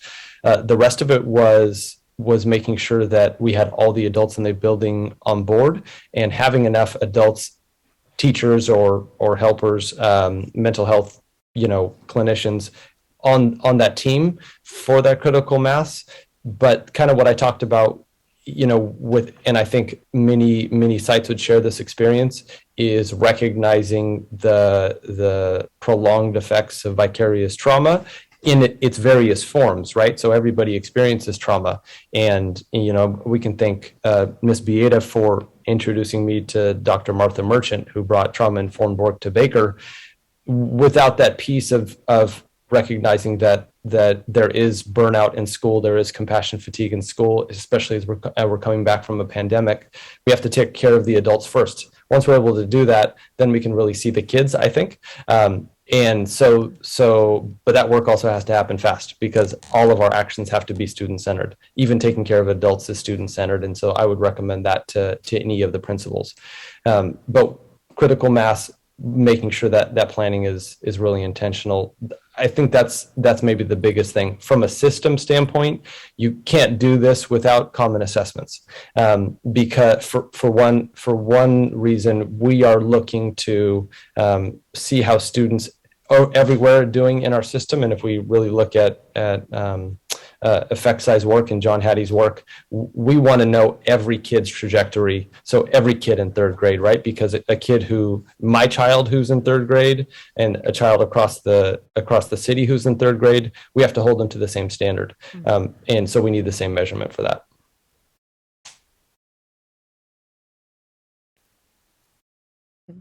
Thank you, Mr. McGill. And then Member Villa, you also asked about what's the minimum standard for MTSS? And I'm thinking that question has to do with the with fidelity of implementation. Yeah, what's the baseline, that when you're coming in and implementing this program, that is your goal moving forward? I mean, all of the numbers in here are fabulous, so I don't know necessarily how those could be a challenge, but what are you really looking at standardized for rolling out this system? And I bet our principals could share, but I'll offer first and foremost, we have an assessment. It's called the self-assessment of MTSS. It's a nationally used, essentially a rubric that helps us to understand where a site leadership or a site team is in their implementation of MTSS across multiple domains. And so they can see their learning progression as well as the success criteria for moving along the way. So what's important to know that we keep telling our principals is where you are right now is exactly where you should be. What we're looking for is some of what Principal McGill showed with his students. We're looking for a growth trajectory for every one of our schools, and that's what we're supporting and monitoring. We're working to see how is that school moving and what do they need from us so that we can continue to care for them and care for their growth. So there's a rubric we can share with you, Member Villa, that helps us to understand where a school is in their implementation. But wherever that school is, that's exactly where they need to be and should be. And our work is to help them just continue to grow through that learning progression. I love it. And then I don't know if Principal Cha or Principal Butrago wanted to offer any other expertise? I think what I wanted to add had to do with just, areas that were challenging, I guess. One of the things that I learned very quickly was that through this process, it was really important for everyone participating in really serving students and identifying their specific needs had to reflect. And, we realized very quickly that that doesn't come naturally to everyone. So we had to actually take a step back and say, okay, let's actually intentionally teach how to reflect, right? And so that was a piece that I think we had to take a step back and do that, because without being able to reflect and being able to look at data and being able to say, okay, like, what am I doing or not doing to contribute to this, right? To contribute to what the data is saying. We weren't really going to get anywhere. And so that was something that we had to do. And I think that speaks to, the idea of assessing our teams, right? Whether it's with the SAM or any other tool, like, if you are not consistently assessing where you're at as a team and what you need and the areas that you need to grow in, you're not gonna make that progress, right? That you need to make. And so having those tools is certainly very important. I think the other thing too that I found to be challenging is that we had to all be persistent, and I had to model that, because saying, oh, this is too difficult because we're dealing with COVID, or because we're, trying to come back from distance learning, or like, I just felt like we couldn't say that, right? Like, we couldn't afford to say that. We had to actually continue the work. And so we kind of all had to commit to providing interventions to students at tier 1, tier 2, tier 3, while also managing masks and, trying to figure out social distancing and all of that. So I think that was certainly a challenge that we had to overcome. Thank you. Very, very impressive work. I really appreciate all the time and energy you've all putting into it. It's definitely going to make an impact for so many students and families.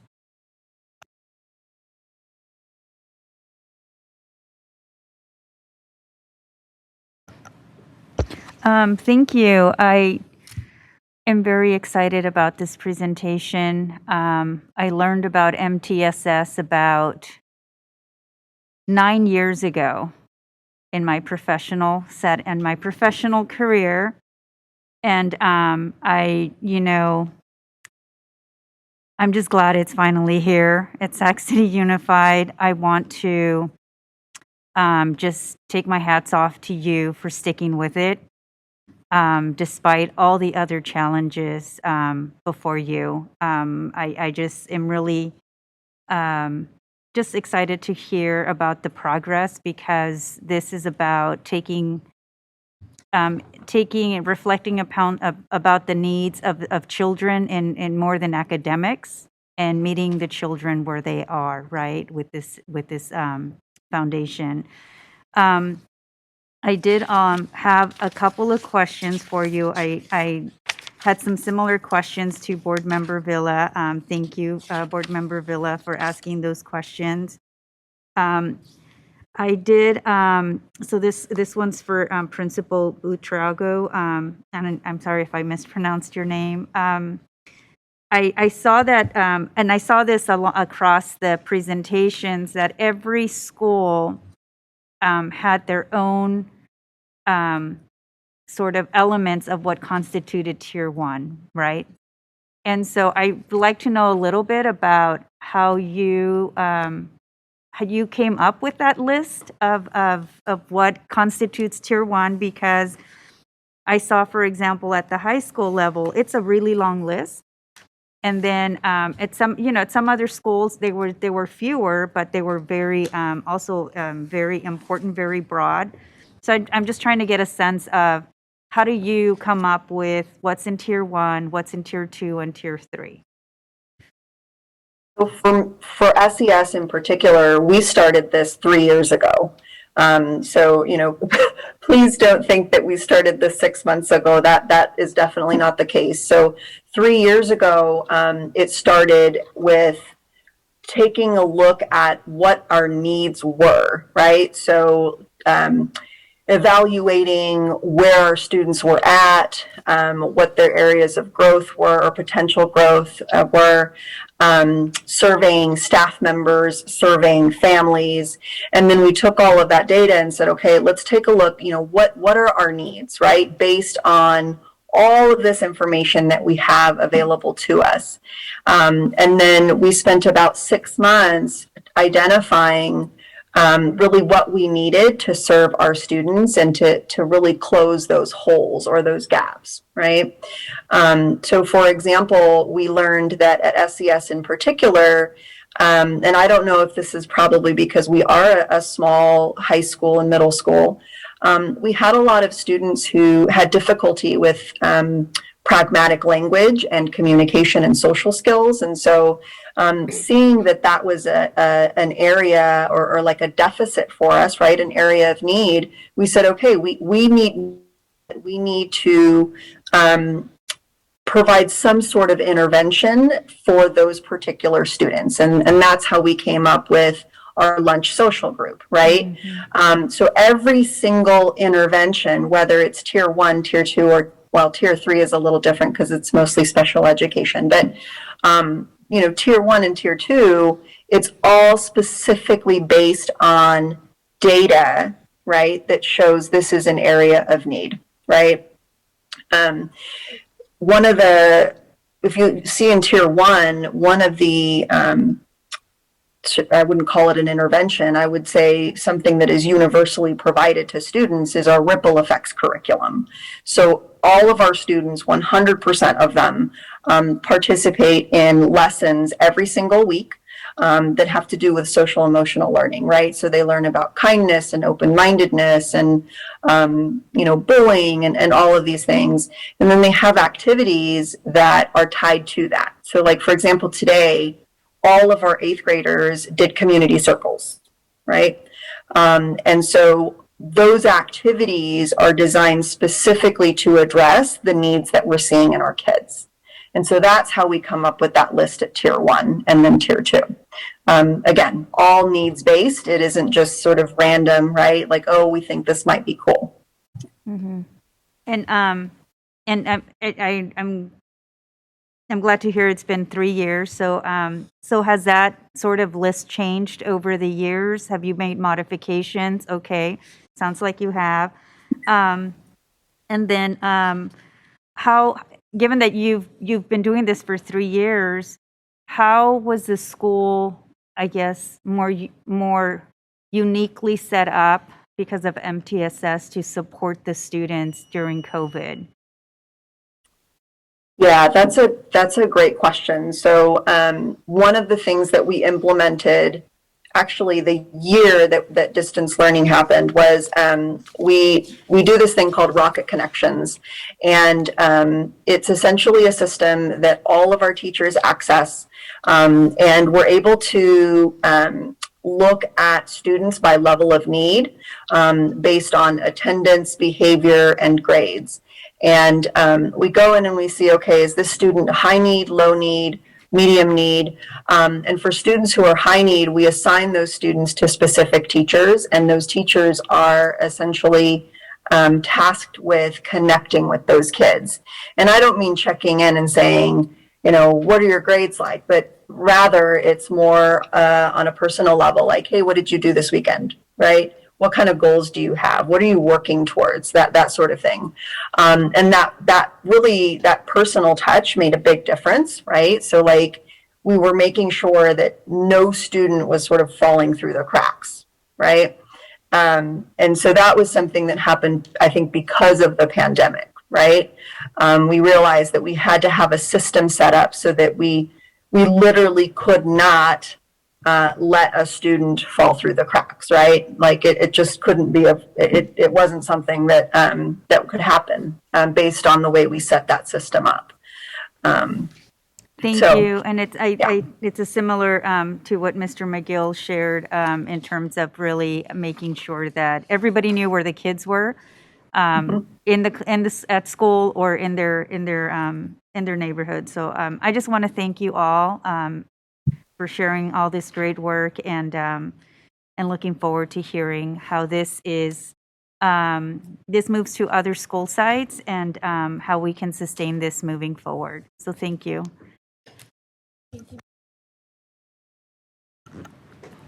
Thank you. I'll try to be quick. I'm really proud of our system, and I just want to thank you all for your leadership and persistence, like Member Garcia said, and with all the demands on you during this time. I think it's just something really to be proud of, to have persisted in this effort. So, and I'm so glad we're where we are instead of, because it would have been easy to say, oh, it's too much. So it was a really great presentation. I thought it was really clear. I liked what I just heard about no student can fall through the cracks because of the way we set up the system. Because some people say and which is extremely true. That it's just about having a good teacher, or it's just about having this or having. But it's all of those things. But it's also all of those things exist in a system. And if you don't have the system foundation, then it's you can fall through the cracks, right? So I just like it's tailored to school sites, but it's also got that structure. I like that it puts everything together.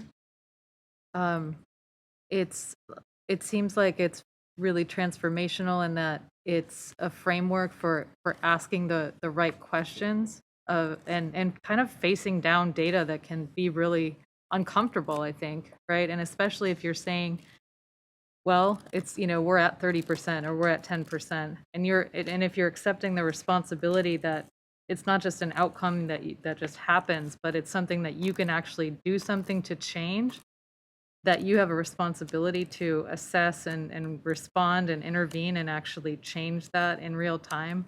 I think that's it's really transformational for our system, and it takes a lot of effort and just courage, I think. So I just kudos to to you and to all the staff and the teachers and everyone in the system who's doing that hard work.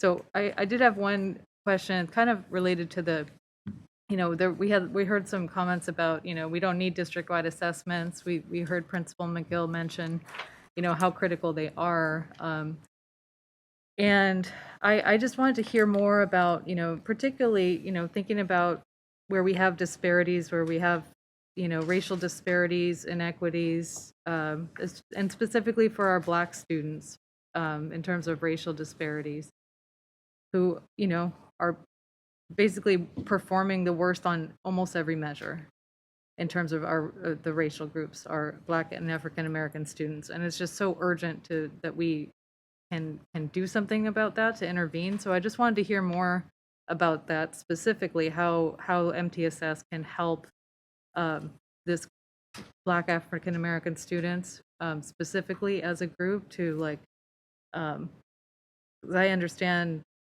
that you can assess and respond and intervene, but how does that specifically address where you have disparities? Is it more helpful or something in identifying those and lifting those up? So thank you so much, and that will end my questions, but happy to hear from you. I think I see Mr. McGill's hand up, and Ms. Petrago, I see you turn your camera on as well, so maybe both of you guys can answer. Do you want to go first? Okay.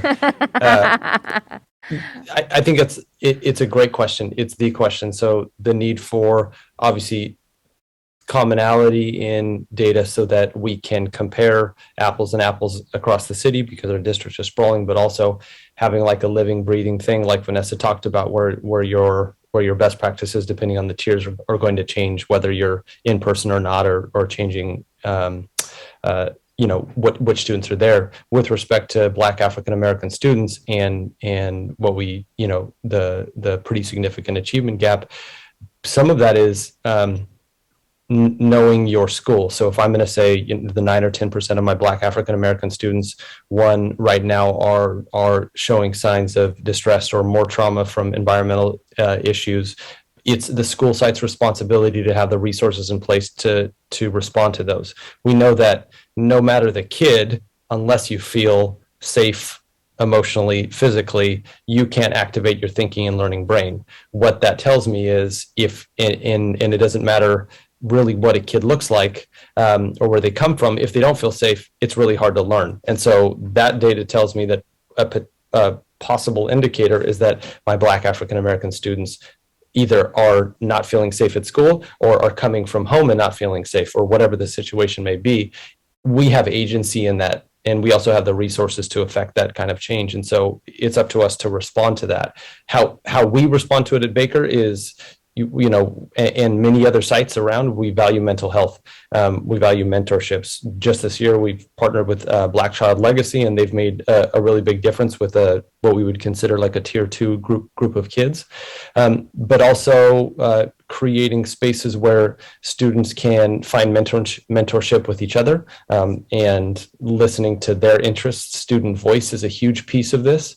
No matter what the student is, student agency and student voice are really key pieces to trauma-informed practice and making sure they have choices. And so that, you know, if we share our best practices, that becomes a system-wide approach to how we address the achievement gap. The achievement gap is, in my opinion, a trauma-informed gap and also a belief gap amongst, you know, educators. And so when we make sure that the adults are feeling okay and are not burned out, and making sure that the kids are feeling safe, then the learning can happen. And until that happens for every kid, it's really hard to make those gains. And I come from a school before Baker where most kids came to school and felt really safe because of their personal circumstances. And so cognition was just easier. Emotional regulation was much easier. At Baker, that's not the case. And so we have to provide that. What MTSS highlights, and what you know, the truth of the self-assessment, like Mrs. Bieda was talking about, underscores, is that you have to be honest with that. And when we took the self-assessment, we were 0s and 1s on a scale from 0 to 4, but we were honest about it. That directly relates to how we were serving Black and African American students who were at the higher end of our chronic absenteeism rate. You know, and I'm proud of us dropping that 8% over 2 years. And it may not seem like that, but it's really significant. So you look at all of those things, but how a group of students will engage with the school, how the school will listen to how they're doing and then respond to their needs with respect to mental health is the biggest thing, in my opinion. And I would just add, you know, at SES, we're about 45%, 45% Hispanic Latino, okay? And many of those families are families that speak Spanish in the home. And I would say more than half of those kids are English learners, okay? So not necessarily, I'm not talking about Black and African American students necessarily, but still we're talking about a group that historically has underperformed, has been disenfranchised in our school system. So I see that as a very critical subgroup. And at SES, even more so because they represent such a large part of our population. And one of the things that has really come out through this multi-tiered system of support process of evaluating data and multiple sources of data is, so for example, in October, we administered the climate survey, right? So the climate survey that the district gives. And we noticed that the most negative responses came from a particular question related to a student's level of comfort when asking questions in class, right? So do you feel comfortable asking questions in class?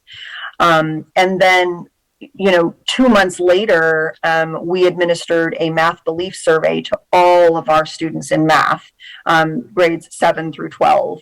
And again, that came up, right? Where students were communicating to us through that belief survey that they don't feel comfortable asking questions in class. Fast forward to 2 weeks ago, we administered that same type of belief survey in our science classes, and it came up again. And so when our MTSS team came and sat down and looked at that data, we said, okay, like what is going on here, right? Is there a particular subgroup that's feeling more uncomfortable? And we see that, yes, it's our English learners. It is that particular population. And now we're kind of at a point where we're like, okay, we see that in the data. Now what are we going to do, right? When the math team saw it back in December in that data, it was really difficult to stomach because they were like, oh my gosh, like what am I doing to create that, right? So again, that need for reflection was really important. But in response to that, what they did was like all of our math teachers committed to doing think, pair, share activities every single period, every single day, which allowed for students to really practice talking about math in a safe space where it was with a peer, right? And with the goal that then we're going to have them talk more in a whole group in their classroom environment, right? So that's essentially how we're using data to then inform instructional practice, right? To serve a particular subgroup. Mm-hmm. Fantastic. All right. There are additional questions, but it is 10:30. And before I moved on to Member Wu's question, I'd like to propose that we extend this meeting till 12:30, according to the agenda and what is left. So can I get a motion to extend the meeting to 12:30? Second? Second. Some hesitance up here, sorry. All in favor say aye. Aye. Opposed? That's me. Abstentions? All right. Okay, sorry. Member Wu, go right ahead. Thank you. Ms. Bieda, I'm really excited about all this. I've been waiting for 10 years for this to roll out. But what are the plans to roll this out in all the schools? And what do you need in terms of data to assess or to evaluate? Thank you, Member Wu, and I'm really excited too. So first and foremost, the plans to roll this out in all of the schools, we're implementing with a cohort model. We very strategically placed all 77 of our schools into 3 cohorts. So last year, we started with cohort 1, about 25 schools.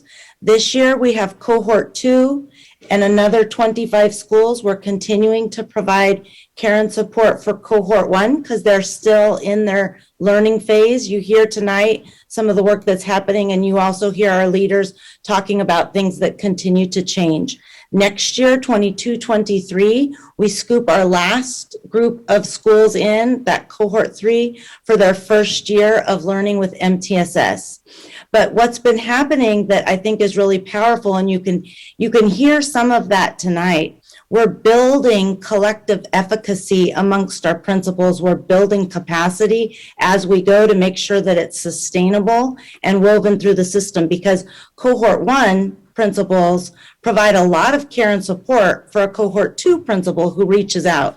And even in this, this getting together of these 3 experts, as we were collaborating to prepare for tonight's presentation to you, I was watching and hearing how the principals were saying, hey, that's a really great idea. I'd love to try that too. So they're learning from each other. And I bet that hearing tonight from these exceptional leaders, some of our principals are going to be reaching out. So when you say, how do we make sure this gets to all of our schools? Part of the intentionality of our cohort model has been to make sure that it's weaving into our system.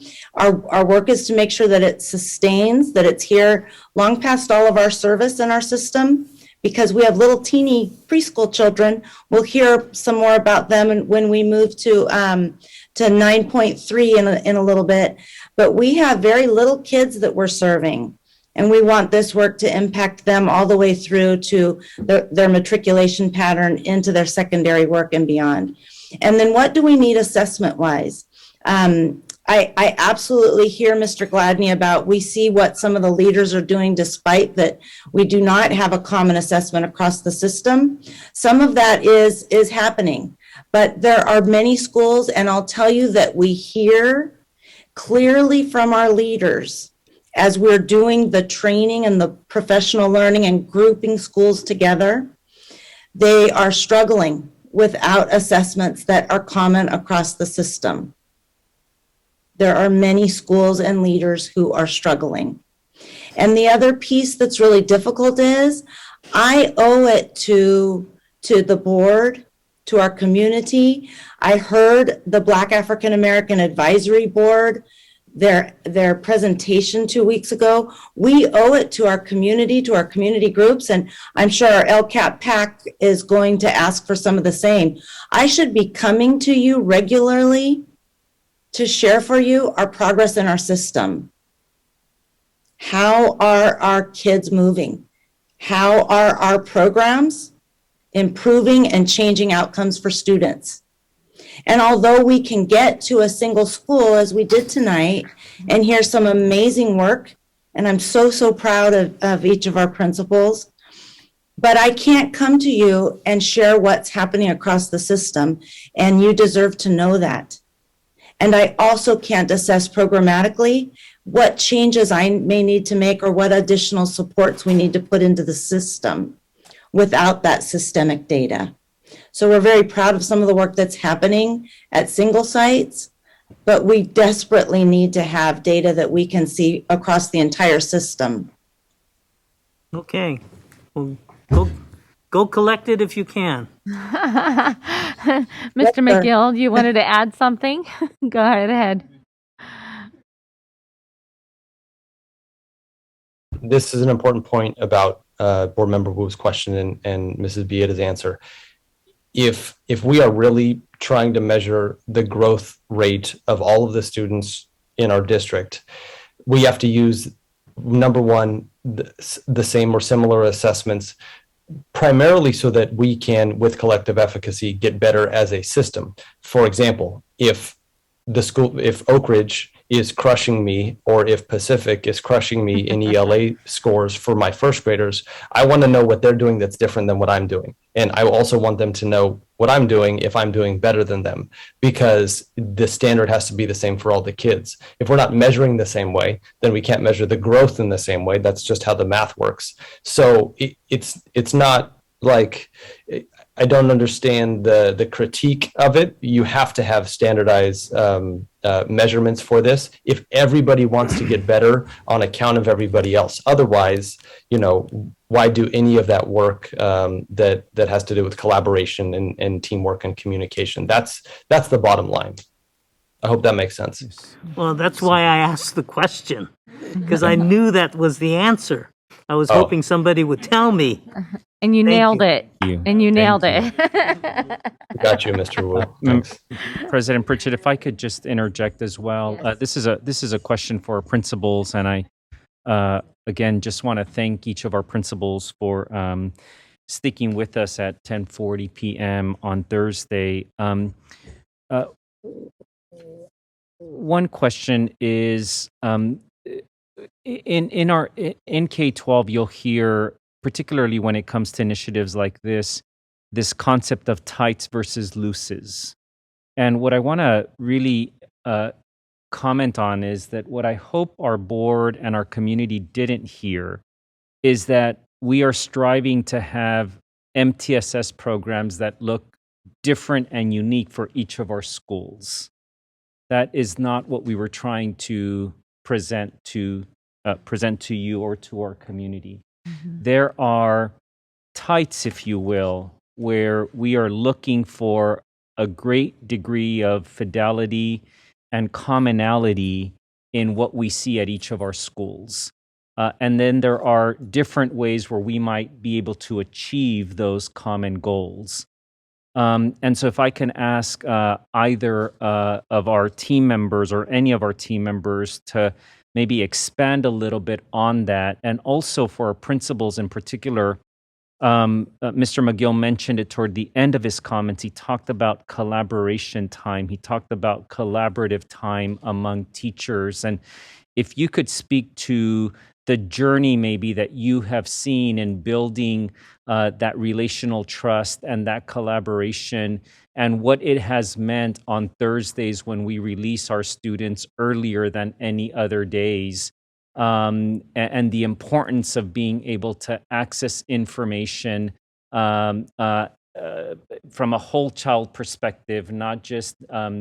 McGill, how he started, say, from an attendance lens, but at some point where you're looking at attendance, behavior, and academic performance as well. Maybe one of you can describe just what your journey has looked like in terms of building stronger professional learning communities during those Thursday collaborative times that have become or that should be very critical for increasing and improving student outcomes. I think Mary has to talk now. Principal Chalk. She hasn't said anything yet. Thank you, Nate. So I believe, like over at Wilsonwood, I'm a first-year principal there. However, I've been at Wilsonwood as an assistant principal under now instructional assistant superintendent Tuong Duong. And during my time there, I think right now with our CTs and working with MTSS and how we're trying to build a system together, I think the trust in my teachers and I as administrators, I think we work hand in hand really well. It's about listening to, what the needs of our school is, the needs of our students, and how we can then use that time on Thursday then to plan on instruction so that it meets the needs of our students and meet them where they're at. And at the same time, think about, it's not about, the teacher or what we're doing, but it's trying to take the kids from where they are when they come to us and making sure that when they leave us, that they leave us at a different grade level. Like with the pandemic, I was trying to get the teachers to understand, yes, our students are coming to us a lot lower, maybe 2 or 3 grade levels lower than what they've been before. However, the goal is to try to get our students, when they leave us in the 2 short years that we have them, is to get them closer to grade level than when they came to us. And so whether or not they meet grade level, that is our goal. But whether or not they get there in the 2 years that they're with us, our goal is to hopefully get them closer than what they were when they came in. And I know our teachers are working more collaboratively, using data, using their classroom assessments, using what they can to kind of measure and see where our students are at and where they need to go. And I know this year, in reading our CT minutes and going into the different departments, I know our teachers are, when they reflect, they feel that it's a reflection of who they are as teachers, and it's not a reflection of them. It's what our system is currently, where we're at, and how we need to now. It's not reflection of them, but it's a reflection of what do we need to do in our system to help these students now to make sure that they achieve. And so that's what we're doing here over at Wilsonwood right now. That's great. I think at SES, with regard to collaboration time, I think there are, 3 things that have really made a difference. The first one is establishing trust, right? So staff members trust me that when I say, hey, we are going to do this, we are going to commit time and energy to this, I mean that, and I follow through, right? So we stick to the plan that we came up with together. So they know that I'm going to follow through, but then the expectation is that they also follow through, right? So the trust is there, and that's important. The other thing that I think has been really critical to making sure that we maximize collaboration time and really get everything that we need to get out of it, is just the use of common language, right? So, for example, we've been talking about contribution and growth, right? So how are we getting kids to contribute? How are we getting kids to grow? Likewise, as adults, what are we contributing? How are we growing, right? So using that common language. When we started talking about data, it isn't even that I used that term. I used evidence, right? Because that's part of our system here. We have a defensive learning system where students have to demonstrate with evidence that they are proficient in certain skills. And so that was already part of the culture here, right? We talk a lot about evidence. And so that is ultimately kind of what I led with, rather than, hey, we're going to use data. I used language that is familiar to them and comfortable to them, which is essentially evidence. What evidence do you have to show me that this is a need? What evidence do you have to show that we are, we are growing, right, as a school? And then the last thing that I will say is just making sure that the expectations are very, very clear.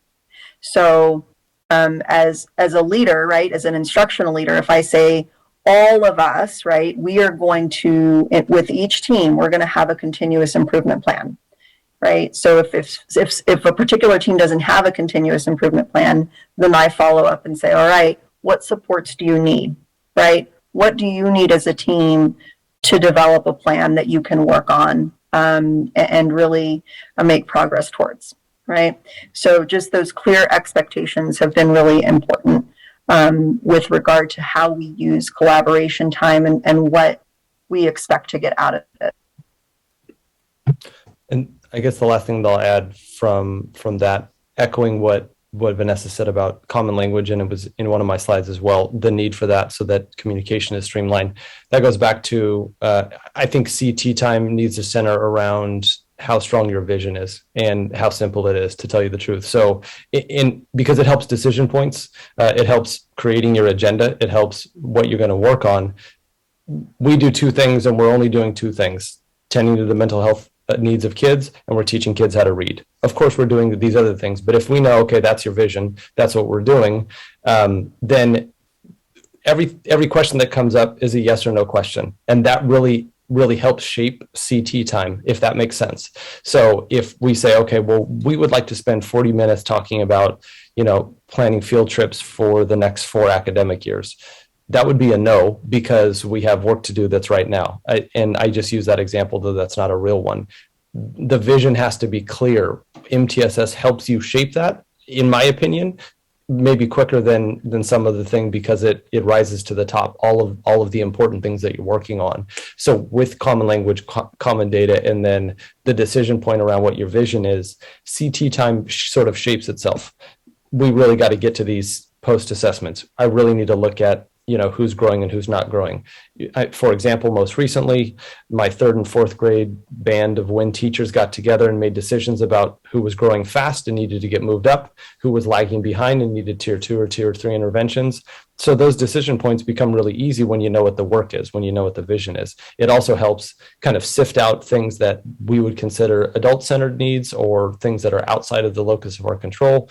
While those things might be important to talk about, they may not be the best use of time at CT. And so I think it's easier to make recommendations for CT time and shape it that way when your vision is strong.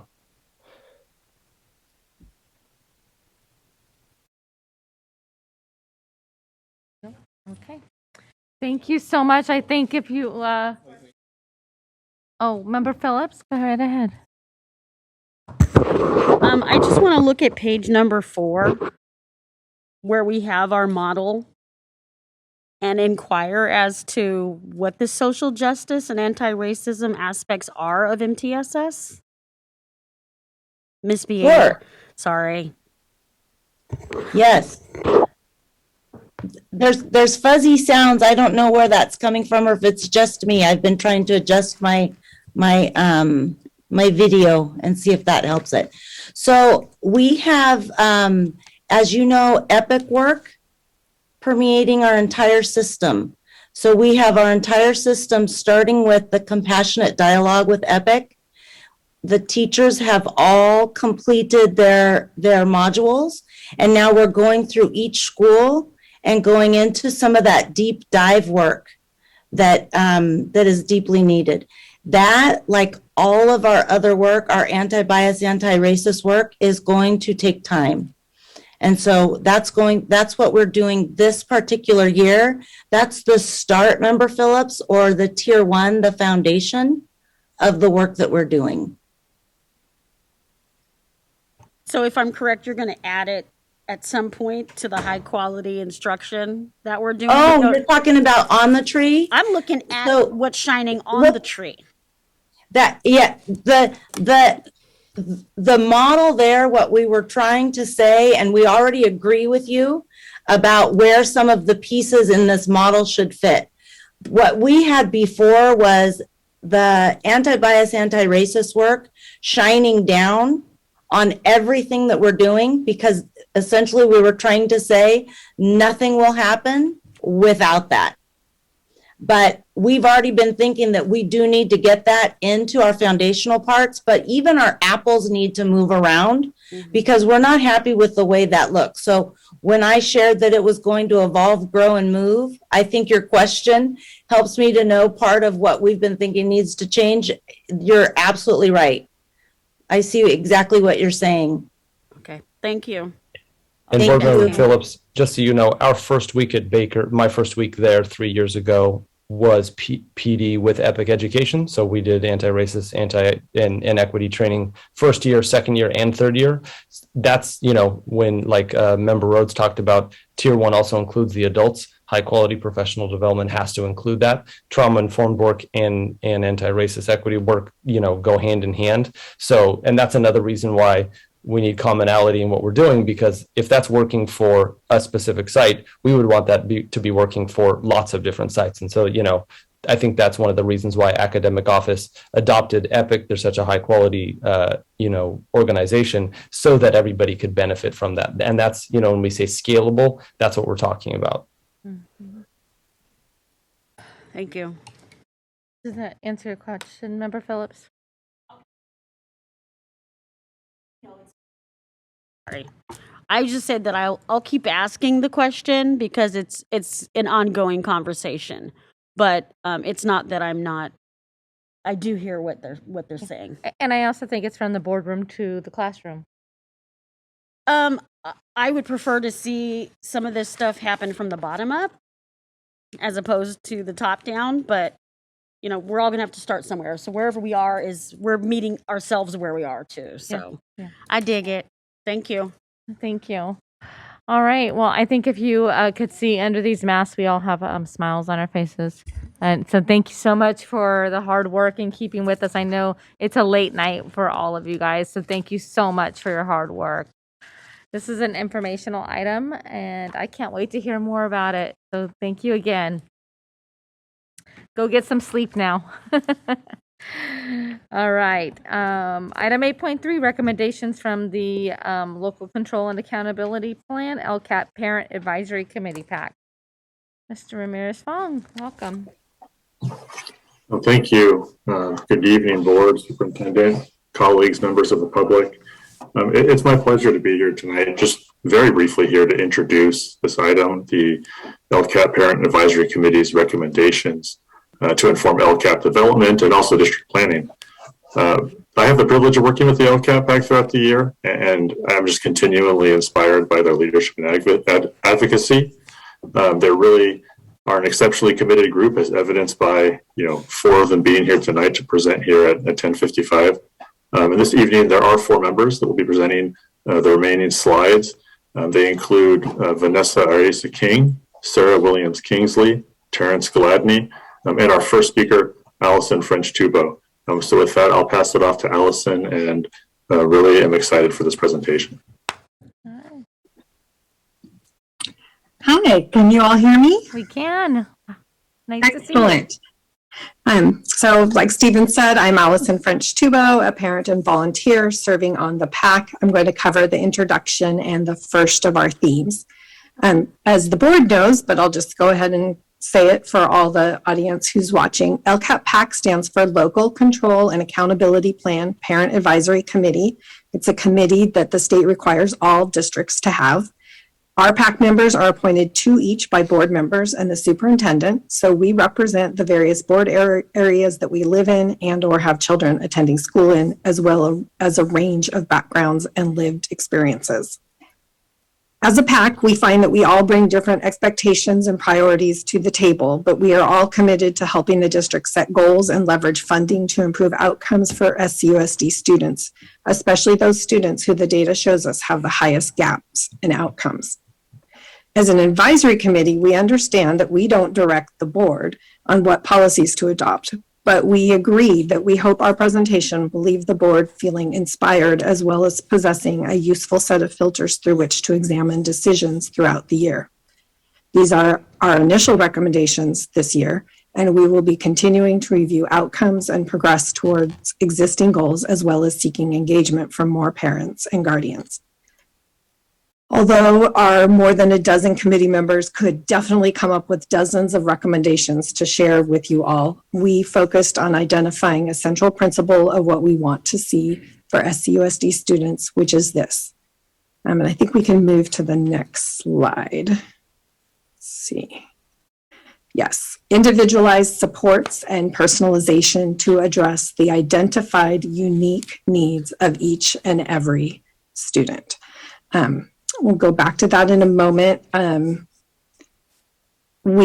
first, we will say that we have these through lines that go through the recommendations that we're going to give you, which are short and medium term recommendations under 5 themes, plus a set of long-term recommendations. So our through lines through all these, the things that keep coming up amongst our group members as we discuss, we get presentations from different departments within the district and school sites. We ask for data, we analyze data, but again and again, we talk about strategizing to use one-time funding to reap long-term benefits, because after the pandemic, returning to the pre-pandemic status quo would not be enough. That's not enough.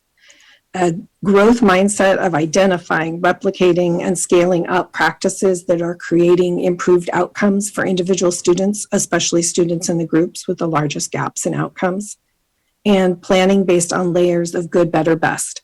Of course, we all want the best, which is addressing all the needs of all the student groups.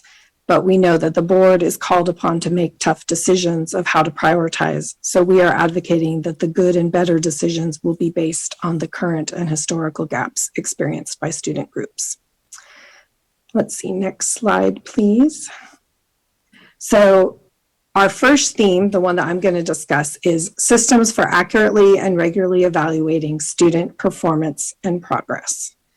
And we will just note that, pardon me here, the purpose of evaluations that we are able to agree upon in the PAC is to be able to guide what students need as the school year unfolds. That's what the goal of it is to guide what needs to be brought to students.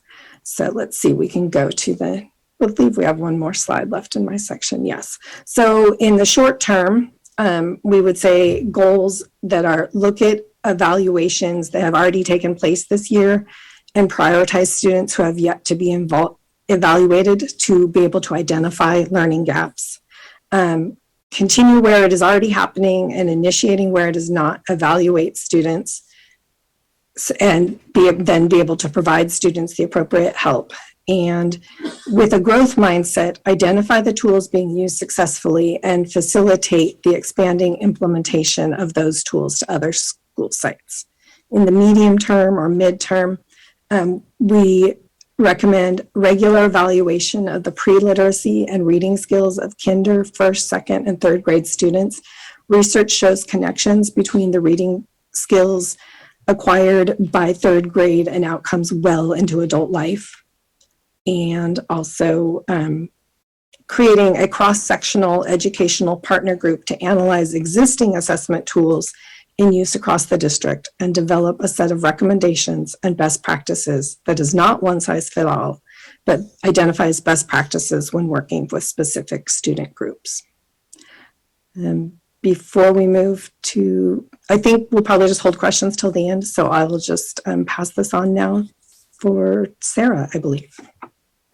Good evening, board members and superintendent. I am going to address the second and third themes, which are address learning loss and close gaps, academic and social gaps. Next slide. So the PAC, the Parent Advisory Committee, spent quite a few, many hours discussing and bringing together both what we're seeing for our own students, what we're hearing from school site councils, what we're hearing from board meetings, other parents, and also what we're reading in the media, right? This is the topic that is consuming sort of America and America's parents. What is happening with our children? What are we doing to make up for this quote unquote pandemic learning loss? And what we're hearing and seeing is that, like Allison mentioned, the literacy skills of our youngest learners, particularly students who were in kindergarten when school very dramatically ended in March 2020, and students who were in kindergarten last year, their literacy skills that we're seeing across the country and that we are assuming is what we would be seeing in Sac City Unified if we had across the board assessments or data about that, which Principal McGill and Ms. Bieda were mentioning in the prior presentation, that we understand that that data doesn't exist. We wish that it did. The PAC has mentioned this many times. And what we're hoping is that we can use whatever data we have about these students to help target a summer program to the students who are at risk of reading failure. So getting them to where they need to be before they start third grade when the state mandated assessments begin. So K1, 2, can we target a summer program to those students? This is a PAC short-term suggestion. We understand summer is quickly approaching. We understand that some of the COVID pandemic funds were specifically targeted for summer, and this is one of our suggestions. The other group that we would recommend for short-term addressing their needs is the high school students who are at risk of failing to graduate with credit recovery and dual enrollment, specifically with our local community college system, to do everything that we can so that those high schoolers get the credits they need to graduate. In the midterm, we were talking about strategies for differentiation, specifically UDL, targeted increase in early education services to identify and close gaps, and solidify tier 1 MTSS programs across the district. I think many members of the PAC who are listening tonight will be happy to go back to that presentation and hear everything that our principals were saying, because it definitely addressed a lot of the things that we've been talking about. And then the next slide. Strategic partnerships to build capacity, leverage expertise, and break down walls between school and community. Next slide. So this specific bucket or theme, can we go to the next slide, was we've heard as a community that there, over the course of the last year, say that there have been gaps in services provided to our students, and that a lot of the possibilities for closing those gaps could be filled potentially by community partners. And we're not sure as a PAC how across the board that that's happening. We understand it's happening at some sites, but our pitch to you, or our plea, is that there's a greater use of those community partners, specifically identifying them outside possibly the norms of those that we already work with, inventorying existing partnerships so that groups like the PAC or the other advisory committees could have some idea of where these groups are operating and what services they're providing, and scaling those groups up to meet these short-term needs without incurring all of the potential baggage that budget issues that come with scaling up our permanent and long-term staff.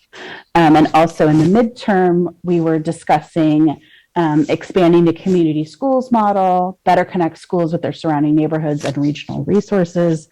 And some of that was also addressed in the earlier MTSS presentation, but it's definitely been a conversation point for our group and something that we want to keep on the radar. And then I will pass it to Terrence Gladney for the next group. Thank you, Sarah. And the next theme is increased adult support in classrooms and elimination of vacancies. Next slide, please. Obviously, given our well-known staffing crisis, not only within our own district, but across the nation, we recognize that parallel to the district's plea for volunteers and additional substitutes, there's just a need for more adult presence on school sites.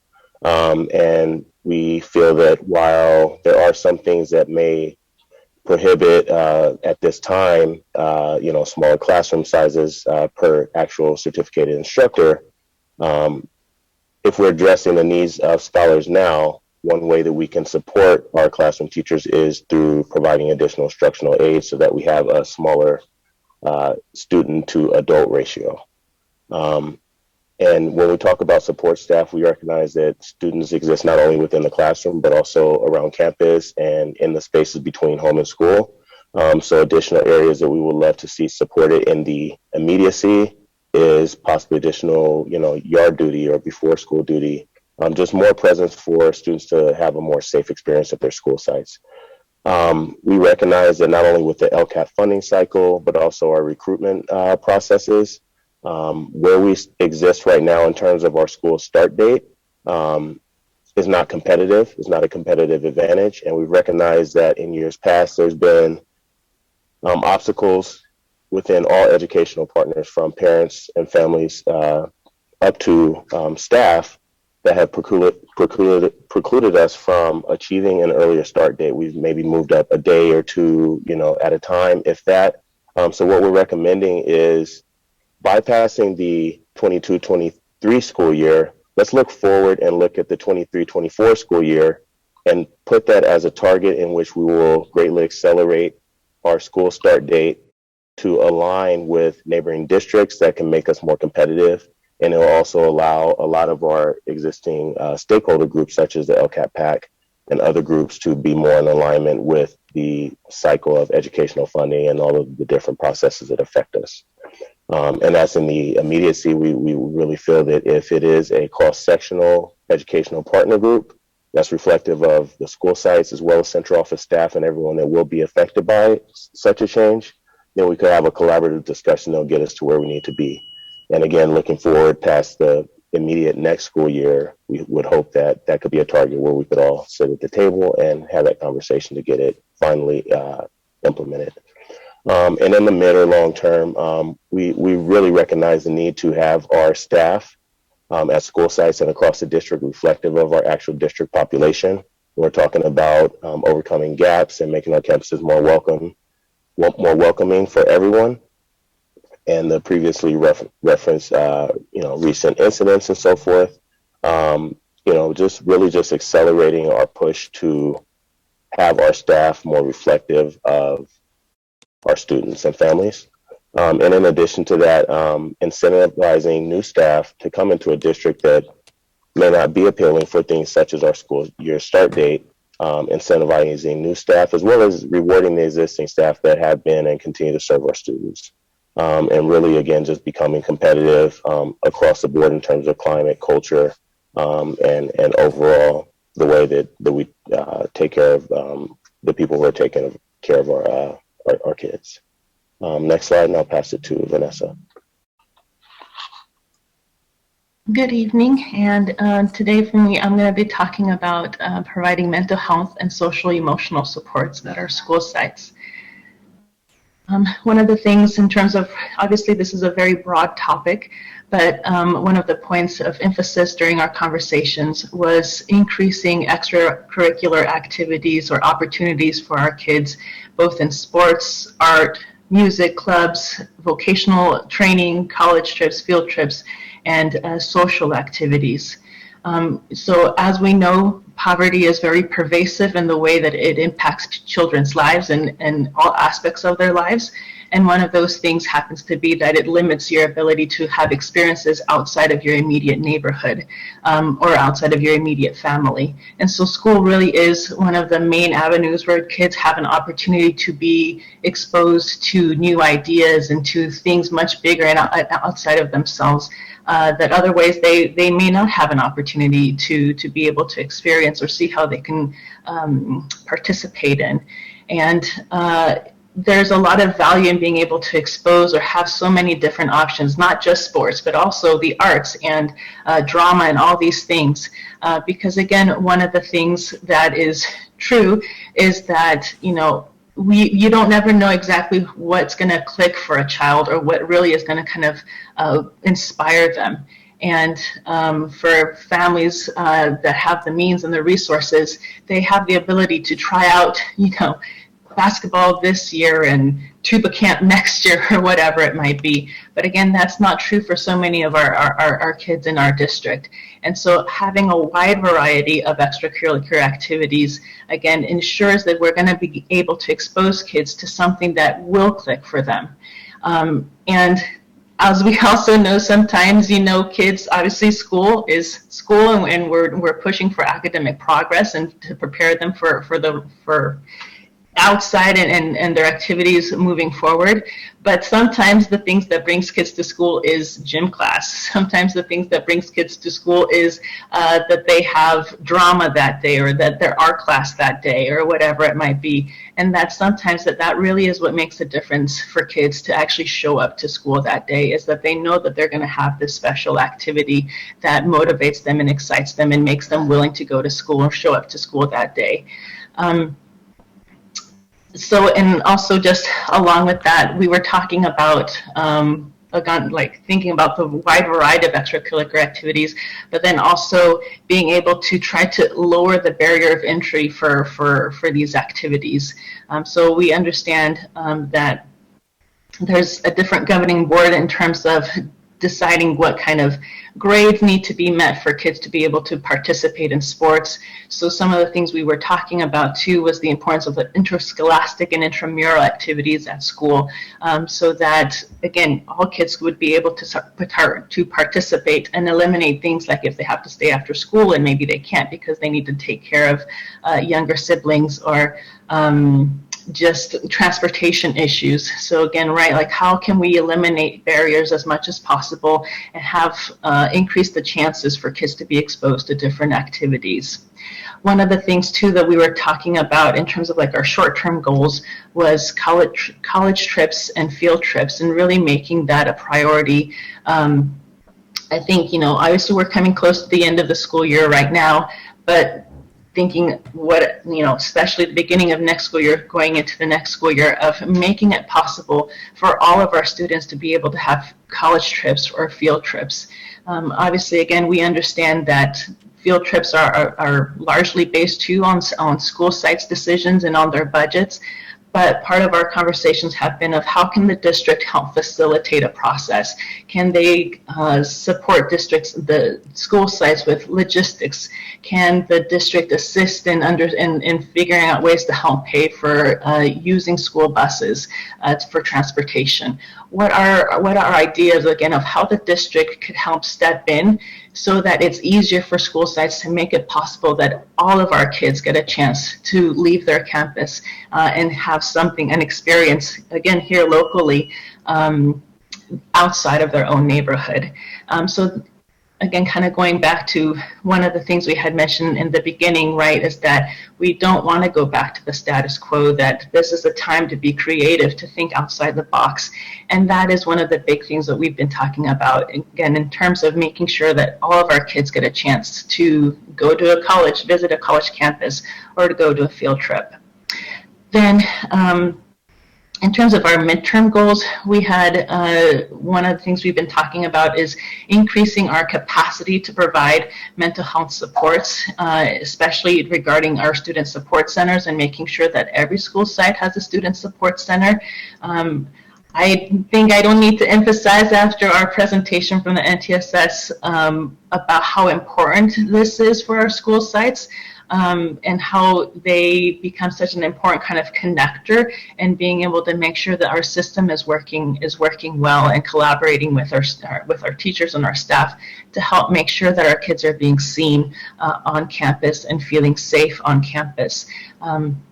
So that is really our midterm focus, again, is how can we increase capacity and sustain things as well, sustain capacity. So again, going back to the idea of having strategic partnerships with our community organizers or our community, I'm blanking on the word, but our community resources that are available and that are doing amazing work. And again, how can the district facilitate those relationships and help make sure that our schools are getting connected with these organizations and sustaining supports for our students. And then kind of next slide. This kind of goes into our long-term goals.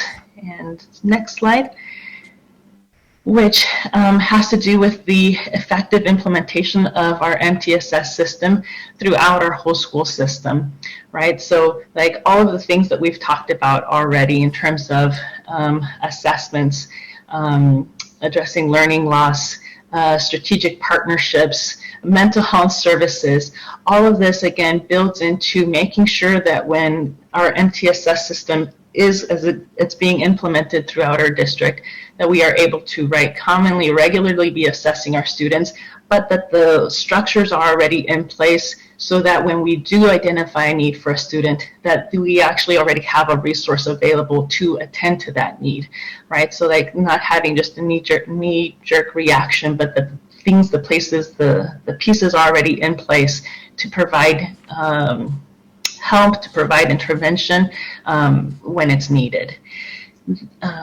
Next slide, and this would be the last slide, which continues to be perhaps a bit of an aspirational goal, but something that still very much motivates our conversations in the LCAP PAC of having 100% of our Sac City students graduate college and career ready with a clear post-secondary plan.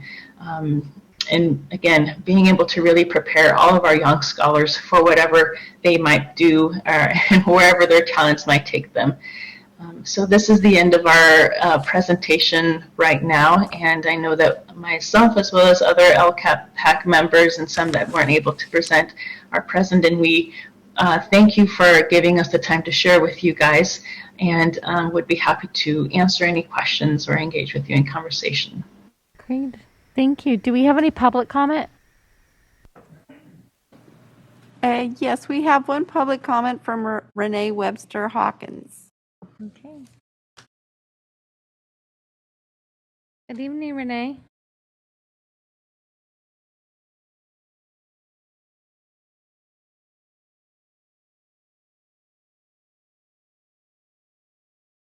Oh, you're on mute.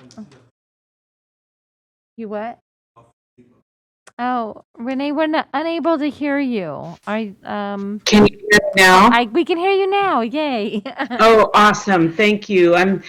Thank you, President Pritchett and members of the board. I'm sorry I wasn't able to tune in for the MTSS item, but as you've heard from the LCAP leaders, the work that the LCAP is supporting is so interrelated with the MTSS item and the work that the leaders you heard from earlier. And I'd like to just make two quick comments.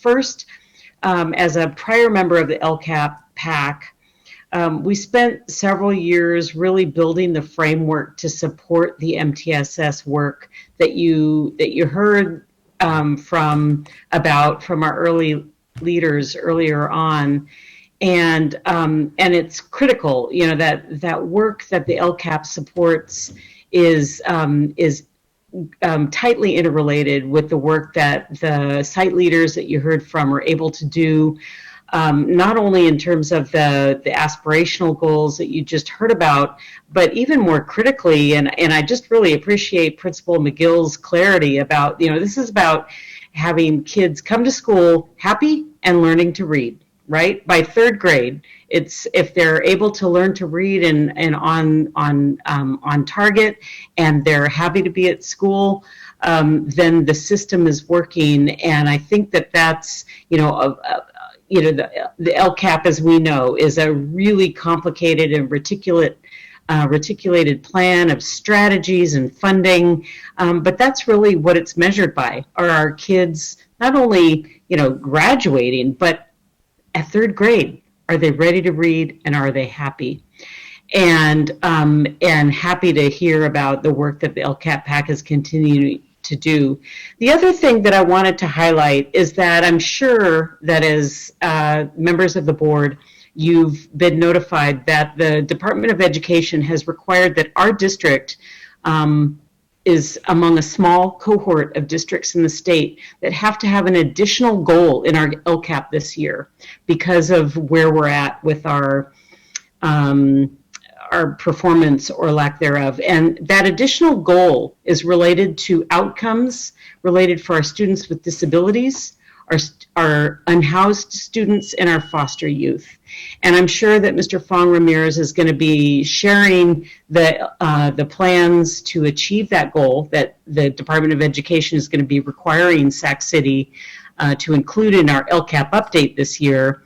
And to that end, the Community Advisory Committee on Special Education is focused on this. We just created an ad hoc subcommittee on multi-tiered system of supports to interrelate the work between the LCAP and the focus on outcomes for students with disabilities. And I'm just happy to be able to continue to move this work. It's iterative, it's huge, it's complicated, but I'm really happy to be part of the passionate group of leaders to help move this effort ultimately on behalf of the students that need and deserve our investment.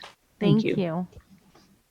I'll open this up for board comment. Member Rhodes.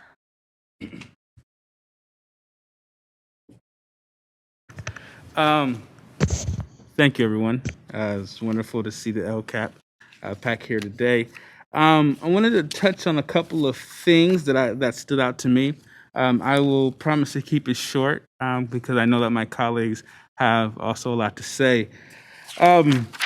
So when looking through this and kind of hearing some of the recommendations, these initial recommendation pieces, one of the things that stuck out to me a lot that I want to work with my colleagues on the short term of the targeted summer programs. I think that's going to be key into a lot of the work that we're doing, and using some of our one-time funds to do so. And then also really taking the inventory of existing partnerships and seeing to where those community partners that we can partner better to expand the bandwidth of what we do in the summertime and moving forward also. And these are all short-term goals that I think that can be tangible within this year. Along that, community schools. I love me a good community school, and I think that across our district, we should be moving towards this systemically, and that we don't have these islands that show that are very successful and as superintendent would say, deserts of despair. So also along with that, going over to the providing mental health and social emotional supports. One of the things, Vanessa, you brought it up.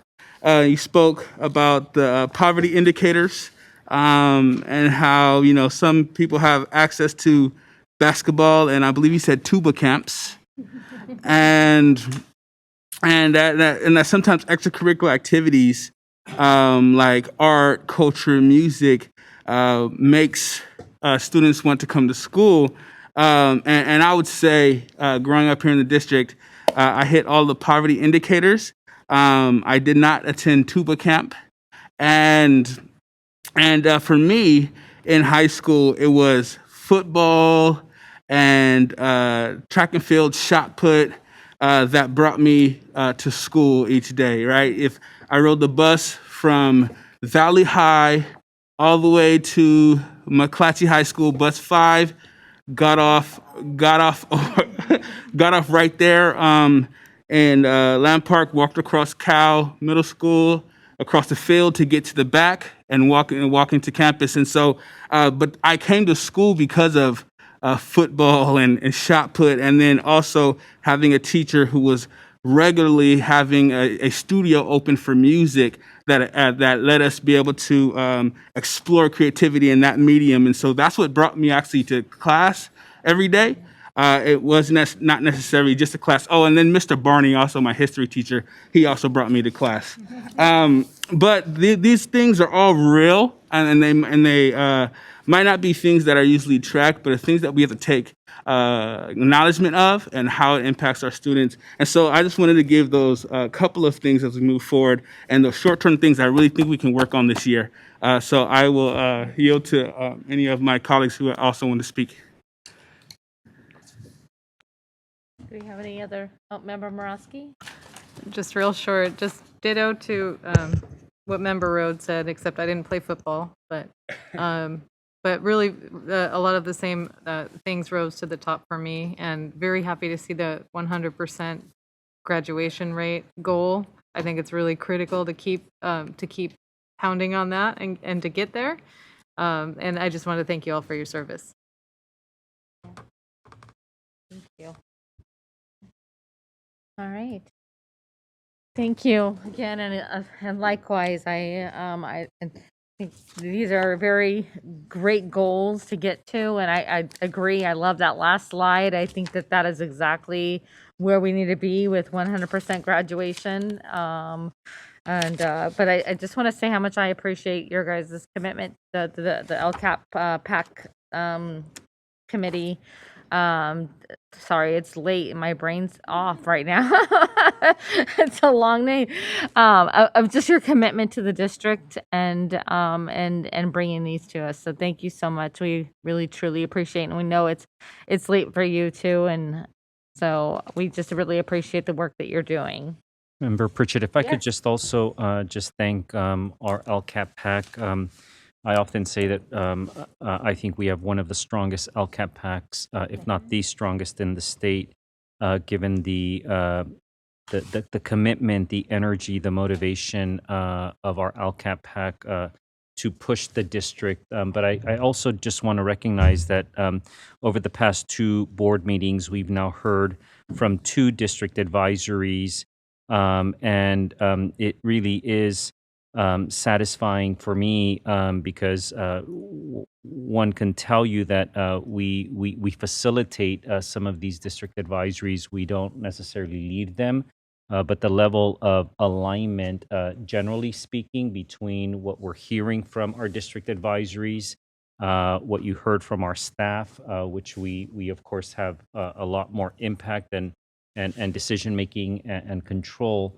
I'm just really pleased to see the level of alignment that we've heard over the past 2 weeks from an expectation, accountability, responsibility, commitment perspective. I'm just really glad to see that again because we don't control all of those factors, and it's very, very nice to hear different district advisories talking about similar issues. Yeah, absolutely. Thank you. Well said, Superintendent.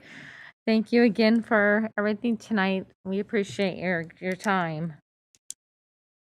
All right. Item 9.0, Board Workshop, Strategic Plan, and Other Initiatives. 9.1, Resolution number 3251, Resolution to eliminate certificated positions due to a reduction of particular kinds of service. Ms. McCarn? Yes, thank you, Board President Pritchett, members of the board, and Superintendent. My name is Concy McCarn, Chief Human Resource Officer, and joining me this evening, late night, will be CBO Rose Ramos and Chief Academic Officer Christine Vieda.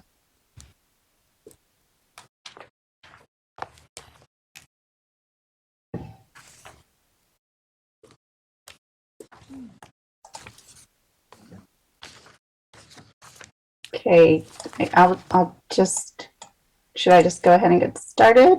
Yes, go ahead, Concy. Okay.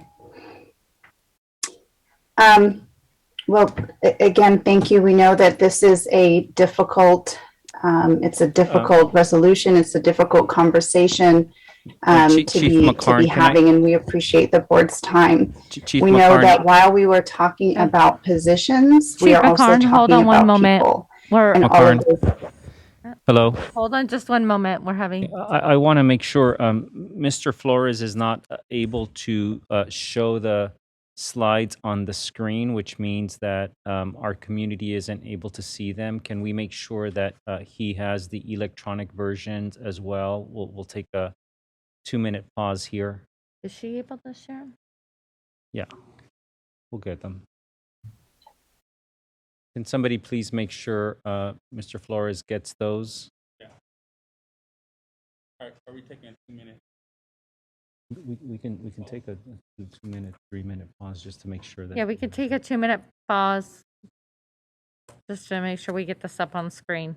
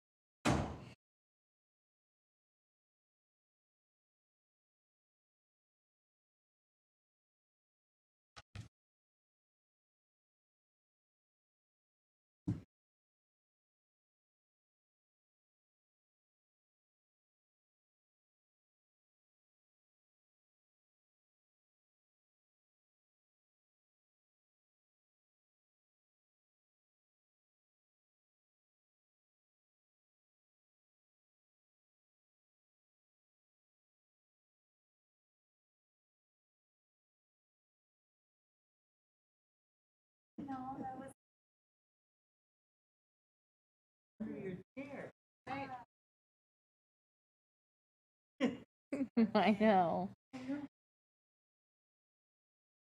It looks so good too. I think we're ready. Huh? Oh. Okay. All right. Okay. Go ahead, thank Concy. you. It's up now. Thank you.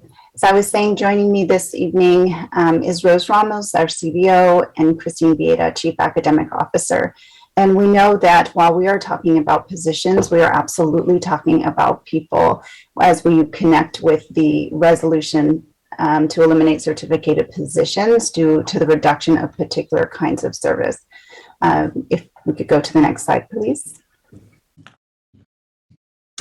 So what we want to share with you through this presentation are factors that went into the development of these board resolutions, this one specifically 3251 that we are first talking about, and the associated exhibits. And we want to talk about the strategies that were implemented to balance the staffing levels that were needed in order to provide services to students, as well as meet the anticipated student decline in enrollment and the district's obligations. So you'll hear strategies related to improved budget practices, programmatic updates, and steps taken to help reduce and mitigate the number of layoff notices that would have otherwise been provided. So with that, I'm going to please go to the next slide. We'll turn it over to CBO Ramos, and we do just want to highlight that with this resolution, through the things that you will hear about, the strategies, the mitigation, we did and were able to get to a place where no certificated layoffs will be will be given as a result of this resolution. So with that, I'll turn it over to Rose. Thank you, Concy. Yes, good evening, board members and members of the public, and just a general overview of some of the major elements that go into our budget development process. And these are pretty common elements that you'll see across the state as districts plan for their budgeting process. Of course, the biggest one is our enrollment projections, and that along with our enrollment projections is that determines our staffing allocations for the coming year. And for our district, we do use a firm by the name of Decision Insight. They are a highly regarded and well-known firm across the state, used by many districts to provide some of the enrollment data. And they do a comprehensive job in considering things like our birth rates, trends that are happening in the state, mobility factors, employment in our area, just a variety of issues that they go through in order to come up with some enrollment projections for the district, as well as doing a look back at what our enrollment has looked like in the past, and then anticipating some changes that may be impacting the district that will impact our enrollment. And then from that point on, the district does make adjustments, and I'll go into that in a little bit in the next slide and just kind of talk about the adjustments that we make to the base enrollment that we get from this firm. But if we could just go back to that other slide for just a second, I'm just going to, the other two elements that, of course, that go into the development of the budget is the factors that are not necessarily controlled by the district, and this is the state budget. In January, we get some preliminary numbers that will drive our funding per ADA, per our student attendance.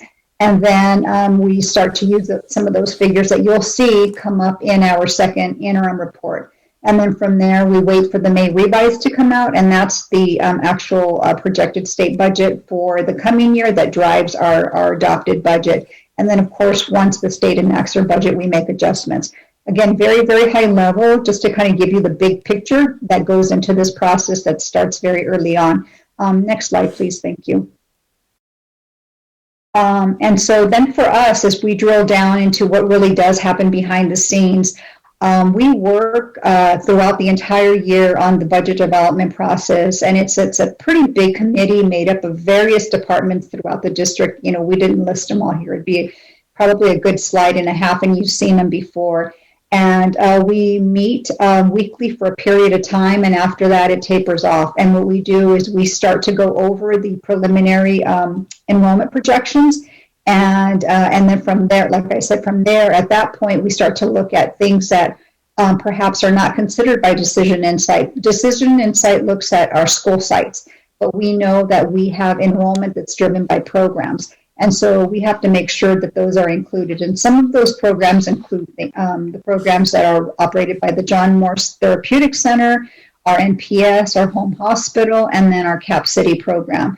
In addition to that, we also know that some of the declines don't happen at some of our schools. Some of our schools are very compacted, and we don't anticipate, and it's not been a trend for them to see the same percentage decline. So we have to adjust back and add enrollment. And some of the schools that I'm referring to are our schools like our West Campus or McClatchy or Sutters that we know typically have a waiting list.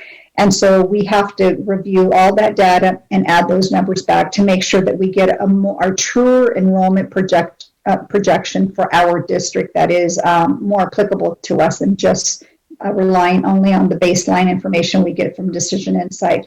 And all of that data is reviewed with this committee, and we go through all those numbers and until we all are pretty comfortable and we believe that we've captured all of the particulars and the details. And then from that point on, we start to determine FTE allocations.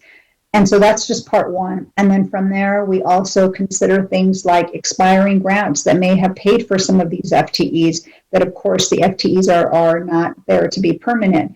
And then limited term positions, as you know, many of our sites, you know, they have their own site allocations and they make determinations on positions for maybe perhaps a year or 2 years at a time. So that factor is considered. And then also there may be program changes. We may have maybe departments who decide that this year they may need additional support for whatever initiative, and the following year that may look very different. So those are all the factors that go into determining the changes in FTE. It's not just based strictly on enrollment decline, but it's based on all these other factors as well. And then, of course, this doesn't stop after the budget is adopted by the board. These meetings, we continue to meet throughout the summer, especially. It's very critical because, as you know, the enrollment is just a projection. We don't know exactly that our students are going to show up exactly as we projected. So it's really important that we continue to meet and monitor enrollment as it's occurring throughout the summer. Things are going to happen throughout the summer. Students are going to come and go. And so we're constantly monitoring those numbers to make sure our FTE still matches or is still closely aligned with those enrollment projections. And if not, then we need to make adjustments as we can. And so we continue these meetings throughout the year, and then we ramp them up right around mid-July to meet a little more closely, because we know as school gets closer to starting, we have to be able to make sure that we have appropriate staffing for the coming year. So again, just very high level, just to kind of give you a little bit of background information on our budget development processes related to staffing for the coming year. And I believe with this, I may be turning it over to Chief Academic Officer Christine Bieda. Thank you, Rose. Next slide, please. So Rose and Concy started to describe some of the shifts that you'll see in the positioning in this resolution that have to do with our budget development process. They'll be sharing with you some very strategic changes that we added into the budget development process that will help you to understand that what you see tonight is very different than where we started. With our use of one-time funds, we made a lot of shift in decision making to make sure that we were offering our kids, you heard this through MTSS, you heard it through our LCAP PAC, but making sure that our kids had what they needed with our one-time funds. And you'll hear them describe some of that work as we come into these next few slides. But in addition, we're also making some programmatic shifts that are very related to the MTSS work that you heard earlier this evening. We have some positions in our district that they're valuable, very, very valuable expertise people in these positions, but we're transitioning these types of positions. We won't have these positions in our system because, as you heard with MTSS, we're really working on, it's not a siloed assessment or support for a student. Through MTSS, we work on assessing and caring for the whole student.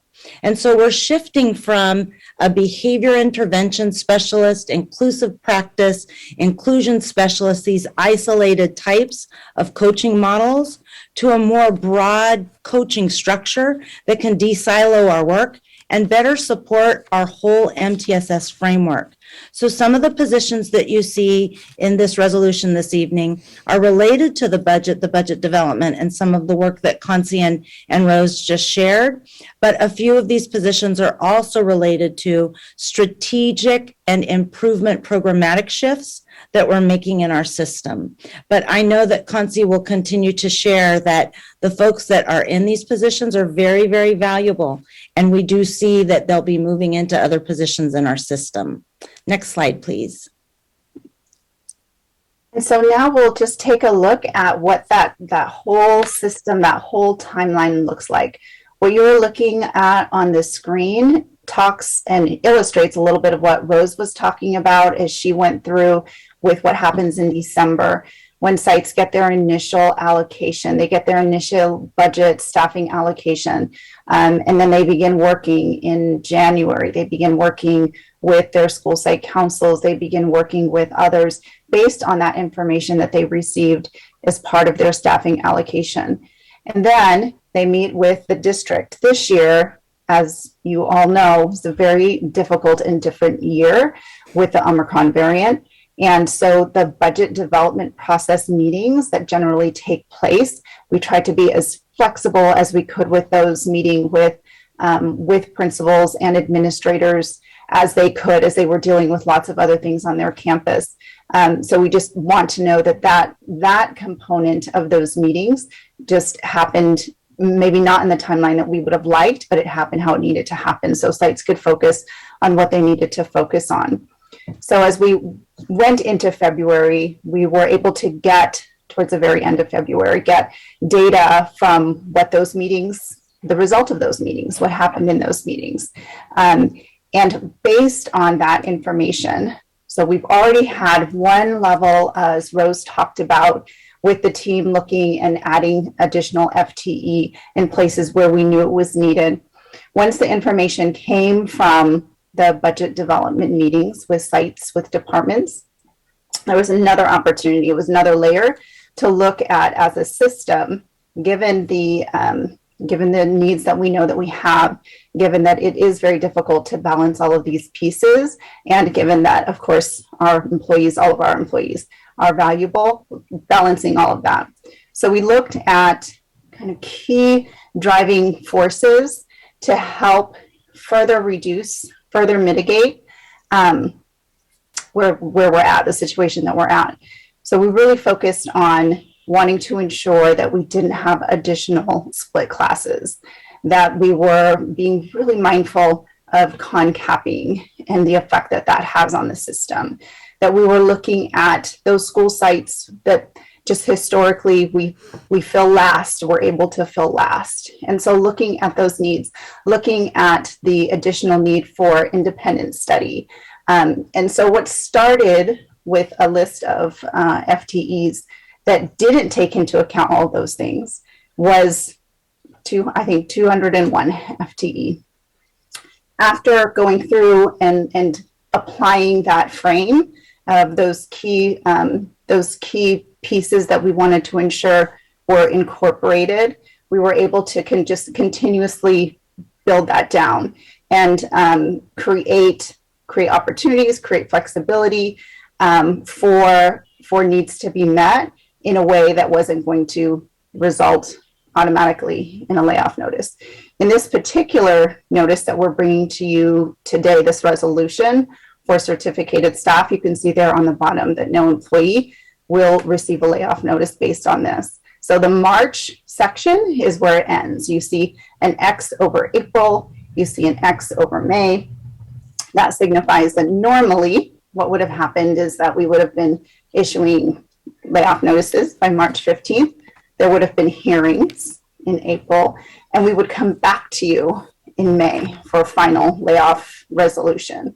Those things won't happen now. We're coming to you to share that these positions, as we'll go through and talk a little bit more, are being reduced. The people will stay in the system in other roles. So we're able to do that because we are using very strategically using vacancies, using our known attrition and our anticipated attrition, and also using one-time funds. So we realize it's not a long-term solution, but we also realize that it is what we need to do right now, and the best use of the funds in terms of being able to maintain our staff. If we can go to the next slide, please. So what you see on the exhibit is mirrored in this slide right here. You see a total of 123.2 FTE in positions that were identified for closure. But what you also see is in that entire resolution is that you see an asterisk noting no notice. But I just want to go through and talk about the order of the resolution exhibit, speak to some of what Christine mentioned, and just share with you those pieces. So the first section are positions that are vacant on that first page, totaling 34.8 FTE. So there are positions in the system that currently nobody is in. We know we also have positions that we have not yet been able to fill based on funds that the board approved. Right, we're working towards that. So we really took a look at all the vacancies and tried to use those first. The next part that you see are the K-12 positions. So we see a whole list. It's on the second page, totaling 88.4 FTE. And in those positions, there are people right now in those positions, but we have, as previously shared, they will not be receiving a layoff notices. There will be other places for them in the system. This is probably a good time to just remind our board and community that the layoffs are for next school year. So the positions currently in place, people currently in place, what we're talking about essentially starts July 1. So even though people aren't being noticed, positions also wouldn't be closed until July 1. So that's an important distinction. We go to the next slide. Oh, I'm sorry. No, I'm sorry. Moving too fast. Thank you. The program shifts that you heard Christine talk a bit about related to moving to better implement MTSS and to provide the supports to students in a more coordinated fashion. Those positions, unlike the others, are just shifting, right? But what is similar in them is that all the individuals, the teachers affected, will have places, will have positions for the next school year. The next slide takes us through one of the ways that will help get people into those positions. So what we will have is a surplus process. In the surplus process, there are two opportunities for that. There's a surplus process that takes place in the spring. There's another one that takes place in the fall as driven by the collective bargaining agreement. So we would follow the language in there and provide employees who may not have a position, still an employee for next school year, but may not have a position, the ability to go through this process. The surplus process is one that exists for both involuntary surplus, meaning something has happened, a position is closing and won't be there, and opening up at someplace else next year. It also allows for voluntary surplus. So teachers have the ability to say they're interested in going to a new school site, to trying something new. They come in for a surplusing process, and during this process, the district makes known all known vacancies. They come in and they choose based on their credential area two that they would like to go to, and the district identifies one of those two where they're able to go. And again, this is for next school year. So they're still continuing for the remainder of this school year in their current positions. They're going through the surplus process to help identify positions for the following school year. Again, based on credentials and based on their choices, they get those initial two choices. We then notify principals happening, as soon as we can. Would be great to have this happen at the end of April so that there's an opportunity before the end of the school year to know what's happening and where it's going. And the other option that provides some flexibility is to maintain some of that spring movement, to limit that and actually do the movement in the fall. The benefit of that is as we are all working and doing our best to increase student enrollment, that, as Rose talked about, really happens over the summer. So it's an opportunity, it's another opportunity for some potential movement, but we're watching that enrollment really closely because that affects where positions are. If you go to the next slide. That brings us to the end of the presentation, and we definitely can answer questions about anything that was discussed within.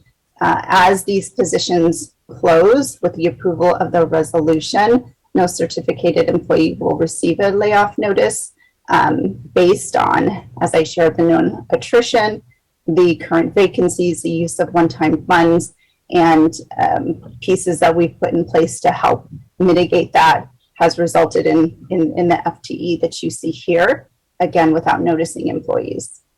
So if in number 3, we would engage in the surplus process for teachers, we would continue to monitor very closely the enrollment, and we would also make use of some of the practices that Rose talked about in terms of having flexibility to add positions as needed once we continue through the process. So with that, we'll pause. Thank you. Do we have public comment?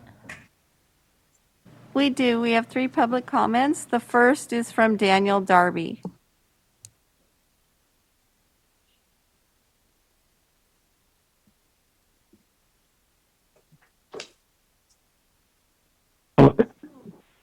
Hello? Yes, go Can right you hear? ahead, Mr. Darby. Okay, thank you. This presentation that I just heard almost seems to be the antithesis of the prior 3 hours of presentations on MTSS and the LCAP. And if I even go back to the previous board meeting of is it the African American Advisory Board, where we're asking for more contacts with students rather than less contacts with students, which we seem to be proposing here. So I'm going to focus on page 2 of Exhibit A. And I can't help but notice that if I look at the science and math, and I'll throw the engineering in there as well, that there's something like 14 positions there. For the past 12 years, I can state with certainty that come September, this district has had an open math and or science position.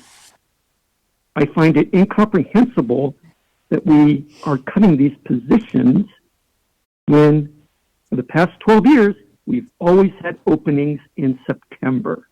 It just does not make sense to me. And if I look at the art, art's supposed to be therapeutic. Here again, going back to MTSS, we're apparently saying goodbye to that. And I feel sorry for any student who wishes to learn the Hmong language. That's being cut. That may be the only class in the whole district at the high school level, probably, that we offer. So I have grave concerns as to what direction we're actually going. So this is your actions instead of your words. So were the last several hours just words? Well, here's your chance to actually implement actions. Thank you. Thank you. Next speaker. The next speaker is Jason Burke.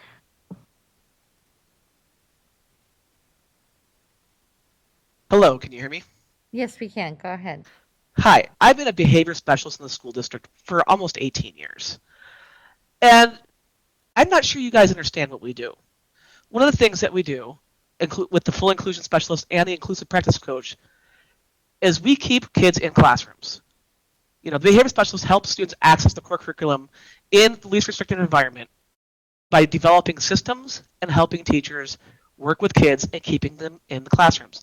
This year alone, we're approaching 400 referrals for 6 or 7 people. Well, we just hired a 7th person 6 weeks ago, and now we've been told he's been cut. So, that's concerning that we have 400 referrals since March, up to March 1st. Our full inclusion specialists keep kids in the general education classroom that have special education needs.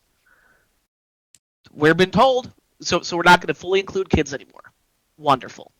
Our inclusive practices coach trains special ed teachers on how to keep kids active in the least restricted environment. Classroom management, they are very, very good. By cutting these 12 positions, you're actively hurting our most vulnerable children. Who is going to be doing these vital roles? Who is going to be taking on these job responsibilities? We asked 2 administrators who met with us. We've never met them until today. We asked them, who's taking on these roles? They refused to answer. They told us there's a plan in place, but we're unwilling to let you know that. We're worried about our children. We're worried about our teachers. We're worried about these kids. We asked what roles we would be filling next year. Now, I am thankful that I have a job next year, 100%. But we were told, we can't tell you what you're going to be doing next year. We can't tell you anything. That's not how you treat people. This statement means Thank that, you, Mr. Burke. and we If you feel could that we're please going to be wrap it filling empty teaching assignments because the district cannot hire or retain teachers. One of the things that we can hire and retain teachers is not cut our salary by $10,000 a year by not taking your benefits away. Thank you, Mr. Burke. If you could please wrap it up. Okay, wrap it up. I just heard about the MTSS model, about one of the behaviors, one of the branches of the MTSS model, and yet the behavior department was gutted today. Which is it? Does the district want to grow the tree or cut the branch off to save a buck? Thank you. I Mr. urge this Burke. board not to approve this. Thank you. Thank you. Next speaker. Our next speaker is Nikki Malevsky. Good evening, board members. That this is even happening is ridiculous. That you're reducing special education teachers, aides, all kinds of classified positions, 7.4 math teachers, 27 elementary teachers, foreign language. Rosemont hasn't had a French teacher all year. And you're completely eliminating all behavior intervention specialists, as Jason just shared with you, and all inclusion specialists. What are you thinking? You're reducing services to the students who need them the most. And when you do this, your staff isn't out recruiting. Your staff needs to be out competently and competitively recruiting. You need to be offering pay raises and great benefits, just like you did with the superintendent's new contract. But instead, this board is offering its hardworking teachers no raises since 2018, an across-the-board 2% cut, a take back from everybody, and gutting our health benefits. How do you expect to keep the teachers you have, let alone hire more? Did you know that Elk Grove is holding a recruitment fair this Saturday? Lots of teachers know about it. They're the ones who told me. They told me they're going. You know what Elk Grove is doing to their hardworking teachers? Are they taking pay away? Are they gutting benefits? No. They've offered a 4% pay increase this year, 2% of it retro all of last year, and then a 2% one time across the board for everybody. The clock is ticking. You need to be working to make sure our students have credentialed teachers in all of our classrooms for all of our students. But instead, your superintendent is leading you in this battle with all the workers in the district, all of SCTA, all of the SEIU workers that actually give services to students. Thank you, Ms. Molesky. These contract negotiations that your superintendent doesn't even know what's going on. On November 18th, he told you about a proposal about independent study. That wasn't what your proposal was. Thank you, Ms. Molesky. You're driving teachers away and you're making it impossible to hire teachers. Thank you. Next speaker. Our final speaker is Terrence Gladney. I'll try to get all this in 2 minutes. I'd just like to start by saying you can't acknowledge that these positions are people without acknowledging that they're people connected to other people. We just uplifted MTSS, where we highlighted the local control of school sites and school site leaders and personnel to bring about impacts, positive impacts and outcomes for students. And whether the superintendent wants to say so or not, that is the work of the school sites. You know, like that is not a reflection of a centralized model that he's trying to move us to. You guys uplifted local excellence. And in that same vein, you guys uplifted, you know, kids getting services at their home school, but we're talking about programs that the district created to move kids away from their neighborhoods. You want kids to be more culturally responsive? Have them go to school in their neighborhood where they see people outside of the school, where they see them in the grocery store or on the bus or at the park or just walking around in the neighborhood. You guys are uplifting Sutter, and I thought you guys were supposed to be looking and investigating changing the name. You know, like we can't go meeting to meeting and forget about what we said. You guys did not acknowledge much of what I asked about the BAAB presentation. You guys moved on to the next thing. That is the model that we're looking at. And I don't understand. You guys are talking about, oh, well, they're not going to lose their jobs. School sites are losing their identity. These people have connections to our students that we say we want to serve. And you're just going to move them on. And it's just like any other model where we have centralized gate models. We're robbing talent from our neighborhood schools and sending them off elsewhere to these schools that we say are impacted, that you guys created. And you guys know who has the courage to stand up and ask the questions about open enrollment. Where's that data? No shit. Thank you, Terrence. We have one more speaker. Okay.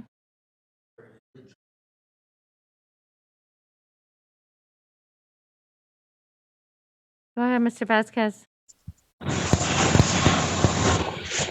Good evening. Can you hear me? Yes, we can. Go right ahead. Again, good evening. Thank you for the time. You know, I've been living this every year. You go through this, and I want to know, when are we going to change the general allocation for your school sites? It's not set up to thrive. There's not enough resources. We're cutting positions every year because your allocation isn't quality. It's bare minimum. I'm seeing these high quality, hardworking people, you know, put in hard work, put in all their hours, and they can't get anywhere because you're not setting them up to thrive. I don't know why we're cutting positions over here at Hiram Johnson. Where's the COVID money? If the $6,000 at least is going to every child, we have over 1,800 at Hiram Johnson. That's $12 million. Where's the money at? Why are we cutting positions? We're trying to build over here.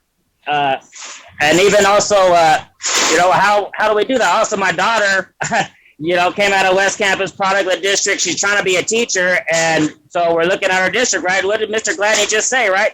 So she tries to go to Tahoe Elementary, the school she came from, elementary, and they're not ready to service her. They said she couldn't volunteer there. She couldn't be the student teacher there. What? I don't understand that. So you're not.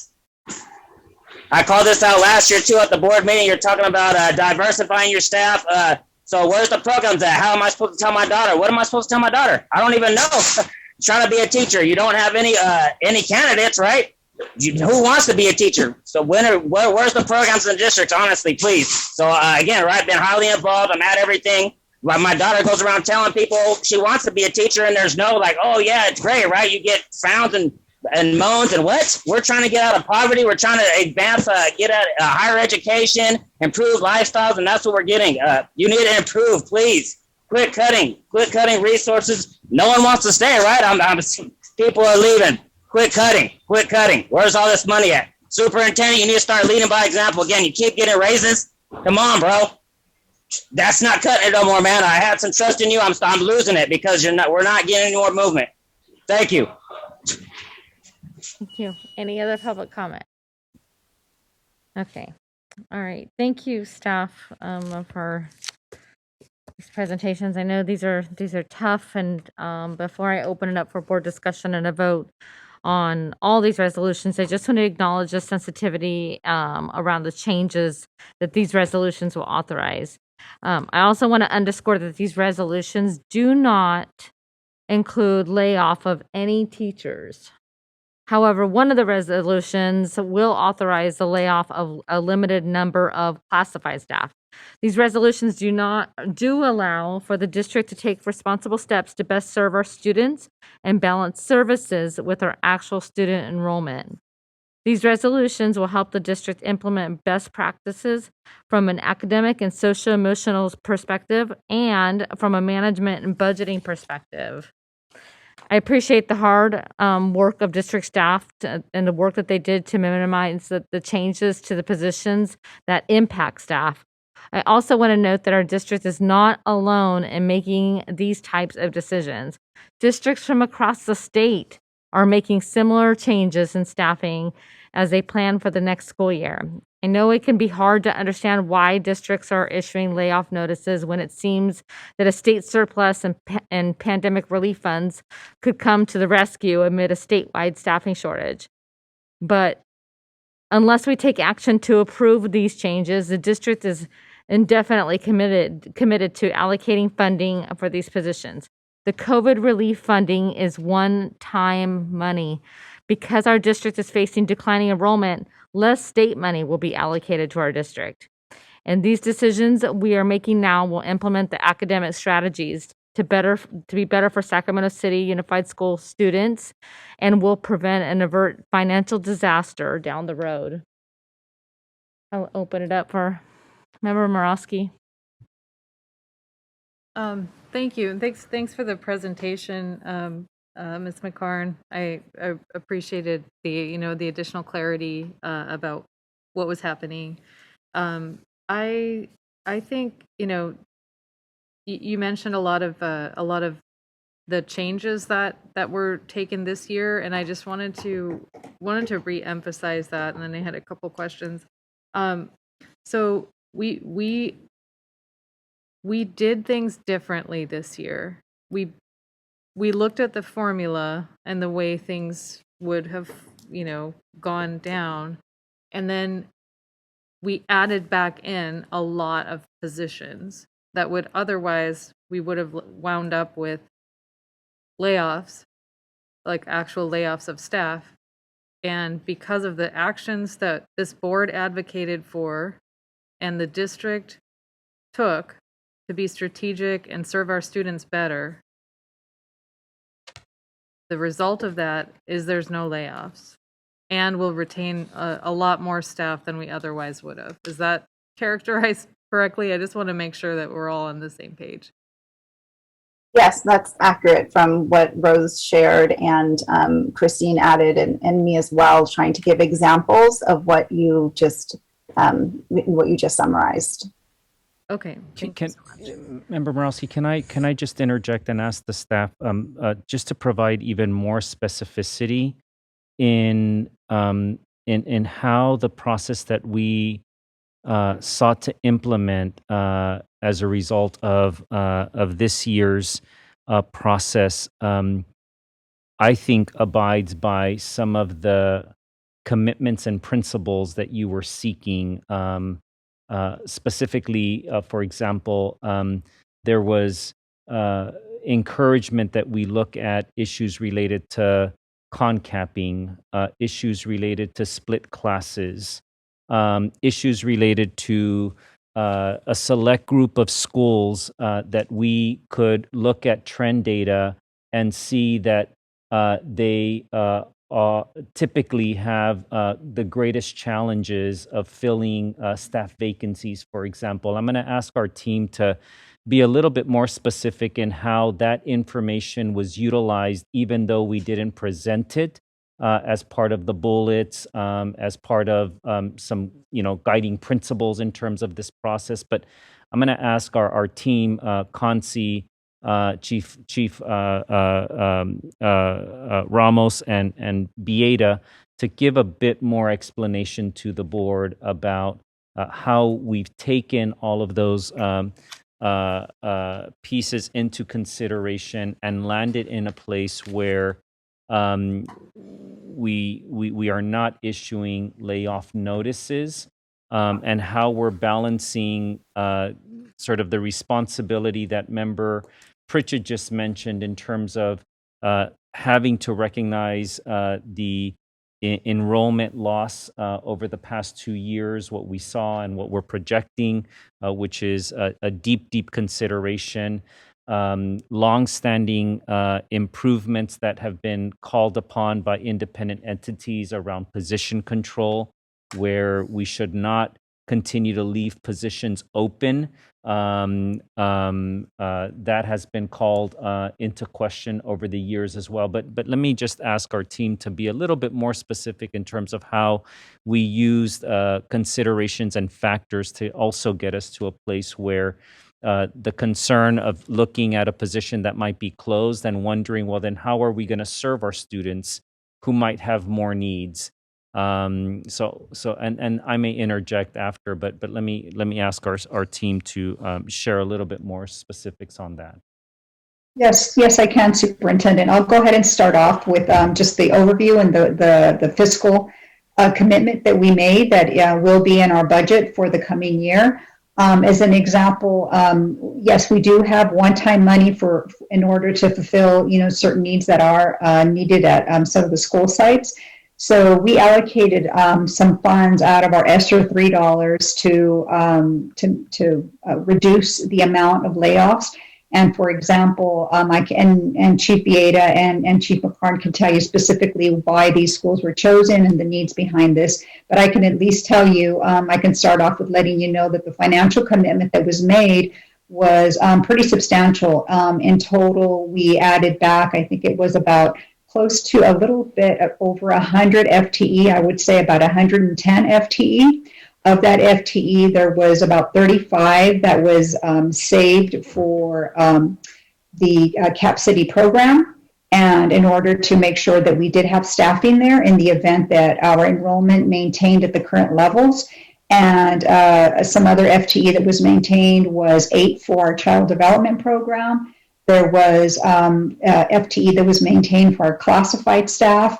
I believe that was about close to about 25 FTE, and there was an additional administrative position that was saved at Cap City as well. And then in addition to that, we still have remaining funds allocated out of these one-time dollars in order to respond to any additional needs that may surface throughout the summer as enrollment does materialize. And so, and we did this so that these additional dollars so that we could respond quickly versus having to find a funding source. We now have a funding source. And just to put it in perspective, and not to say that this is the manner in which it's going to be used, but we have enough funds to fund approximately 18 teachers, should we need to do so in the coming year. Whether it'll be 18 teachers or not remains to be determined, but just to give you an idea of what we've done to prepare for the coming year. So we haven't just reduced, we've used our one-time funds in order to provide services and needs to certain school sites. And I'll turn it over to my team so they can explain the rationale behind this. I'll go next, and then Christine, feel free to add in. So what Rose described were kind of step 1 and step 2 of looking at the reductions that were being considered, adding back those positions. She mentioned the 35 positions at Cap City. She mentioned positions at some of the specialty programs, small schools that need additional staffing allocation in order to move forward. So all of those things came back in terms of FTE, in terms of FTE for next year, using one-time funds as Rose described. And then the additional component that happened after that, specifically looking at, as I mentioned, not wanting to increase split classes, not wanting to further go into concapping given the effects, and looking specifically at those school sites that have historically been difficult to fill and last filled, and taking those into account, taking additional FTE that would have otherwise been reduced from those school sites, and including that there as a part of the service, all things that took place prior to us coming here with a final number. So while we talked about those specific pieces, and Christine, please feel free to weigh in as well, those things you don't see on the resolution, because what you are seeing is the result of those 3 different levels already taking place, FTE already being restored, and trying to provide some flexibility. I don't know that I would have more to add unless there's something that one of our board members is still curious about. I think Well, I think both actually Nancy one did a question, beautiful job. Actually, one question I had that was kind of related is just to clarify. Is your mic on? Okay. If you could just speak a little bit louder. Just to clarify, it says it's on. That we are not reducing services to students. We're not reducing special ed services. It's like we're seeing, I think this is the way I understand it, is we're seeing the one side of the equation where we're closing positions, but we're not seeing the other side of the equation where we're opening or creating new positions that the employees would then be able to go into. Is that right?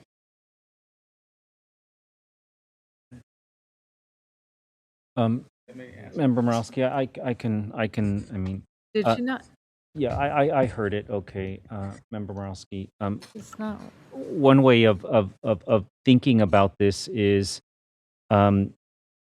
we are fully capitalizing on the use of one-time funds to make sure that services are at the level that we know our students and families deserve. Chief Ramos just mentioned having a pool of teachers available, using one-time funds, so that if enrollment trends improve and our team begins to see families returning to Sac City for whatever reason, despite what Decision Insight and what all of those analyses are showing right now, and let's hope that that actually happens, that the use of one-time funds for us to be able to respond effectively to those changing conditions is exactly why We are hoping that we could continue to refine the budget structure of Sac City Unified, because in healthy districts, from a budget structure where you have ongoing revenues above and beyond meeting the 2% reserve requirement, then districts are able to be responsive that way. In fact, they can be innovative and say, we want to try something different, something new. In our case, we don't have that budget structure where we have every single year, outside of one-time funds, outside of budget savings, the way that we had due to the pandemic, the resources to be innovative, the resources to be able to be responsive to changing conditions. So we are fully capitalizing on the use of one-time funds. And I think for us as a staff, we are very excited to be able to create a pool of teachers. We are very excited to be able to hire an additional 140 something FTE with more nurses, with more school psychologists, with more counselors. And our obligation, I think, to our community and to our students and families is to try to figure out how to keep all of those positions after one-time funds expire.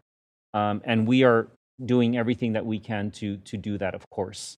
So I'm hopeful that that is what motivates our board to continue to press on, ensuring that we're responding to so many recommendations about how we have engaged in past budget practices that have put us in positions where we have tended to use one-time funds for ongoing expenditures.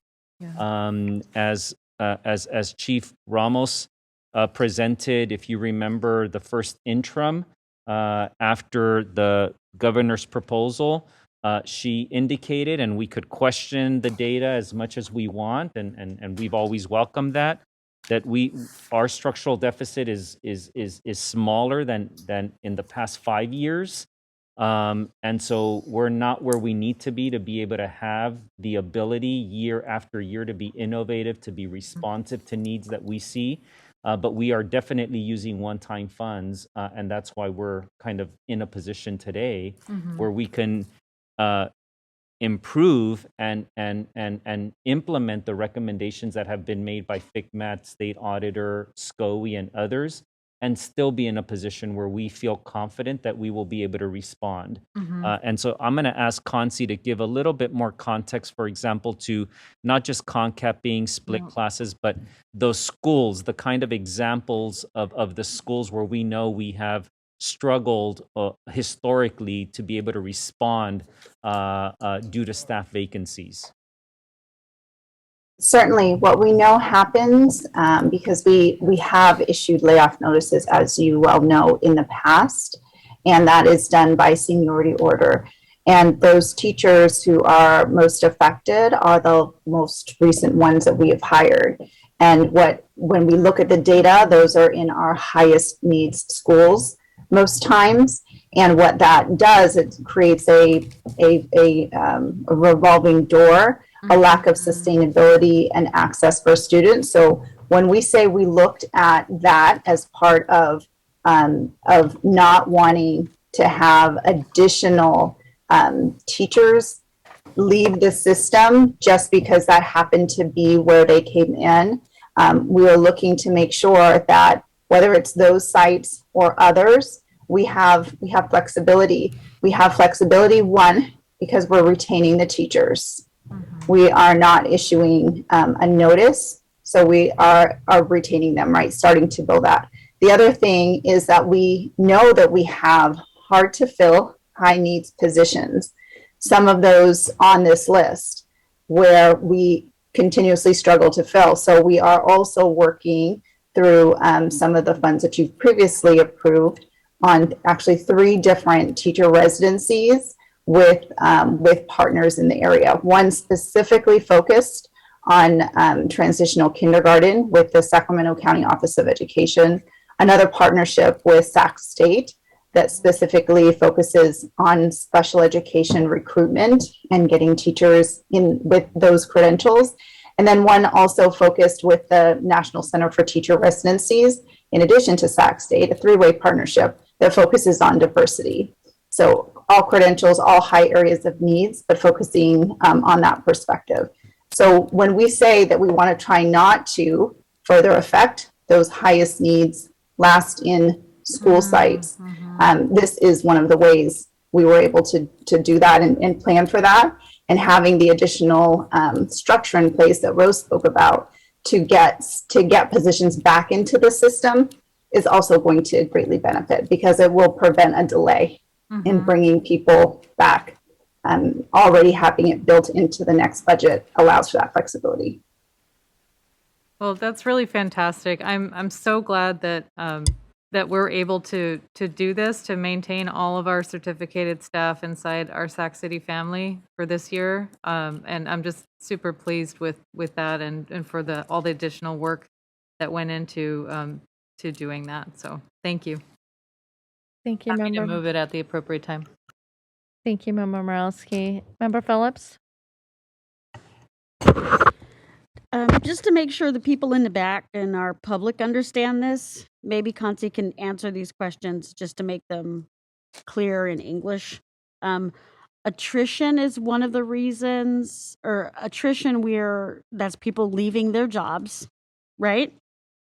Exactly. Retirement, a resignation, somebody who's no longer in the district. Okay. And then vacancies, obviously, they're just open positions that haven't been filled, and one-time funding. So there's going to be movement still. There's just not going to be any layoff notices, correct? Correct. Okay. So, I guess, I mean, like I said, what we talked about before is it makes better sense if this can be explained in very, very plain terms, even though I know this is a presentation to the board and we should be able to understand this.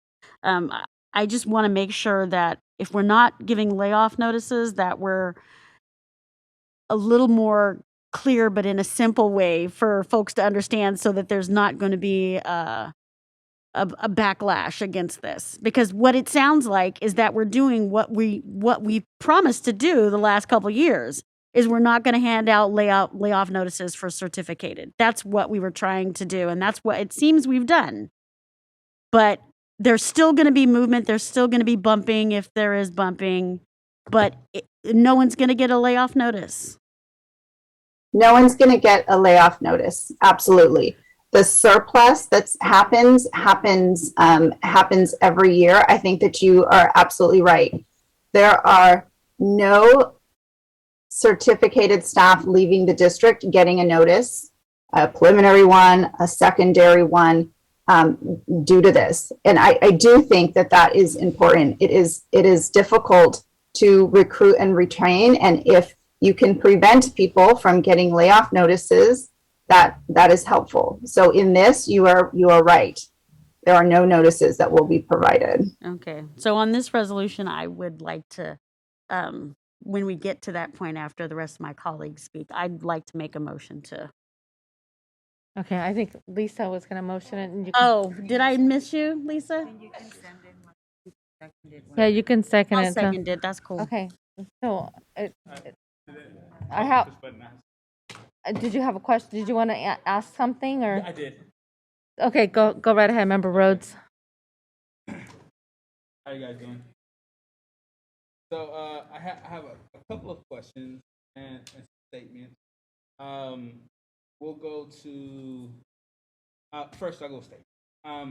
One of the things that we heard today, I think I'm gonna paraphrase what Principal McGill said. We have to make sure teachers are not burnt out and they feel supported, so they can make sure our students are not burnt out and feel supported. And I think that that the team here, staff has, including has taken some of the critique and direction from the board of saying that we did not want to lose teachers this year, and that we wanted to do everything we could to keep our employees employed at the district. We wanted to, because you cannot replace a staff member, and especially seen in a pandemic, that's something that you cannot replace. But then I also have some questions, right? So with this work, how does the subpool or surplus pool, more or less, let me get my words right, the surplus pool, how does that impact? I'm gonna give you a direct example. How does that impact Parkway Elementary School? So now they're not down 5 staff mid-year as they currently are. How does it impact Rosa Parks Elementary School? So they're not down 7 staff, and the VP and principal are still teaching holding classrooms to this day. And so, like, how does this process better support our students and our teachers and staff and administrators so that they're not burnt out and they feel supported, so that our students are not burnt out and they feel supported? Can you guys answer that question for me? Sure, I can start. Certainly having staff know, having teachers know that they have positions next year is a first layer of help. You all know for the past number of years, we have not been in that position, and there has been that additional worry by many staff. So one, having some security in that. I mentioned during that surplus process that there were 2 times for surplus, one in the spring and one in the fall. And what that does is that we know that during the summer things change. We're closely watching enrollment. There are because of our additional focus on not having more split classes, there are opportunities for additional positions to be created at school sites, meaning the teachers then don't have to leave the school site that potentially would have had to otherwise. The structure that Rose spoke about with regards to having access to immediate FTE, to immediate positions, is another way that it's going to help that, because unfortunately, as we continue to learn and grow, one of the things that we had is once we saw that enrollment, some kids are coming back, it looks like you're not going to have to lose a position. We then had to go through a process to reauthorize the position that sometimes was lengthier. I'll be frank, was often lengthier than we would have wanted it to be. So the structure that Rose spoke about earlier of having access to that means that if during the summer or at any time that it's identified to keep a position there, to add a position at Parkway, at Rosa, at any of the schools, then that happens immediately because it's already built into the budget. Thank you for that. Those are things. Oh, and if anybody else wants to, was somebody else hopping in before I go? Okay, no. All right. This is my last one. I promise. And our classified employees, when we talk about those positions, right?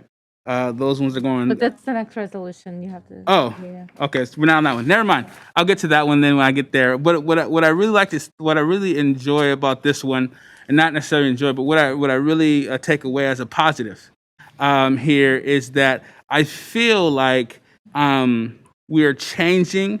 This board here is changing the arc of how we support our system, and I think we've made it clear that by doing that, we do want to support our teachers, our classified staff, into making sure that they're here. And I think the first step is making sure that they don't actually get pink slipped at all, and they have a space going into next year. Even if maybe a position moves, that we're not moving the individual, and we're going to make sure that they get to where they continue support and use their expertise to continue to support our system in that way. And so that's, I appreciate the presentation, and I'm happy that we're not in the same place we were last year, because that last year, and we saw how that impacted our system this year. And so I'll leave my next statements to the next resolution. Thank you, Member Rhodes. Before I ask Member Phillips or Member Morosky to move this, we do need to extend this meeting again. It is 12:35 past our time.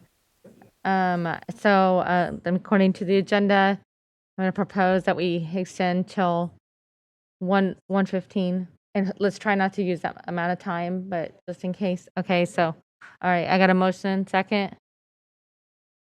All in favor, say aye. Aye. Okay, all right, now, abstention. Oh, okay, sorry, thank you. Yeah, we know. We're all aware.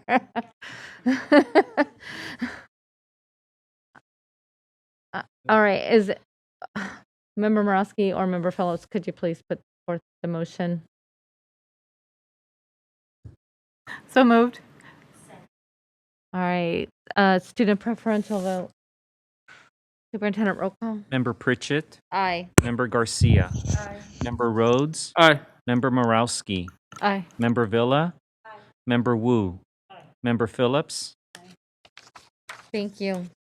All right, item 9.2, resolution number 3254, notice of layoff classified employees, reduction in force due to lack of funds and or of work. Good morning, board members, superintendent, President Pritchett. We realize it's very late, but we want to go through and share with you the resolution 3254, notice of layoff for classified employees. It relates to the last one, but it is different. So we want to make sure to go through that. And joining me will be Rose Ramos, our Chief Business and Operations Officer. Next slide, please. So while some of the initial context is the same in terms of a budget development process, in terms of some of the communication and the collaboration that takes place, there are some differences. So we'll try to be mindful to both share enough details about what is similar, even though we had a similar conversation, as well as the components that are different. So we'll be going through. We will try to share examples and talk through the exhibit in a way to help understand both the approach, the strategies. Similarly to the last resolution, it absolutely was our intent to try to reduce, to mitigate the number of layoff notices that would have to go out. As we go through the presentation, you will see that there are examples of positions that will not have to be on the layoffs. We'll talk through those, as well as ones that are on there, but that won't originate a layoff notice, as well as ones that are on there and that will. Next slide, please. With that, I'll turn it to Rose. Thank you, Concy. And in the interest of time, I won't go through this slide. This is pretty identical to the other slide, just the background information. Next slide, please, which is pretty similar. And as we get through this presentation and the questions come up, I can provide you with some examples on the classified side that did result in some changes to FTE, but they were programmatic changes and much needed changes because of the way we're going to deliver services this year.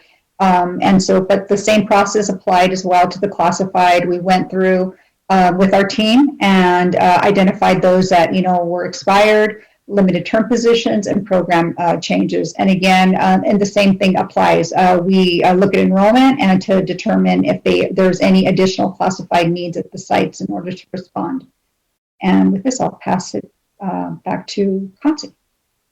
I just want to spend a little bit of time talking about what is different with the process. This year, we have AB 438, and you may recall us talking a little bit about it before, but now with classified layoffs, it follows a very similar timeline to that of certificated. So we have to, prior to March 15th, send those preliminary layoff notices. What you see on the screen shows an example of the former process as well as the new process and some things that are in place. So that March 15th is a new piece. The right to a hearing is a new piece. And you can see that while there are still some reasons that positions may be laid off with the 60-day mark, which was former, they're very, very limited. So that's another reason that we are bringing it to you now, is we want to ensure that we're able to meet the AB 438 deadlines and wanted to share with you the difference between the current process, the new process and the former. And since we have shared it before, we'll go on to the next one, and it may come up as we continue to describe. We can go to the next slide. So similarly, the December, the January, February happens because when sites and departments are having those conversations, they're having it about their entire site, not just certificated or not just classified. So I'll go to the parts that are different. So in March, we have a resolution that comes forward like we're having now, and the approval of the resolution in this case, while we worked hard to mitigate the number of layoff notices, there would still be some, which would mean that we have to make sure that we are able to deliver those notices prior to March 15th. In April, there will be a layoff hearing that takes place with an administrative law judge where employees who are impacted have an opportunity to come in to talk with a judge who doesn't focus on the layoff itself, but whether it was effectuated the right way, if seniority was calculated and analyzed the right way, those kinds of pieces. And then in May, we come back with a final layoff resolution. So one of the differences here is previously classified had one notice. This time it is a preliminary and initial, and then again a final that comes in May. And similar to the other resolution, this is for next year. So the positions continue to go through June for this year. Any changes through this process would be in effect for next school year, with the district working to ensure that employees are notified prior to May 15th. Next slide, please. So that's a little bit about the process, how it's different, why we're here this evening. And now we're going to take some time and go into some of those examples and talk through the exhibit. As Rose shared, there were a couple of things similarly that the district looked at to try to help mitigate. When we got the initial results of FTE from the budget development process, the process that is in place, it was significantly higher than the 86.53 and lots of decimals FTE that you see here being reduced. One of the first things that we did is we looked at positions through the use of knowing that we had use of one-time funds, and looked for positions that were authorized with those funds that could potentially be extended one additional year. So not a long-term fix, but looking to provide a way to keep them going for an additional year at in those hard to fill positions at our school sites. And so there were, as Rose shared, a number of FTE that were able to come off because of that. I think there were 40 maybe or something, 30. Rose can give that specific number. So after that was done, reducing the effects, we went through, and first, we always look at vacant positions. What vacant positions exist? Because unfortunately they are vacant, but fortunately that means that an employee isn't going to have to receive a notice. So when you look at the resolution, that's the first section you see. You see positions closing that are vacant. If you continue on, the second section of, and those vacant FTE are in a number of areas, in a number of locations, and a number of classifications, almost 40 FTE. You look at the next part, and it is noted department and sites. And these positions have people in them. This starts on page 4. They have people in them, but they are positions that are hard to fill, that have some additional pieces to them. So we put the asterisk next to it to note that those employees would not receive an initial notice based on their reducing that position. So even if that position, similar to the last one, is being affected, the employee currently in that position would remain an employee of the district. One piece that we know happens with classified is that there is a bit more bumping that happens as a result of people changing and moving. So the next section that we get to are department closings. So that 10.8 FTE of sites, but the people remaining employed identifies that part. So the next part is departments, and the department positions you can see is where it starts, where there's not an asterisk. So those positions are ones that would are specifically on there for reductions. One thing to notice is the reductions in some cases, and we're going to pause because this is a place where Rose can give an example. But you notice in some cases the reduction, the layoff amount is 15 minutes. If you look at the bottom of page 5, or the layoff amount is 2 hours and 30 minutes, 3 hours. It's for a portion of time. And I'll pause right there because Rose can share details around those, specifically those nutrition positions. Yeah, thank you, Consi. And I can share another tiny piece for one of the transportation ones is also like a fraction of an hour. I believe it's like it's 15 minutes and it's just cleanup position. A couple of hours that were added. Need to continue adding that small piece of hour. And then as far as the nutrition services is concerned, as you may recall last year, well, actually it's been now, 2 years, for the past, ever since we've been in this COVID environment, our nutrition services department has ramped up their efforts to service our community with extra meals for the winter, for during the break, during the summer, weekends, what have you.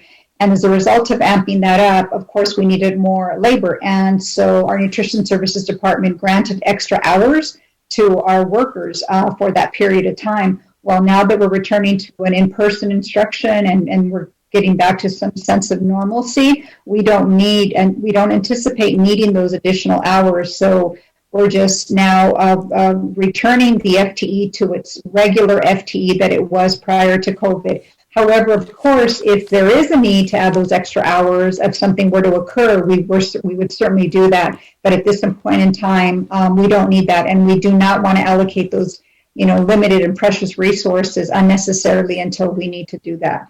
And then there was also a transportation position that you've seen on this list, and that may seem a little odd considering that there is a need for bus drivers.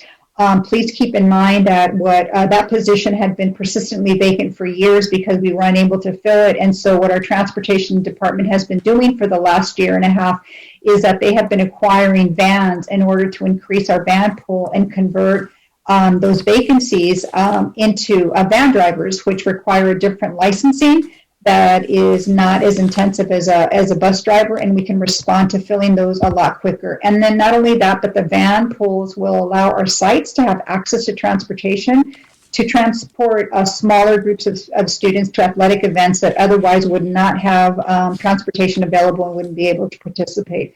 So we're very excited about expanding that, and we still intend to increase that as well. So just wanted to provide a little bit more background on that. Thank you, Consi. And for some examples specifically on that last section that you see on the exhibit, where you might look and notice that teacher assistant bilingual is one of those positions where earlier has asterisks, right? We said we want to maintain those employees. In this case specifically, you see one at McClatchy and one at Hiram Johnson being reduced 1 hour and 2 hours. Those relate to positions that are being brought down to 6 hours, a total of 6. So positions that were 8 hours and 7 hours with the school day being 6, those sites decided to make those adjustments. Similarly, Kit Carson specifically on there because they are doing some site level changes in order to better serve based on what they see their needs are. So they're reducing a half an hour an office technician, that they're going to, the part you don't see is they're going to increase that position as a registrar. So it would be a full-time as opposed to being a half and half. And you know, you don't see that portion of it on there, but those positions in that last segment, that 6.375 relate to specific things happening at the sites. Next slide, please. So what this will mean in terms of the process is, as I described, for those that have to, and there's an analysis, of course, that is completed additionally because layoffs are based on seniority in the classification. So seniority as a clerk, for example, or seniority in whatever the classification is, and based on the calendar, the hours of that position, those notices need to be sent by the 15th, prior to the 15th. As I shared before, employees have the right to request a hearing that takes place in April with a final notice going in May. And before that final notice would go, we would have to come back to the board to get approval and authorization for those final notices. Next slide, please. So with this, one of the things that happens in situations where there are going to be notices is we try to work with union involvement, and we attempt to meet with the employees, because one thing that they're able to do is they're able to have voluntary reduction to stay in the position. It's an option for them. What has happened in the past is that the district, the union, and the employee meet together. The employee learns of all the options before them, is provided with the information, makes a decision, and then after that, an analysis takes place. That is how it's worked in the past. And being able to share with employees who are impacted all their options is still something we definitely greatly value, and being able to do and provide. So with that, I'll pause. Rose, is there anything else that you want to add? No, Concy, I think that's it. Thank you.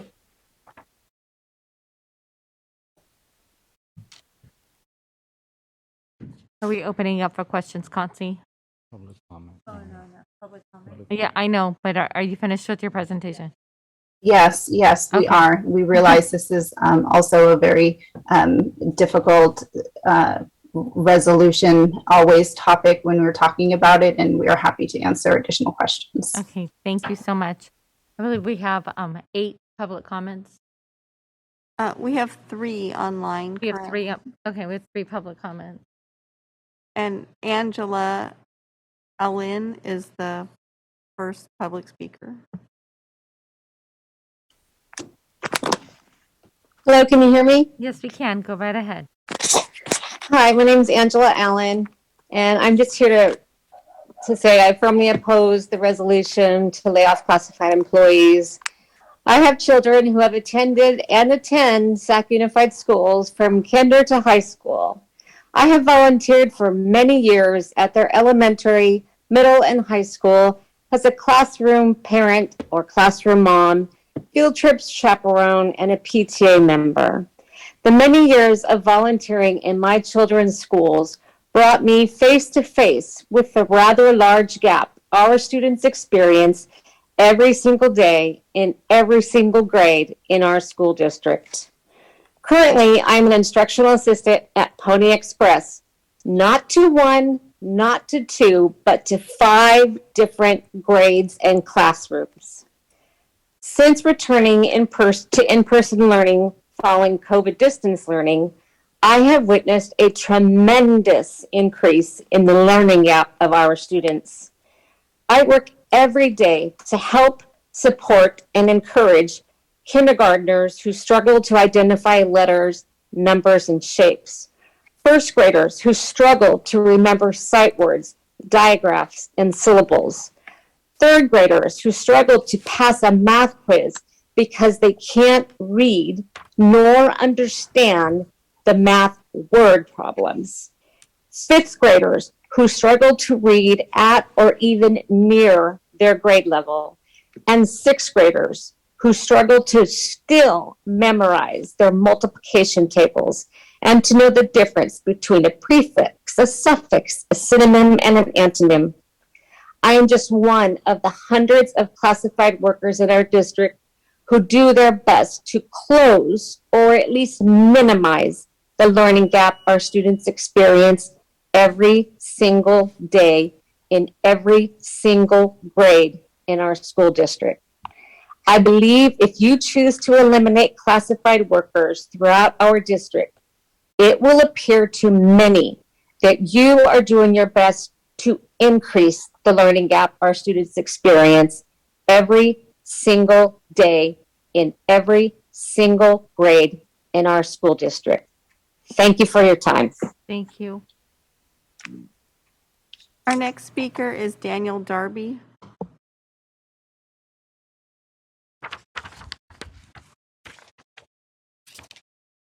Go ahead, Mr. Darby. Hello? Yes, go ahead. Hello? Okay, Yes. thank you. Go ahead. I believe the board is undervaluing the connections that the classified staff have with the community and in particular the students. For every campus monitor, noon duty person who is there for student safety, they are there for student emotional health as well. I cannot tell you the amount of students that have bonded with a noon duty or a campus monitor that is their friend on campus that they can go to and they can tell anything to. And based off of what I heard, there's going to be a lot of movement around, and that does not make me happy because, as I've heard tonight, these are relationships. This is a community, and that it is being broken up now because of this. And based off of what I'm seeing, you're asking schools to make very, very, very small cuts to people's hours, which means that it's a very small amount of money. And as your previous board member, I believe his name was Sheikh, the student board member, he brought up the analogy of Margaret Thatcher, the milk snatcher. Well, on some of these cuts that I see presented to us, I believe you're being the milk snatcher on this one. So please relook at your list and try not to break up the relationships that students have with these people. Thank you. Thank you. Next speaker. Our next speaker is Sarah Bailey. Hello, or maybe I should say it's almost good morning. So I am an instructional aide in a special day classroom, and the idea that you are all making cuts to classified positions, even when it's being framed in this really mindful way, and I'm hearing that, but it's for those of us that are on the ground and we're working in spaces where the crisis in staffing is really prevalent. Like for me, our next door neighbor SDC class, they don't have an aide. They haven't had an aide for 2 months. And so as they're, I will step in when there is a crisis, and that is not what's best for students. So it's hard to reconcile, even though my job is not on the line, hearing that there are going to be cuts. And then also hearing the two presentations prior to this, the MTSS, which there's some really great, exciting things that are happening with that program. But as I was listening, I'm hearing folks talking about mental health and wellness, compassionate fatigue, communication, collaboration, improving special education services. And I heard Terrence Gladney, I think it was, talking about in the LCAP, increasing adults on campus and increasing instructional aides presence just to better serve students' needs. I also heard, I think it was one of the principals talking about the care of adults is taking care of kids. And that really resonates with me. And I have to say that many classified folks don't feel taken care of. It's not all just specific to potential cuts. It's what's happening in bargaining. We need you all to show up for us. Folks are hurting, and even shaving 2 hours off of a classified person's time, it might not feel like much to you all, but it might make the difference for them in having a roof over their head and not. We are the frontline folks that have been holding up the district for 2 years. So cuts to any of the positions, it's just really hard, like I said, to reconcile that. And then also hear you all saying that we hear you, we're supporting you. And so I just, Thank you, Ms. I Bailey. hope that you all can show up in a lot of different ways, not just around cuts, but around how do you take care of us moving forward past cuts at the bargaining table, and making sure that we aren't taking cuts to this. For those of us that are still here, we're not taking cuts to our pay and our benefits. Thank you, Ms. Bailey. Are there any other comments? Yes, we have 2 more speakers. Our next speaker is Rich Vasquez. Again, good evening. Thank you for being up. Again, I'm tired too. Just want to get this out. It's more toward still previous comments. Again, my child has had 3 teacher vacancies at Hiram Johnson. We've had over 20 in 5+ years. I just don't. When are we going to get a hold of this? Do you care? How are we showing we care? What are we changing? The process, procedures, superintendent. You said you're going to change all this when you came. It's 4 or 5 years in. You know, I'm losing my wig. The SROs got cut. We had this problem over here earlier, and we need more campus monitors. I see on this classified it's cutting too. We were trying to add 2 in the middle of the year. I mean, can we change the calendar? We're not talking about it. It's just sitting there waiting to be used as a bargaining chip, right? When are we going to change the calendar? Start doing something. You're not changing what you need to change to even give us a fighting chance. I challenge you all. Look at all you guys making all your big money, 400, 300,000. All you guys keep coming. I come here, listen to your guys' presentations year after year after year, thinking it's going to make a difference. I challenge you, no more teacher vacancies at Hiram Johnson. Give these kids a chance to be something in life. Give us some morale, right? All these people too, you got so many hardworking people over there, and they get overlooked. We only can do our jobs. All right, everyone over there, so many good people over there, man, and I only got 1 year left, so please, no more teacher vacancy. Give these kids a fighting chance. Give us something to care about. Thank you. Good night. Thank you. Next speaker. Yes, our final speaker is Terrence Gladney. I'm just smiling at Rich. We can label the adults on campus as classified, as certificated, but they're the ones that have their hands on our babies. You guys sit from the top, whether it's at Cerner, whether it's at your house on a Zoom, you go visit a few school sites, some photo ops. When you guys leave, these are the people, on whose shoulders our children stand. So you guys are making decisions on behalf of our children. And again, where's the youth voice? Who's elevating student board member Zhang to ask her experience with classified on site? We can look at them as FTEs. They're families. When we talk about the lack of male presence on school campuses, most of the time they're the campus monitors, their yard duties, and most often they're also families. So families are getting double whammy. They're losing hours, and they're losing the ability to impact their kids. We celebrate, Black Parent Involvement Day, but we shouldn't have to, because it should be Parent Involvement Day on all our campuses every day.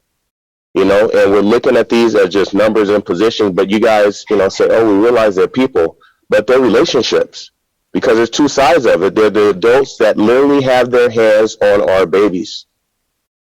And if we don't realize that, and if we continue to cut at the school site while rewarding someone that has a vision that apparently is clouded or needs a prescription check, then you guys also need to go to the optometrist and figure out what line of work you're actually in the business of doing.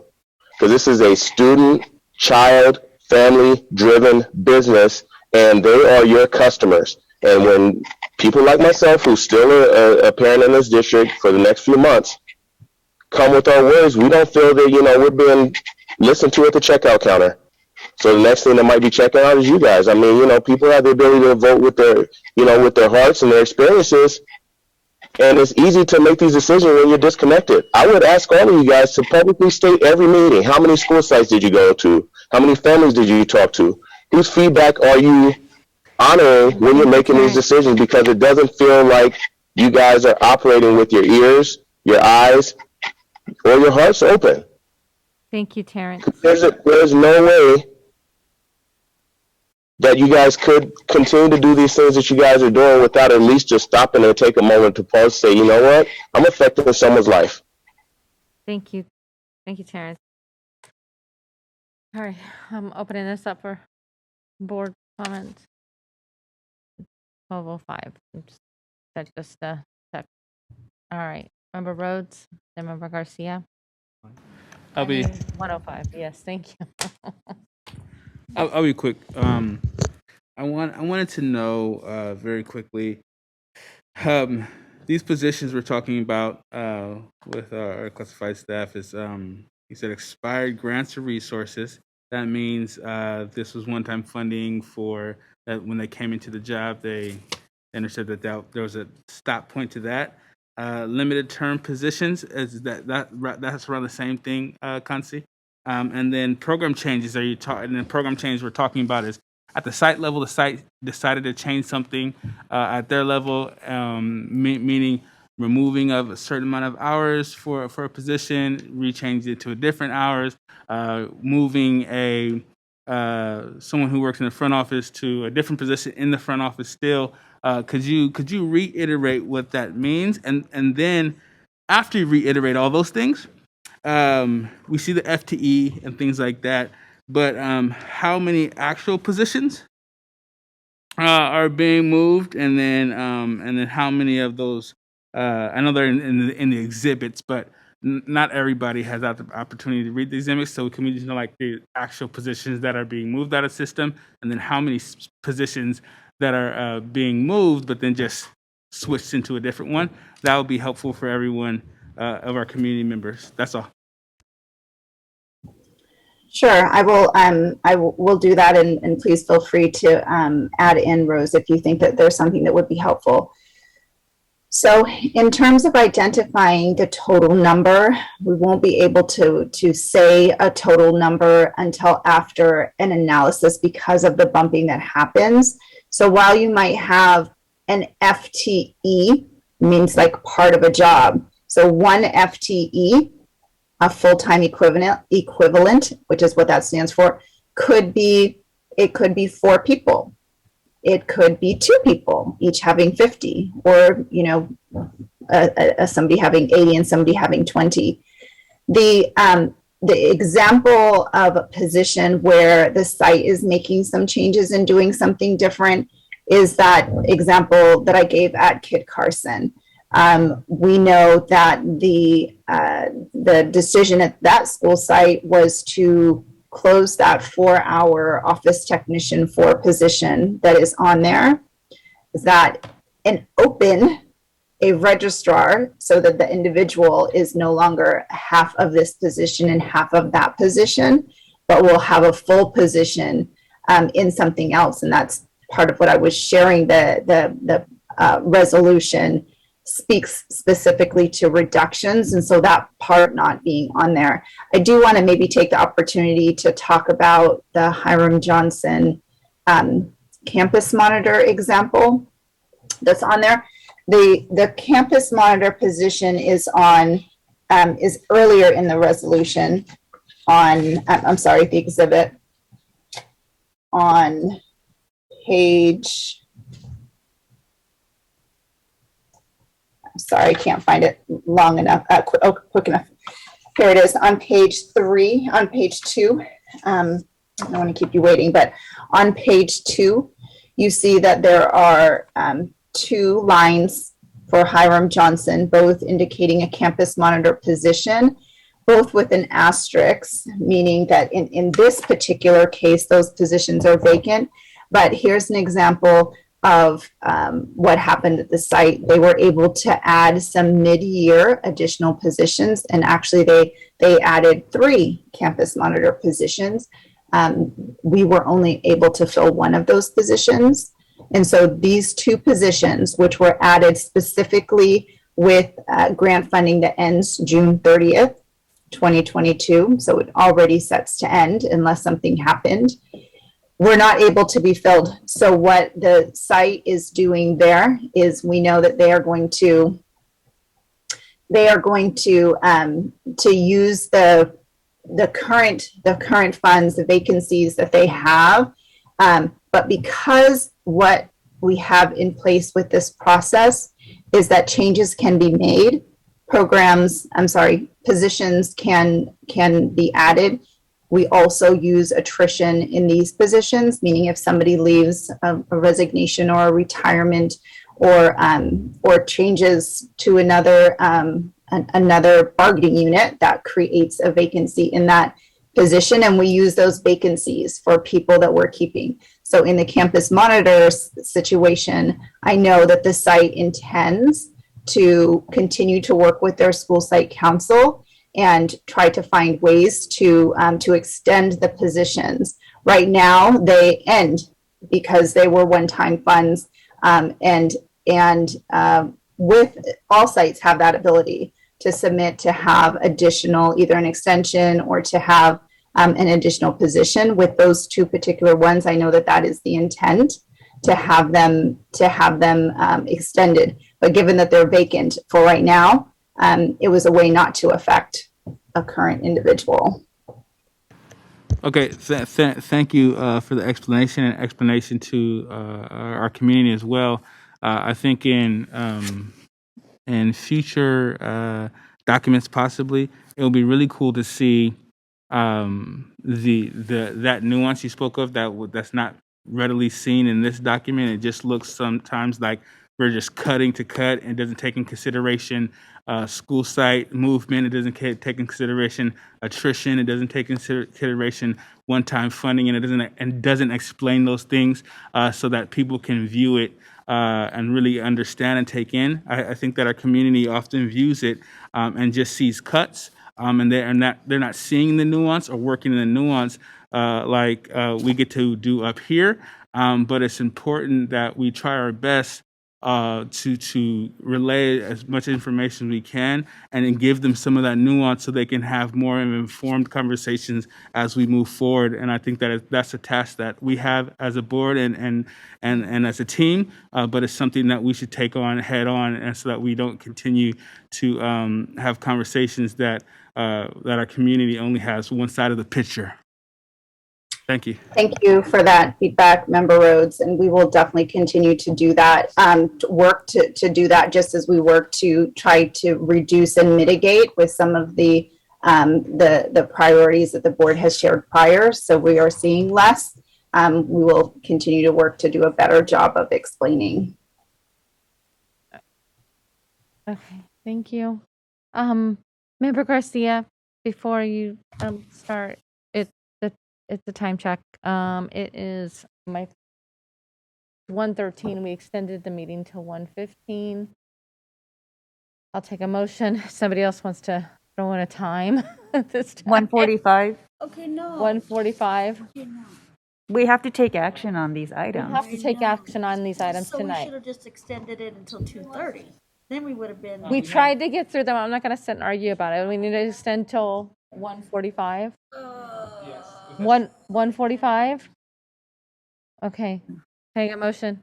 I got a second. Okay, thank you. All in favor, say aye. Opposed? That's what this is. Abstentions? Thank you. I'm a no. Did I say no?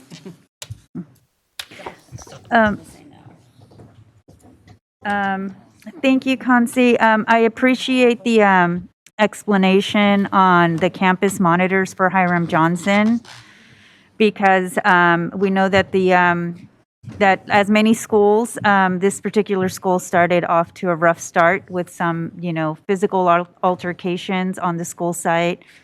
So I know that there is a need for campus monitors on the school site, but I know there is a process that needs to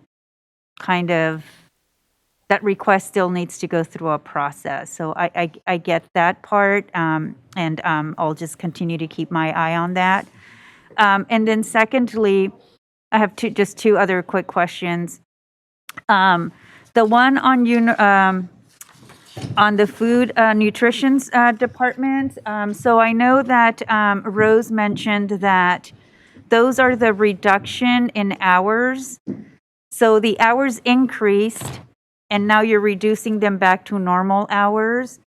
But I'm just wondering, how's that going to work? Or do we have the right level of staffing for next year when the school district, per state law, is required to implement universal meals, meaning offering students 2 meals per day, so breakfast and lunch? So how do we know we have the right number of not only people, but the right number of hours per person? Correct. Good question. Thank you, Member Garcia. And yes, our Nutrition Services Director, Diana Flores, yeah, she's already done the analysis to make sure that she does have the appropriate staffing. And as you know, our district, pretty much we're free and reduced lunch throughout, and we've already been serving 2 meals, if not even an additional snack in the evening and the afternoon. So we're already doing a lot of that, even prior to COVID. What we did during COVID was, as you recall, we started serving meals to our families, packaging meals, and that's where we needed the extra hours for our workers to go into the warehouse, package these up, and then they were doing the curbside. So it required a lot more labor than just the kids coming into, a regular cafeteria or having the kiosks. So, and I had a conversation with Diana, and she's pretty, confident that she could fill it. And again, we have the flexibility to add should she need them, where there will be an investment. And you'll see that, as a matter of fact, the HR list came out today to fill positions and announcements. There's a list of positions for nutrition services to staff up the central kitchen. So you'll see that, but that's different than these hours that are being reduced. And so I just want to make sure to clarify that. I don't want people to get confused that, we're reducing here, but, yet you see these positions that are posted today. They're two different types of activities. Thank you. That's really helpful. And it's good to know that the district is already staffed up to support that universal meals, and that it'll be ready to go for next year. So then my other question is, for the certificated part, you mentioned there's a pool of teachers. Is there a similar type of sort of pool for classified, or what's going to be in place in case there needs to be additional hires or increase in hours somewhere in the system with classified employees or positions? Yeah, thank you. Good question. So on the pool that we have, the remaining funds that we have available, I was just using the certificated just to put it in perspective in the number of FTEs, but certainly if, we don't need all of those funding for certificated FTE, we can certainly tap into that.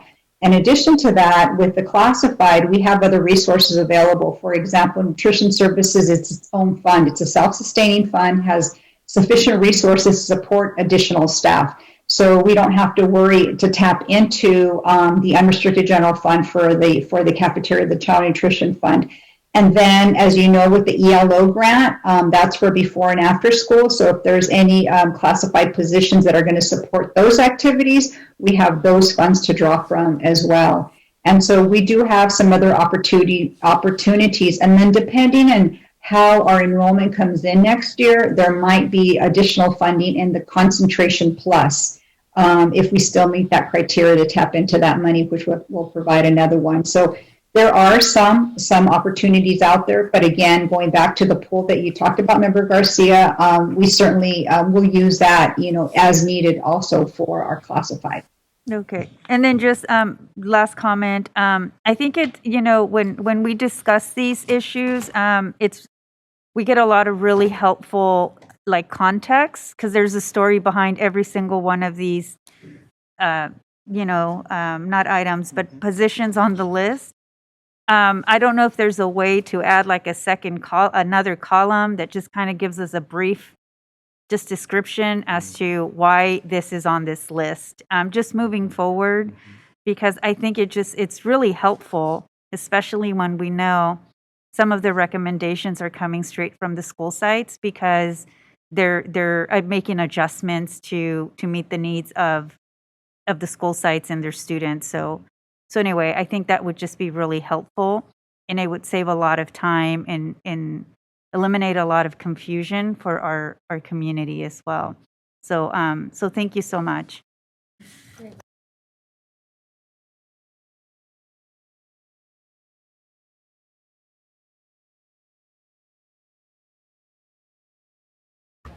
Member Pritchett? Aye. Member Garcia? Yes. Member Rhodes? Aye. Member Morowski? Aye. Member Villa? Aye. Member Wu? Member Phillips? No.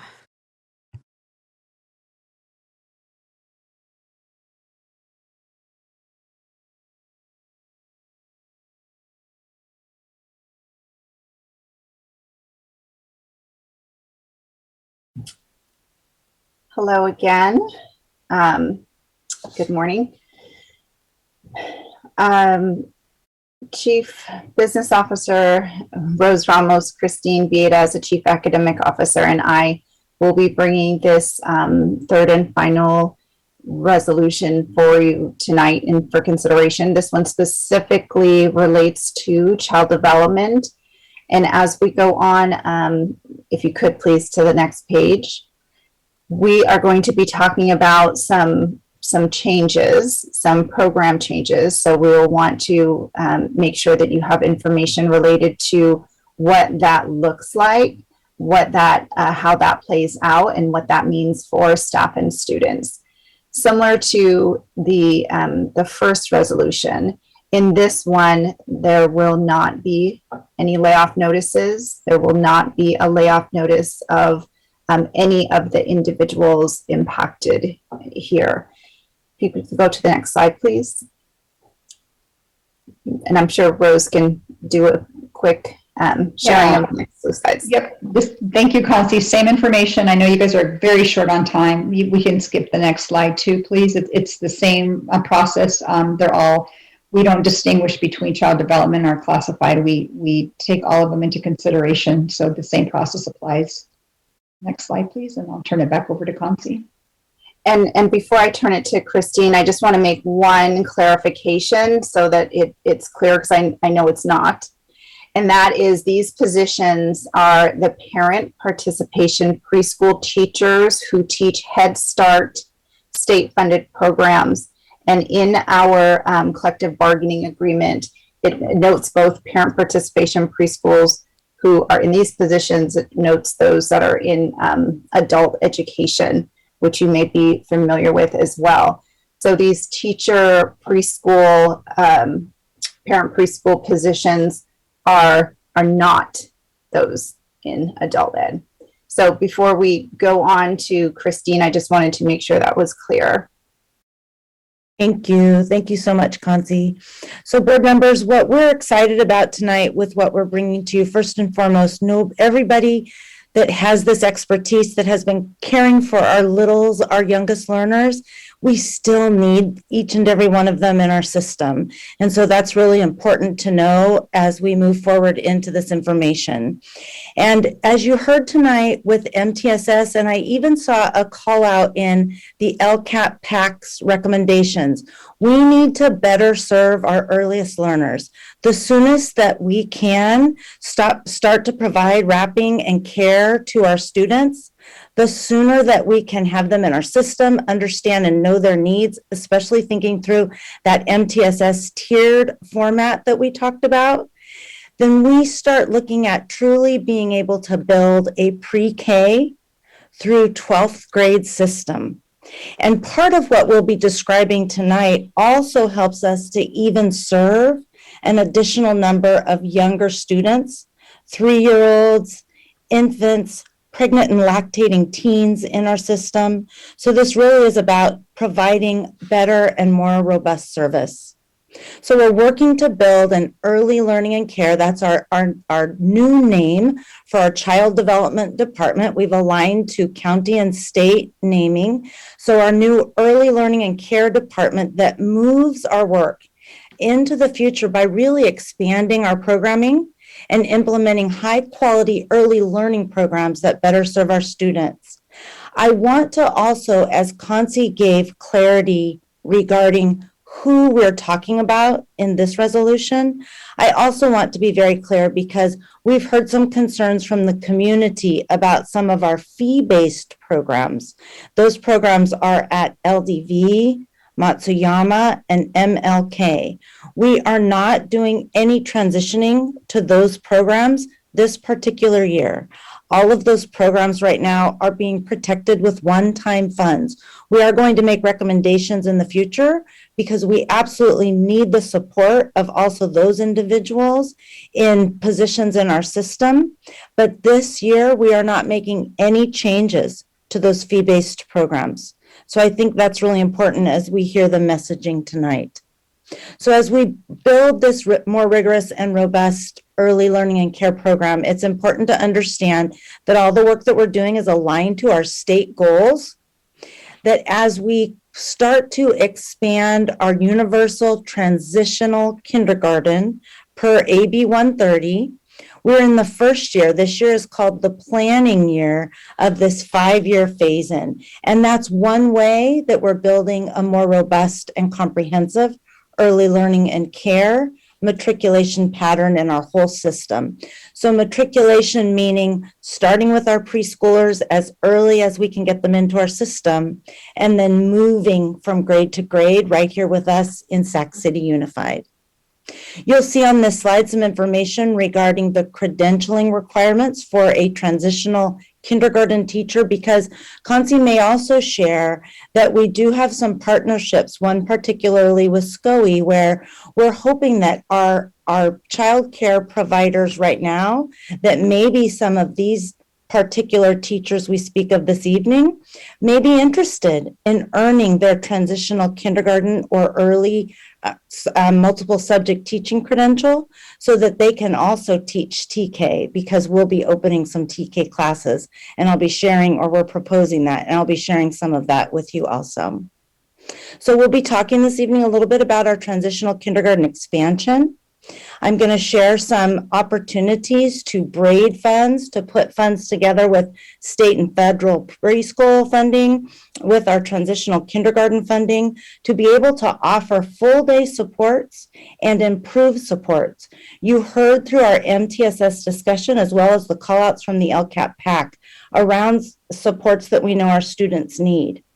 Some of this work that we're doing we'll start to bring in, and we've already just hired, we're so excited, a clinical social worker that will be working with our earliest learners in our early learning and care department. We're bringing back a nurse, an RSP, a resource teacher, to really start to meet the needs of our students. And we're able to do some of that by braiding funding. This next bullet discusses the increased services to our younger students, because as we make some of the transitions that I'll be sharing this evening, we're also able to open up our ability to serve 3-year-olds and younger students, because our state and federal dollars tell us to first open these preschool positions to 4-year-olds. Now our 4-year-olds can be in a preschool program, or our transitional kindergarten program, or in one of our collaborative programs. As we scoop our 4-year-olds into these programs, we open more space for service for even our younger learners. And we're excited to offer those opportunities to our families.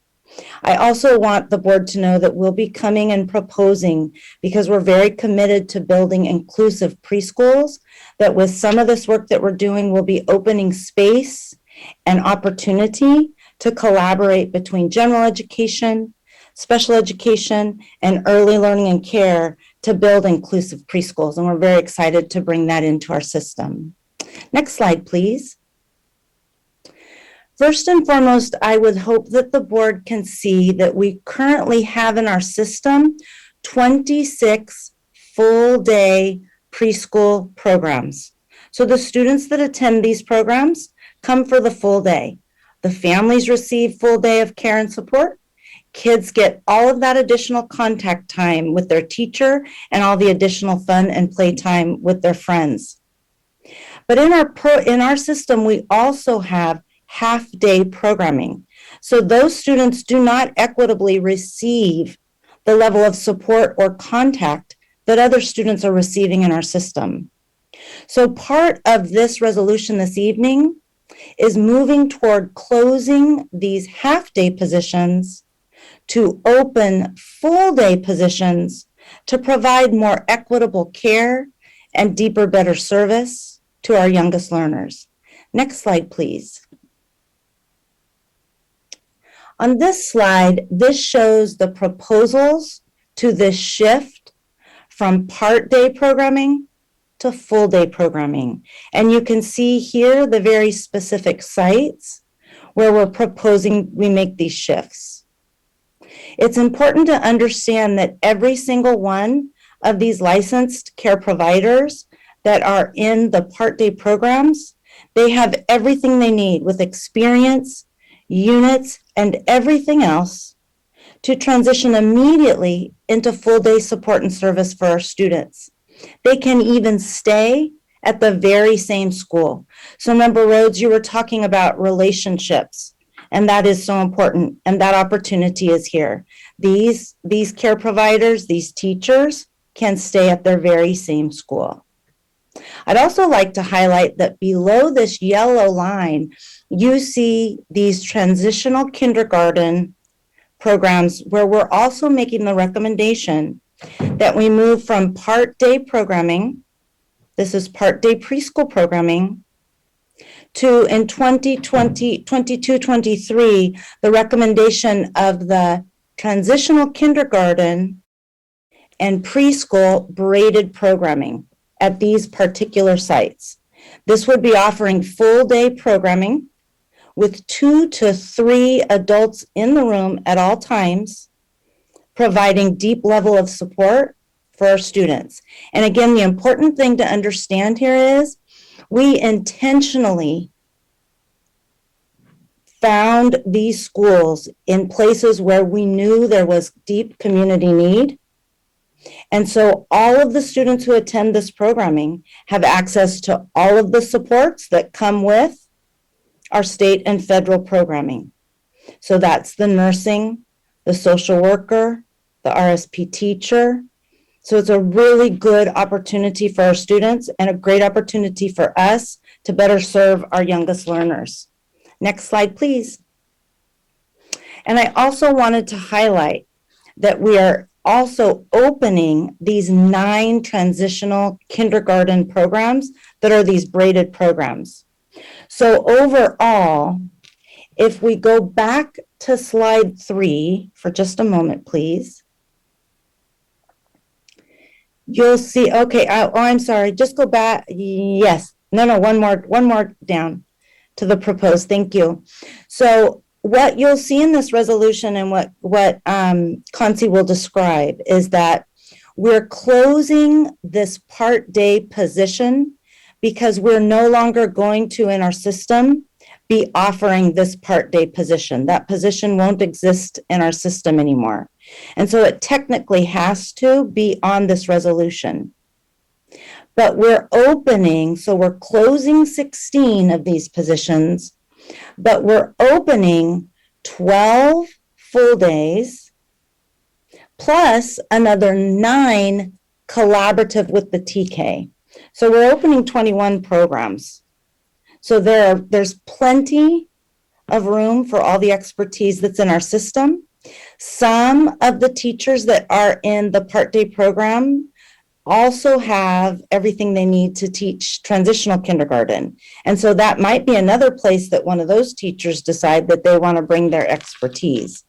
So I think it's important to understand that the part-day position is leaving the system. We will close that and not have it in the system any longer so that we can open these full-day support services to our students and families. There is no loss of position or job for any of our experienced people that are in our system. In fact, we have need for transitional kindergarten teachers, and we're hoping that we can build that base, because in our next few years, as you saw in the first slide, we'll be proposing that we expand our transitional kindergarten even more. So this is our proposal for this shift in our early learning and care department. Next slide.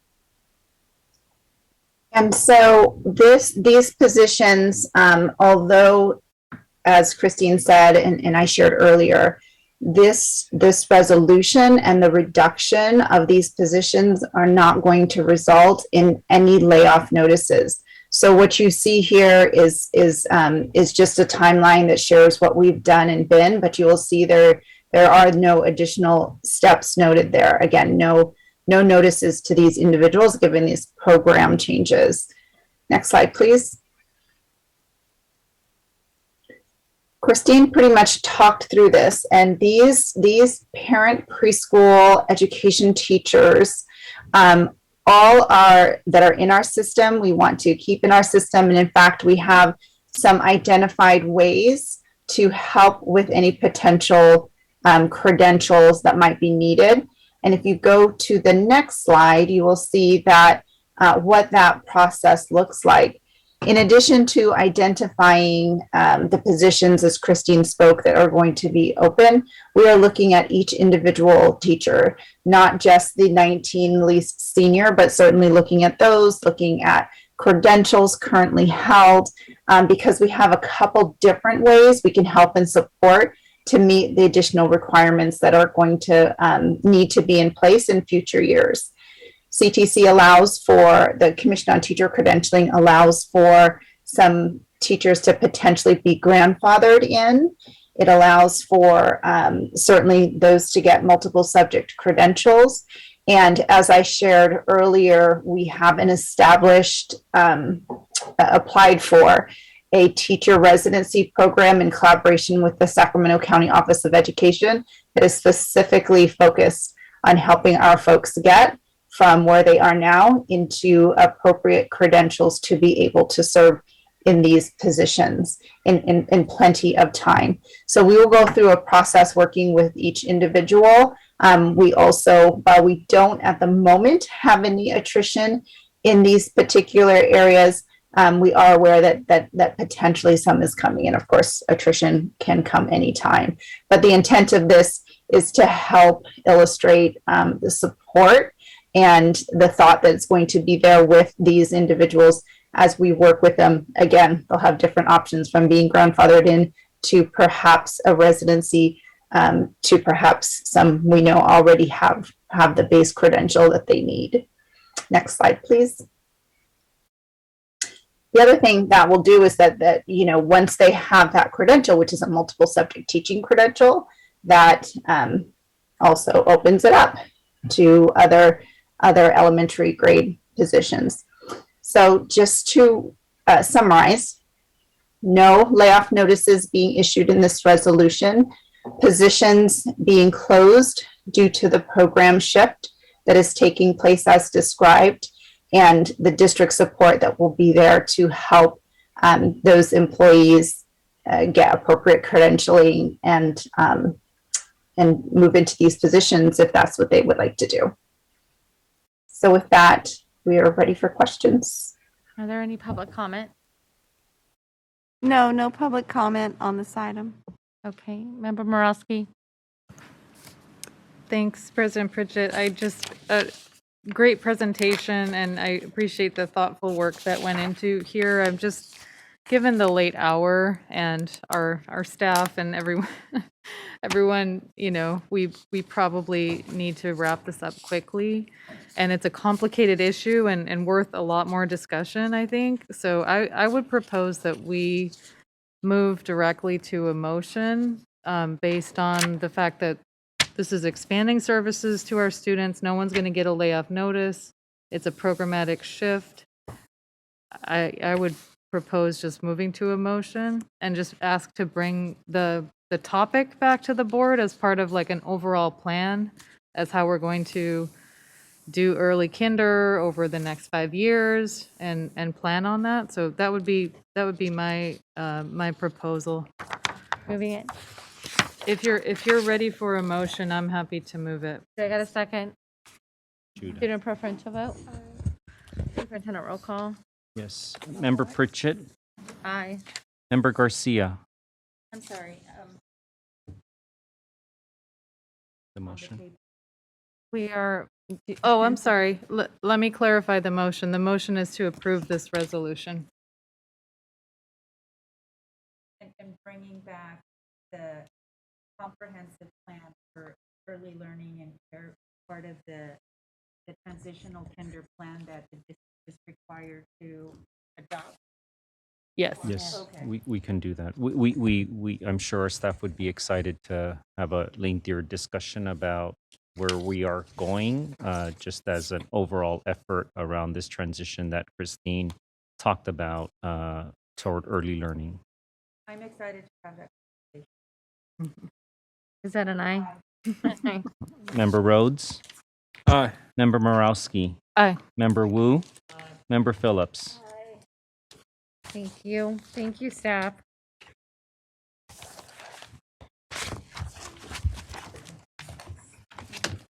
I don't know why I missed my finger. I must be that tired. Okay. 10.0 communications, employee organizational reports. Do we still have SCTA online? No. SEAU? No. PCS? Wait. No. What? We have Nikki Molesky. Okay, go ahead, Nikki. We weren't planning on speaking at the moment.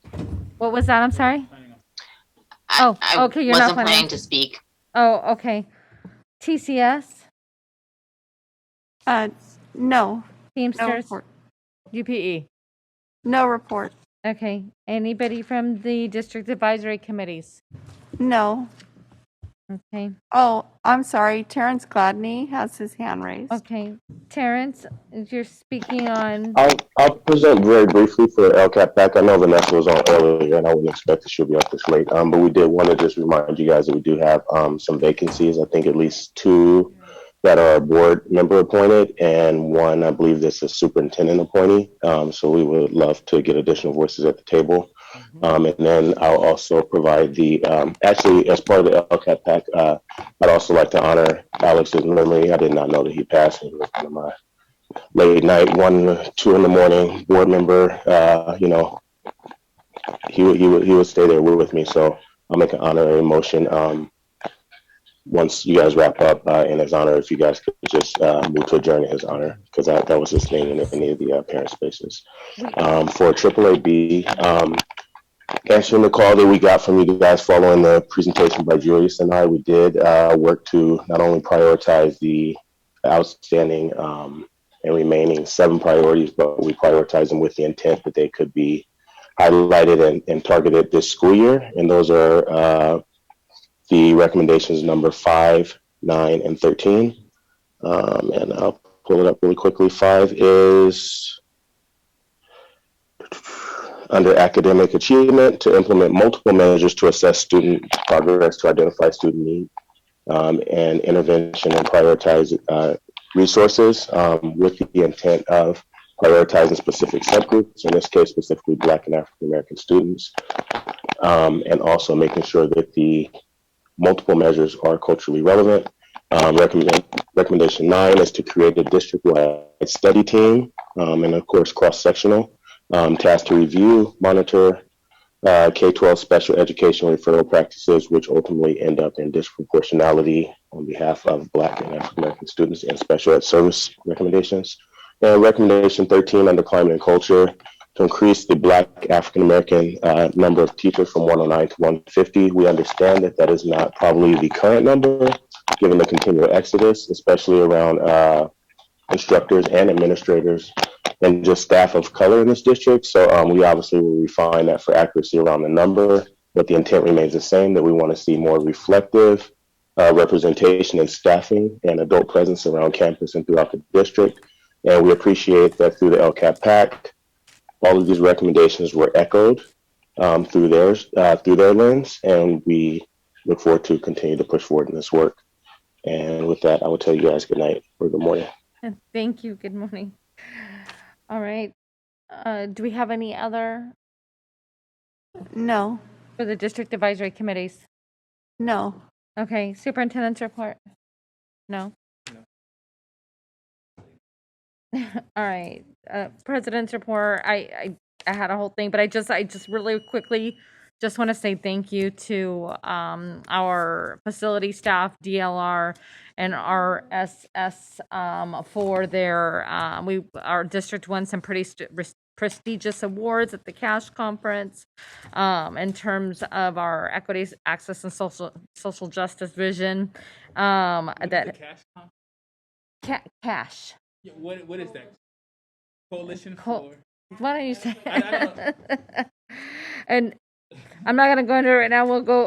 I'll put it out there later. I'll put it on my social media page. I just want to say that our central kitchen is our crown jewel, and we should be proud of it. And the major award was on our equity-based master plan. So thank you to staff here at the district that worked with our architects on this. And then that's all I have right now. Student member report. Nothing. Okay. Information sharing by board. Okay. Consent agenda. Do we have any public comment? We do have a public comment from Terrence Gladney on item 11.1D. Yeah. Terrence, are you still there? I'm here, but I'll let you guys go home. I was working tonight too, so I just got home a few minutes ago, so I can feel you guys' pain. God bless you guys and have a good night. Get some rest. Keep working. Thank you. Keep pushing. Thank you. All right, student preferential vote? Yes, no. Oh, sorry, I should have asked for a motion in a second first. Now student preferential vote and yeah. Superintendent roll call. Member Pritchett. Aye. Member Garcia. Aye. Member Rhodes. Aye. Member Morowski. Aye. Member Wu. Member Phillips.